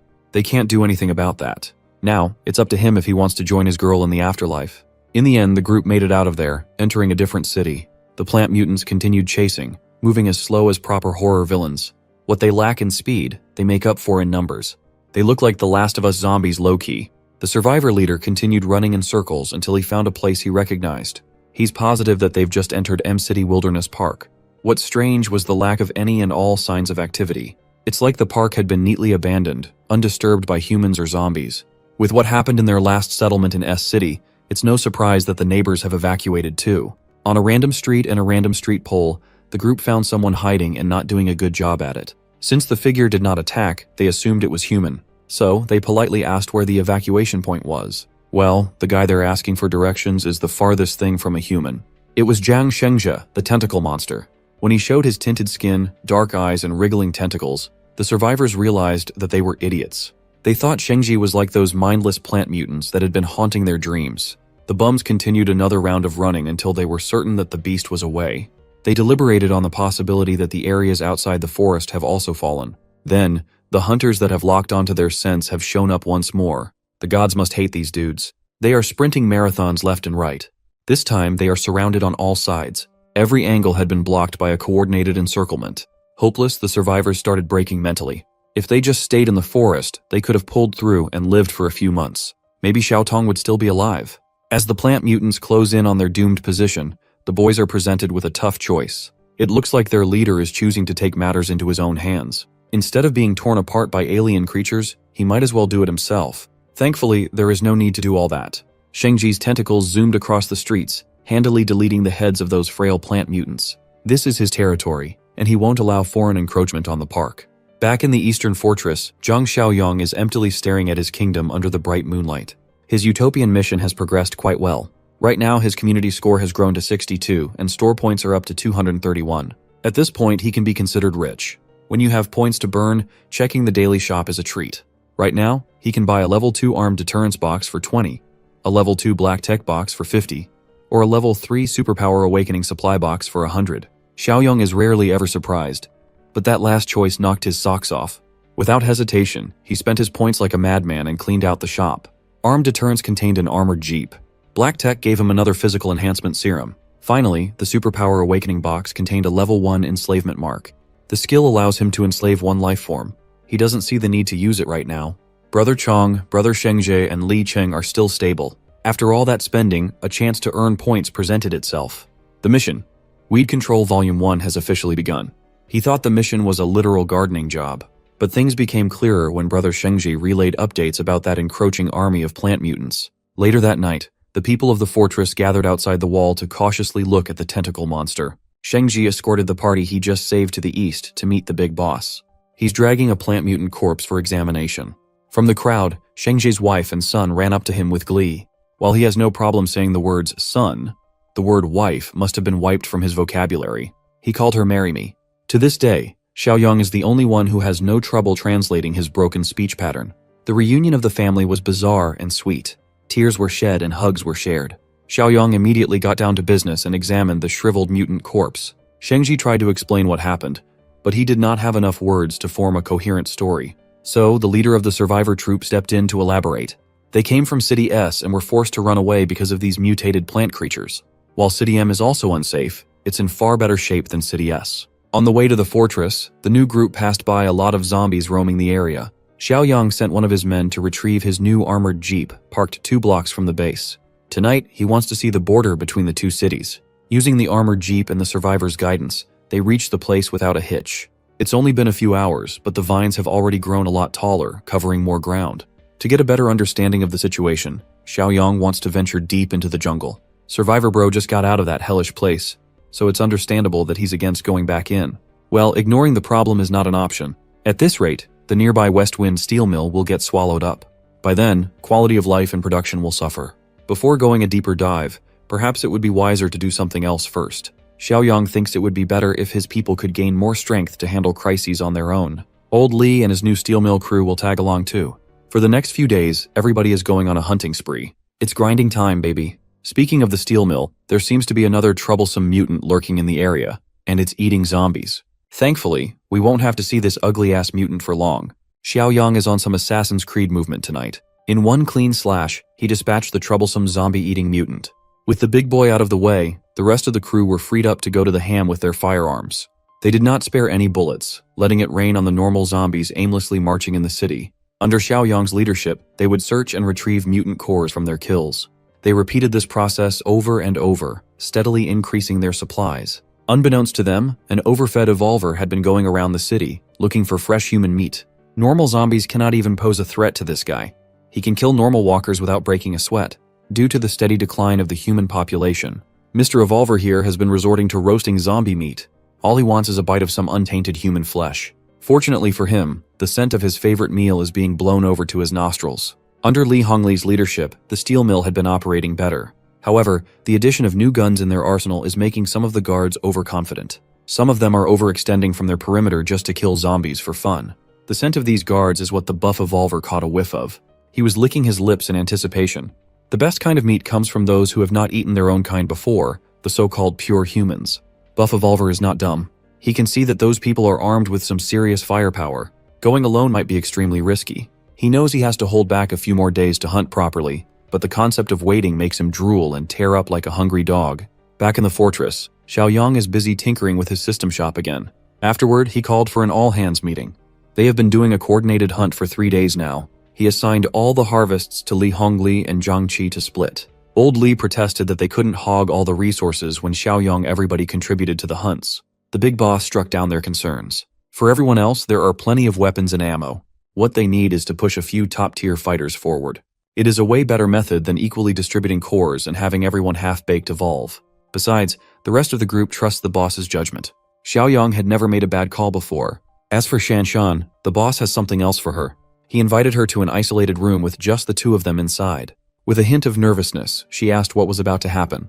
Outside that secluded room, little Shuai, Wan, Zhang Qi, and brother Chong eavesdropped. All they could hear was their boss telling the lady to bear with the pain. After a few minutes of suspicious noises, the door swung open, exposing the nosy bunch. Zhang Qi awkwardly gulped and commented on how fast brother Xiaoyang finished. They thought he was clapping Shanshan's cheeks for real. Well, it's better that Zhang Qi is here anyway. At the moment, Shanshan is gently holding her arm while an empty syringe is parked on the table. She really was penetrated in some way. After absorbing so many mutant cores, Zhang Qi is basically one of the settlement's top fighters. Right now, Xiaoyang wants to see a spar between the humble Zhang Qi and the feisty Shanshan. Zhang Chai was opposed to the idea. He refused to hit girls. Hearing that statement, Xiaoyang gave Shanshan permission to slap the boy across the face. There's no need to hold back. She can use her full strength. When it comes to taking hits, Zhang Qi is quite confident in his durability after being boosted by a bunch of mutant cores. Before he could finish bragging, Shanshan unleashed a slap that nearly dislocated his jaw and disfigured his whole face. Brother Chong and Xiao Kai had to jump in and break his momentum. Shanshan was quite surprised at her sudden power-up. Xiaoyang was kind enough to inject her with a physical enhancement serum, bringing her up to the level just below brother Chong's. Zhang Qi thought he was higher up on the totem pole of power. Of course, Xiao Kai had to trash-talk his buddy a little for being so mopey.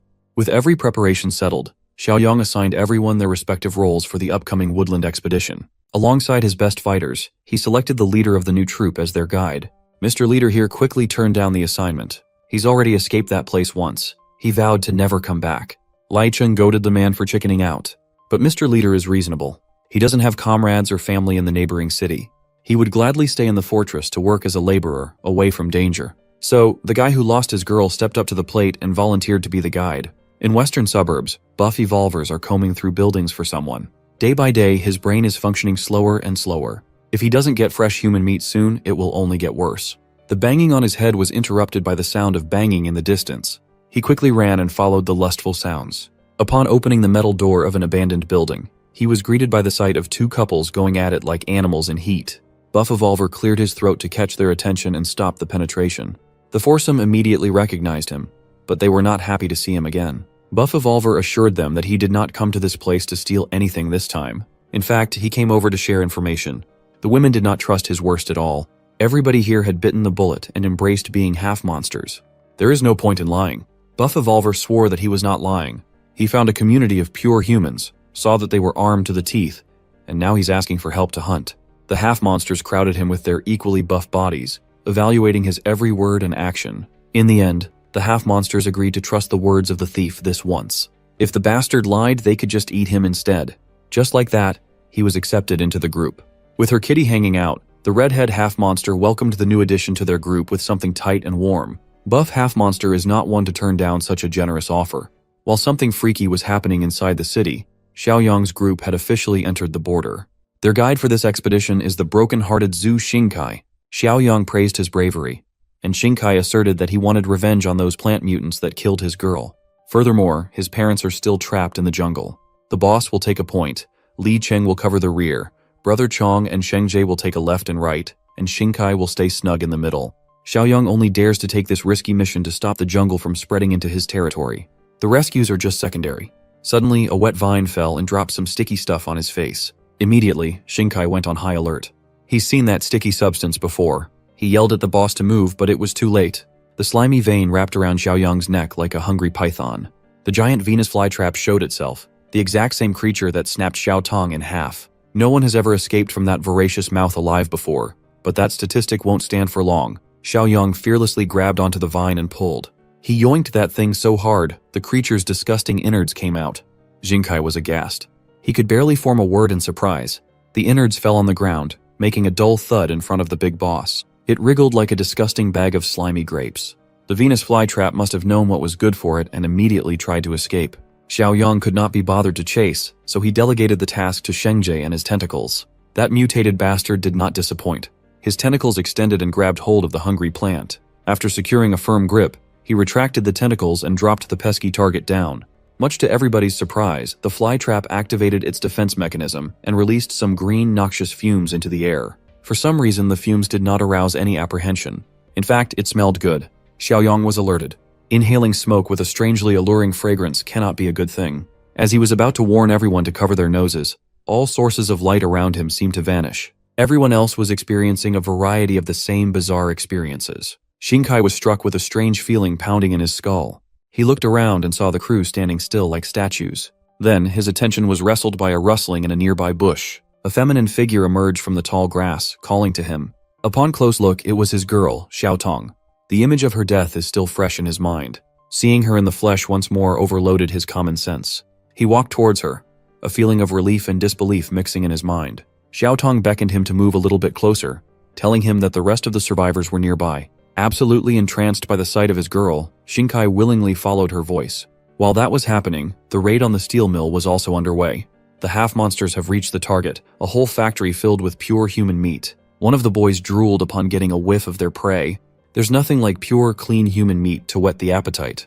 The others tried to get him to calm down, but his vision had already turned crimson from insatiable hunger. Before they could restrain the dumbass, he darted forward. Unable to resist any longer, dumbass charged in, ready to devour without a plan of action. The guards immediately spotted him as soon as he got close, but these scrubs could not react in time. Before they could raise their rifles, one of their comrades had already been devoured. When the gunshots exploded, Li Hongli was alerted. The guards have never encountered a half-monster before. They could take care of mindless zombies, but this is above their pay grade.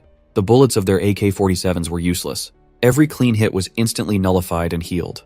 Paying no mind to the barrage of lead, the hunter did what he did best.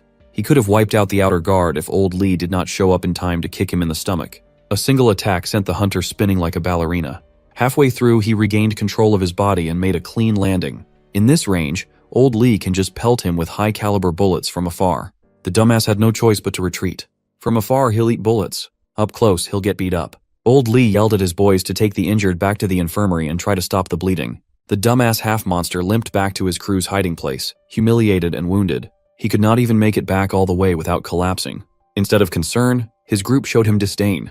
They already told him to be patient, but he was too stupid to control his urges. The dumbass barked at his crew to stop screwing around and just give him meat for recovery. But that's not how this group works. If someone is too stupid and weak, they get ditched. Until the very end, he was conceited. Tired of his whining, one of the girls stomped on the back of his neck until he stopped breathing. Fewer mouths to feed are always better, and more meat for everybody else. So, the 4 remaining half-monsters devised a plan to get the meat holed up inside the factory. While the boys were struggling to think of a decent idea, the girls had already figured it out.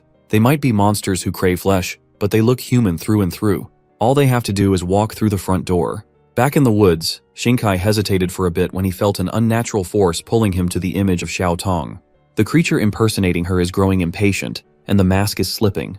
Before she could do anything to Shinkai, the shapeshifter was beheaded by a flying knife. For the second time in a few days' time, the poor guy had to watch his girl die a brutal death. The one who threw that blade was Xiao Yang. Even he was mesmerized by the illusion for a second. Still reeling from the shock, Shinkai directed his rage to the big boss. Xiao Yang then forced the poor bastard to look at the bushes again. Slowly but surely, the bloody deception dissipated, revealing the truth. The girl of her dreams was nothing but a bundle of crisscrossing vines. That plant is double-cheeked up though. I would not mind getting hypnotized at all. Afterward, Xiao Yang made the rounds to wake everybody else up from their mental prisons. Li Chung felt like several years had passed, and even the two mutants were affected by the mirage. Xiao Yang reckoned that the flower must have released some kind of hallucinogenic gas. To learn more, he dug into the internal structure of that bundle of vines. Maybe it's a mutant core. Unfortunately, the thing he killed was just a puppet, not the real body. The vines obviously go deep underground, and the main body is probably far away. Just for the hell of it, he followed the roots and dug up something strange.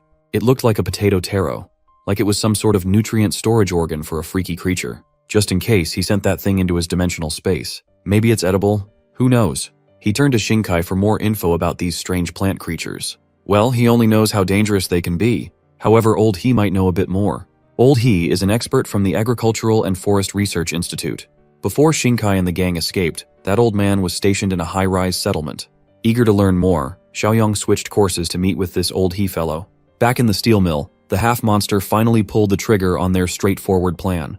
Red came limping in. She acted exhausted and scared but made sure that the goods were still visible. To sell it even better, she tripped and fell near the front gate. From there, one of the guards patrolling the wall saw her. The boys immediately gathered, thinking that a survivor was running towards the settlement. As guards, they know the protocol when it comes to strangers, but any man would forget those things at the sight of Red. One of the guards wanted to report to the higher-ups first, but a simple guard just wanted to bring her into the safety of the walls. Red cried for help, and Simp Guard fell for every word. From a distance, the rest of the half-monsters watched in amusement. Even they were impressed by Red's outstanding performance. Of course, the other chick won't let herself be overshadowed. She claims she's even better. Red has practically secured safe passage into the den of fresh meat. Back in the woods, the crew is having a hard time navigating through the limited light of the dense jungle. Thankfully, they reached the next city without more trouble. When they got within earshot of the old base camp, someone called Shinkai's name. Peeking through a wall was his Aunt Yang. Under normal circumstances, he would have run straight into her arms, but he almost died earlier because of that. He wiped his eyes and Xiao Yang laughed. He assured the dude that they were no longer under the effect of the hallucinogenic gas. On the other side, Auntie Yang's camp is also freaking out, thinking that whoever comes out of the woods is an enemy. Some wanted to grab Shinkai and bring him to safety, while the others weren't even sure if it was him anymore. Aunt Yang seems to be on the fight first. Ask about the later side. She led a few men to attack with their various weapons, hoping to catch the intruders by surprise. Shengji could easily wipe these people off the face of the planet in one sweep, but Xiao Yang urged everyone to calm down. A couple of arrows flew in their direction, and the big boss easily swatted them away with his bare hands. With his commanding voice, he yelled at the opposing strangers to stand down, and it seemed to work.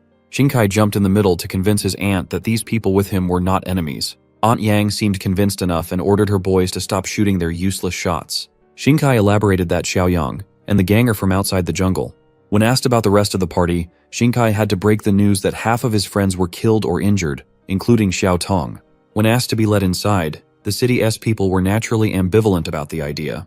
The main reason was, of course, Brother Chong and Brother Shengji. The big boss chimed in to offer some assurances. He even asked the mutants to say something to ease the tension. Brother Chong removed his mask and asserted that even if he's ugly, he's actually very gentle. Shengji, on the other hand, flexed his muscles so that everyone could gawk at him. Xiao Yang was embarrassed. He thought the two would act normally. After much deliberation, Auntie Yang finally permitted them entry.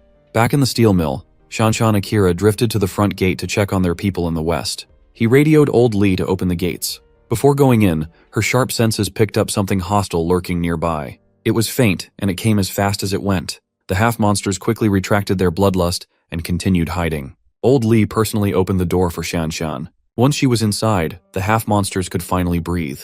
They almost got exposed. All three of them sensed that the girl was an evolver, a pure evolver at that. They never thought it would be possible. Regardless, all they could think about was how good she would taste. Furthermore, eating an evolver would surely grant them a huge power boost. Shanshan went straight to the infirmary to check on the victims attacked by that madman earlier. Xiaoyang put Shanshan in charge of carrying the infection inhibitors in case something like this happened. Old Li felt hesitant. His men have been bitten for hours and are yet to exhibit any symptoms. It's highly likely that the guy who attacked them was not a zombie. There are so many questions in the air, and Red asserts that she has the answer. She alleged that in the western suburbs, mutated people have gathered to hunt humans. Old Li had never seen Red before, but it sounds like the woman knows what she's talking about. She cried and added that those mutants are worse than zombies. They are intelligent and hungry for flesh. According to her, she barely escaped the grasp of one after coming across a bike. To Old Li, it sounds like Red led the damn problem into his lawn. Red profusely apologized for causing trouble, and the simp guard immediately backed her up by condemning Old Li for passing blame. Li Hongli cleared up that he just wants to know everything he can about the enemy. So, Red warned everyone to get ready for another wave of attack. Seeing as the poor woman doesn't even have clothes on, Old Li urged her to get some rest first. While the rest of the group petered out of the room, Shanshan was the only one keeping a close eye on that newcomer. She can't quite put her finger on it, but something about Red rubs her the wrong way. In the end, she attributed it to the paranoia and stress, given how heavy his responsibilities are these days.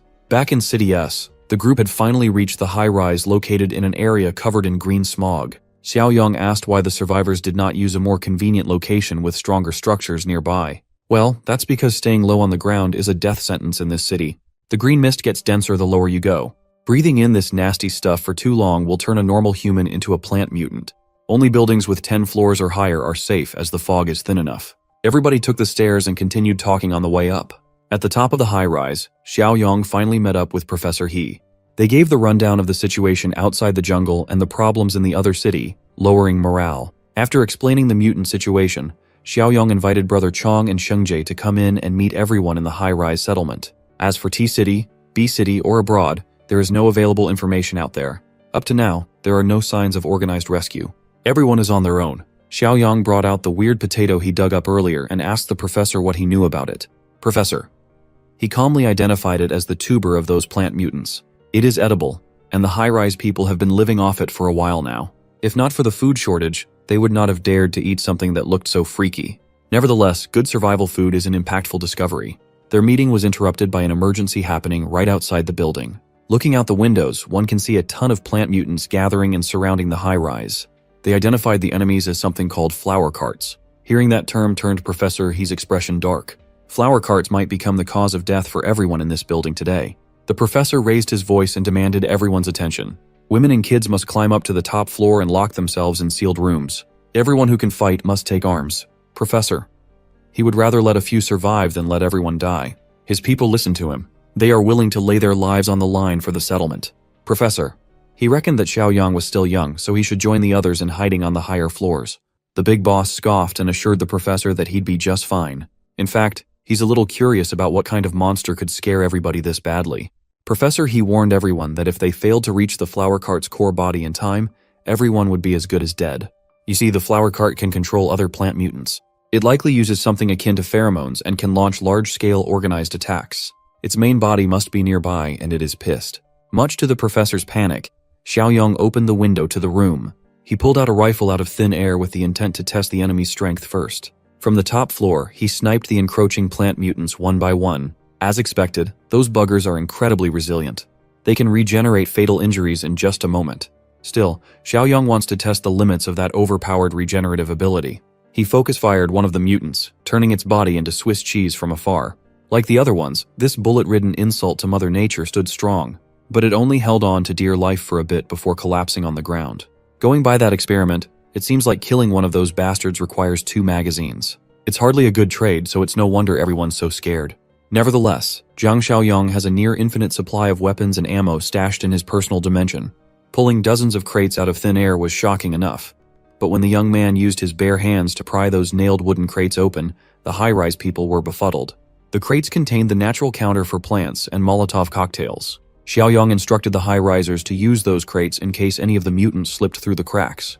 Without elaborating, the young man jumped out of the window without delay. His mutant brothers swiftly followed suit. 3 insane bastards leaped off the 16th floor like they didn't value their lives. At least their landings were cool. Each one posed for maximum aura gain as they stunted the ugly plant mutants. As soon as they entered the melee range, the eager creatures rushed in. They were met by Xiaoyang's hand digging into their wiry skulls. With one forceful pull, the big boss beheaded the first enemy that crossed him. Brother Chong was no slouch either. He was fast and strong, and his fighting style was comparable to that of the boss. As for Shengji, this dude is just pure aura and hype moments. His tentacles did most of the work, and it was bloody and glorious. Professor. He finally realizes how dumb he sounded when he urged Xiaoyang to hide earlier. Thankfully, Li Cheng was also up there to prime everyone to deal with stragglers. He took over and invited anyone confident in their skills to grab Molotov cocktails and guard the stairwell. Seeing hope for the first time in months, the morale of the high-rise residents could not get any higher. Downstairs, Xiaoyang cleaned up the remaining mutant plant that was to be disposed of. Like clockwork, he tasked his mutant brothers to search and check the bodies for cores. As for him, he's itching to personally see that flower cart thing everybody's raving about. The few stragglers that snuck past the killing machines were easily dealt with using fire. Thanks to Xiaoyang and his crew, there were no casualties this time around. While everybody was busy making sure that the high-rise was safe, our boy followed his instincts deep into the woodlands. He traversed the land like a damn shinobi, and finally found the twisted thing, the subject of everybody's nightmare, the flower cart. In the middle of the woods, the main body and the beast causing all the problems in City S is coughing the green fog. Suddenly, every nerve in his body demanded that he jump out of danger. Xiaoyang followed his instinct and avoided a one-hit kill. Such a powerful force might be equivalent to Zhang Shengzhe's tentacles. Still, Big Boss here has gotten pretty good at fighting tentacle types over the past few weeks. All he really has to do is outclass the thing in a contest of sheer power. Feeling threatened, the flower cart spewed a thick cloud of spores. Unfortunately for the poor beast, Xiaoyang never falls for the same trick twice. Before the spores reached him, he drew in a deep breath and held it in his lungs. While the field is filled with those nasty green clouds, the flower cart starts wriggling around like a bug. It dropped its balls, and feet emerged from underneath them. The flower cart is trying to flee with its plethora of disgusting limbs. That pitiful attempt at escaping won't work against Zhang Xiaoyang. He moved his fingers to draw a sigil and summoned the slave mark. His new power swirled around the mutated beast. A few minutes later, the people in the survivor building were alerted by the arrival of Flower Cart's true body. Professor, he was beside himself. He'll never forget how brutal that beast was with its twisted form. After parking his new slave in the driveway, Xiaoyang pulled up as if it were business as usual. He just asked Zhang Shengzhe and Brother Chong if they harvested every mutant core downstairs. In his own broken language, Shengzhe reported collecting quite a bit of cores. Brother Chong translated reliably. One of his mutant buddies talks like he's chewing gravel, and the other spouts gibberish. Listening to them is exhausting. Then, Professor, he brought up the elephant in the room. What the hell is with the flower cart parked in the building's driveway? Xiaoyang nonchalantly answered that the mutant was one of them now. To convince the survivors, he brought them out to the parkway to prove that there was no need to be afraid anymore. The old professor bit the bullet and approached the veiny anomaly. He touched the flower cart with apprehension and asked how the hell the young man tamed such a monster. Ignoring his question, Xiaoyang asked what the professor's opinion about the plant was as a seasoned botanist. The old man reckoned that although it's mutated to an unrecognizable degree, it should still retain its botanical instincts and traits. Just like in the animal kingdom, competition among plants can be just as brutal. Instead of prey, the fight for sunlight is a constant theme in their world. For example, trees were forced to evolve and grow taller to capture more sunlight, while the lower growing plants adapted in their own ways. That's why in denser forests, the thicker the canopy, the sparser the grass. His professional guess is that the flower cart evolved its aggression because it lost the early advantage during mutation. With sunlight out of the option, it had to adapt and use other living beings as sustenance. Suddenly, flower cart extended one of its vines, heading for Xiaoyang. Li Cheng quickly reacted and pulled out a tiny baby knife to defend his boss. Wholly unaffected, the young man asked his underling to stand down and let the vine proceed. With the slave mark in place, it is completely impossible for the thing to disobey. It turns out that the vine was heading for his spine. Upon connecting with his skin, the vine transmitted something directly into his neural pathways. Flower Cart communicated that the professor's analysis was spot on. The entire S-City has become a battlefield for mutant plants. They now rely on devouring animals and humans for nutrients. Since the hulking tumor plant had now become his servant, Flower Cart's survival is now Xiaoyang's responsibility. To express its gratitude, Flower Cart opened up and exposed its radioactive-looking core. As a sign of mutual trust, it willingly handed the spongy core to its new master. Upon making contact with Xiaoyang's palm, the core seamlessly integrated itself into his body. As usual, Li Cheng was worried. But this was a simple ritual to cement the master and servant symbiosis. To try out what he gained from this ritual, Xiaoyang whisked his palm out.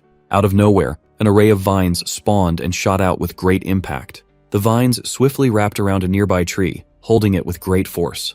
Then, with a simple thought, Xiaoyang's vine crushed the thick tree trunk into 2 pieces. Shengji was befuddled. As far as he can tell, the vines were stronger than his own tentacles. In that moment, Xiaoyang unlocked the gardener achievement, rewarding him with a hefty 150 points. While City S was being liberated, the Western steel mill was under attack by an unknown threat. That cannibalistic mutant redhead had been laying down hooks, and the survivors in the mill kept on taking the bait. After hearing a knock on her door, she put on a helpless look and opened her room to a man trying to deliver a late-night snack. A pretty tasty one at that. She was an expert in pretending to be the damsel in distress. The boy, on the other hand, is trying to look like the ultimate good guy concerned for the newcomer. Red provocatively grabbed him closer and extended her sincere thanks. Taking that as a go signal, the horn dog pounced at the helpless woman like a thirsty gooner. She quickly pulled back, going inside her room startled. To his credit, the horn dog apologized for interpreting the signal wrongly. Well, that wasn't the case really. Red just wanted to take this thing of theirs outside the factory on account of the thin walls of the room. Of course, the poor dude followed her. It was a hook, line, and sinker deal. Outside the steel mill walls, the two played hide the sausage as loud as they could. When they finished, his soul was completely drained. He was absolutely smitten by Red's beauty and technique. They've already exchanged multiple kinds of bodily fluids, and he never even bothered to ask for her name. Suddenly, the romantic mood dissipated when he noticed something nearby. Horndog saw a torn sleeve of his buddy's jacket sticking out of a filthy plastic drum. When he opened the lid, he was greeted by the sight of gory innards and an unrecognizable blood soup. At that moment, Red pounced at her prey, wrapping her claws around his neck. At least the poor dude had his balls emptied before getting cannibalized. Outside the steel mill, Red's group was still hanging around and hiding themselves. Musclehead got caught napping, and he was whacked behind the head. He was assigned to keep watch, and Baldy doesn't tolerate dozing off on the job. This was extremely important. They need to be ready for when Red finally gives them a signal to launch their attack. While the boys are arguing, Blondie starts to feel antsy because of Red's lack of signal. It is starting to feel like Red is hogging all the fresh, untainted meat in that mill for herself. So, the three decided to check around the factory to see any traces of that selfish bitch. With their superior sense of smell, they were guided towards the leftovers. They found the drums of discarded blood and guts. Now they're sure that Red had decided to go solo. Blondie assured the boys that there was a simple solution for this. If Red can charm her way in, so can she. Already betrayed once tonight, Baldy was naturally opposed to the idea. They already have one meat hog. Sending in another would be stupid. Musclehead had to step in to try and pull Baldy away from Blondie. She is not entirely wrong. She's their best and only shot at getting in right now. Baldy can see that too. He agreed to send Blondie in but warned her that if she copies Red, he will storm in and kill the traitorous bitches even if he dies in the process. So, after a little more deliberation, they went with the plan that succeeded earlier. Blondie put on her best helpless act and knocked at the gates. At first, the guards stationed at the front gate were up in arms with their pistols. Close to tears, Blondie gave them the spill about how she was being chased by zombies and barely escaped with her life. Upon seeing her assets, the horny guards praised their luck for getting another baddie after rescuing one not long ago. Some would even argue that Blondie has a better figure. Before Blondie was let in without the required examination, Red stormed out of the mill to warn the boys to not trust the witch. She asserted that Blondie was the mutant disguised as a human that had tried to eat her before. Red erratically yelled at the boys to shoot the flesh-eating bitch. Trusting the newcomer's words, they emptied their magazines on the lady, chasing her out of the gate. Blondie felt the bullets going through her flesh and body, leaving lethal wounds. Riddled with holes, she tripped and accidentally exposed what was under the short dress. The guards ran back inside to get some gasoline to burn her body. That gave Blondie enough time to recover a little and escape. These guards were so incompetent. There were 3 of them, and they didn't leave one to guard the body. While they reported the incident to Brother Lee and Sister Shan, Blondie had already limped her way back to her group. After spending all her energy to retreat, she slumped down to their feet. Knowing that she's damaged goods now, Blondie begged them to be spared. She even swore to do whatever they say from now on. Baldy did not even budge at her desperate pleas. They are the same kind, and they know what being compromised means. He grabbed a big boulder with one hand and lifted that thing above his head. Well, they can always come up with a new plan to secure the food in the settlement. Before he could crush her head with the boulder, Baldy's blood was spilled first. Musclehead intervened and slit the bastard's throat from behind. His bald-ass head hit the floor, and his headless body followed thereafter. Musclehead licked his blade clean, savoring the blood. Blondie thanked him profusely, and he promised to give her Baldy's arm and leg to heal just enough. As for the rest of their buddy's meat, Musclehead will feast. Blondie could tell that Musclehead acted with greed in mind.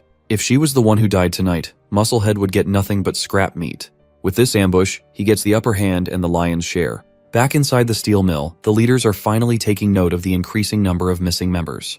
Li Hongli is stressed. What kind of leader would he be if these missing cases kept on happening under his nose? Having had enough of this mysterious problem, Shanshan decided to make her move. She surveyed the outskirts of the steel mill, hoping to see any sort of clue. It did not take her long to find the bloody drums of horror and slaughter. She brought some more armed men over, and they confirmed that their boy's torn jacket was mixed with the viscera. They even saw Horndog's shoe floating in there. Red felt as though the walls were starting to close on her. That Baldy and his gang must have dug up her leftovers and left them in the open. Shanshan doesn't see any signs of a struggle inside or around the settlement. It had been a pretty quiet night too. So, she turned to the newcomer and asked what this all meant. Knowing that she's fucked, Red's whole body shivered. She can't exactly use her usual moves on Shanshan.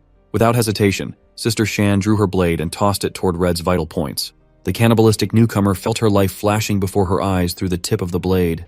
Before the dagger could be stabbed into her ample chest, Red collected herself and dashed out of the way with her inhuman speed. The knife sped past her and decimated some poor trees. Shanshan was the only one who suspected Red when she first arrived, and now they have confirmation. Red realized how this looked. She is completely exposed now. Her free meat scam is short-lived. Put in a desperate position, she lunged towards the nearest dude she could grab. She brought out a knife she stashed in God knows where and took the guy hostage, threatening to slit the poor guy's throat if anybody moved. Shanshan pushed back. If the bitch killed another one of their people, Red wouldn't be walking out of here alive. Red could not accept that she was caught by a young lady. If push comes to shove, she will accept death just to take a few guys with her to the afterlife. Slowly, she walked away from the crowd while continuously hurling threats to slice her hostage's carotid artery open. Once she was far enough, Red grabbed her hostage's gun and kicked him to the curb. She shot the poor guy in the ass out of spite and booked it out of the steel mill's outskirts. Maintaining her calm, Shanshan grabbed her gun and aimed with utmost precision. She pulled the trigger and managed to pop the cannibal in multiple places. Red powered through the new holes in her body while bleeding out. Refusing to let the mutant bitch off, Shanshan ran for her bike to chase. Li Hongli stepped in to discourage her from doing so. They don't know if Red has a group waiting for her. Just to be safe, they have to lock down the settlement. Uncle Li made a lot of sense. Shanshan efficiently ordered their boys to heighten the screening of new survivors. Newcomers will be quarantined in the safe house. For now, she'll head back to the main fortress to get them up to date about the looming threat. In all honesty, Li Hongli was quite impressed by the young woman's capability and decisiveness in handling such a tricky situation. Back in the woods of S City, normal mutated plant undead are still roaming freely. But not for long. To get some practice with his new ability, Zhang Xiaoyong and Sheng Jie led the whole pack while clearing obstacles with their vines and tentacles. For these two overpowered mutants, clearing out the area was as simple as breathing. This process freed Brother Chong and Li Cheng to retrieve cores and burn down their bodies. They made quite a big bonfire using undead bodies as firewood. Professor. He didn't know whether to feel safe with their savior or feel a sense of pressure in front of their power. Xiaoyong's ongoing Utopia mission is accelerating and netting him a lot of points to spend. His group is firing on all cylinders. With the threat of plant mutants trivialized, it did not take too long for Xiaoyong's crew and the survivors of S City to reach the main fortress. Uncle Sheng welcomed them and gave the young boss a rundown of what happened while he was briefly away. Xiaoyong introduced the people of S City, led by the botany expert from the Agricultural and Forestry Academy, Professor He. For now, S City people will stay in the fortress temporarily. After preparations are in place, they will be moved to the edge of the city jungle. In there, they will establish a third settlement. At that moment, Shanshan pulled up on her bike. With urgency, she reported everything that happened in the western steel mill and proposed the same heightened security for the main fortress. The rigorous screening process won't apply to Professor He's people. The boss already vouched for them. After receiving news that they had lost a few people in the steel mill, Xiaoyong wasn't alarmed. He took it as good news instead. The more threats loom over his utopia, the more mission rewards he can reap. Speaking of missions, the 4th volume of the Villain Vanquisher mission just started. Eliminating threats from the western outskirts would give him a chunky 120 points. Meanwhile, Red, who just fled within an inch of her life, finally reached the hiding spot. She heard footsteps and felt her black heart skip a beat. The recently recovered Blondie loomed over the traitorous bitch and laughed at her fumble. Injured and forced to crawl back to the animals she had just betrayed, Red tried to excuse her actions as a big misunderstanding. She nearly got Blondie killed, so a death sentence is more than justified. Blondie urged Musclehead to clobber Red to death so they could at least feast on her meat. As a response, Musclehead used his rusty metal pipe, which is on Blondie. Just like before, he came from behind and eliminated a teammate. At this point, it's Blondie's fault for showing her back to a known scumbag. Musclehead has no qualms about using the same trick twice. Knowing that she's done for, Blondie warned Red not to trust the guy. He's just doing this to stay in the most advantageous position and would betray anyone without hesitation. At this point, Red doesn't really mind as long as it's not her getting whacked. As one last try to convince Musclehead to keep her alive, she tried to remind her of Red's betrayal. For cannibalistic mutants like them, words don't hold value anymore. Since that didn't work, Blondie tried to offer Musclehead her body. Unfortunately for her, Musclehead prefers redheads over blondes. Using his bare hands, he finished Blondie off. What followed was his usual scheme. He offered Red an arm and a leg to recover while he feasted on the rest of Blondie's meat. Back in the main fortress, the higher-ups are discussing what to do against the cannibals prowling in the west. Li Chung himself was an unaware cannibal not long ago, but based on Shan Shan's report, these mutants are so much worse. These people have been completely stripped of their human restraints. They are extremely selfish, short-sighted, angry, indulgent, gluttonous, bloodthirsty, and addicted to human meat. Xiaoyang made note of dealing with this bunch of freaks in the west, but he's got more urgent matters to take care of right now. Lai Chung will return to the steel mill as added support and to straighten security out. In the blink of an eye, 2 months passed without any major incidents occurring.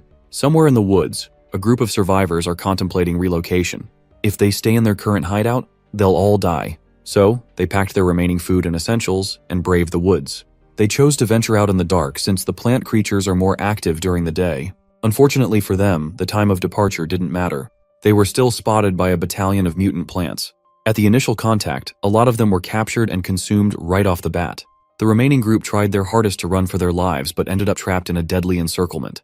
There was one path left, but there were some spooky noises coming from the path. They'd be dead either way, so they might as well risk going down a possibly dangerous route. After a few more miles of running, the survivors were completely and utterly winded.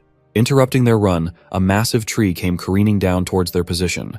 The group ran to take cover, scared of what kind of creature could knock a whole tree over. When the dust settled, they saw a group of people chopping down trees using chainsaws. One of the survivors recognized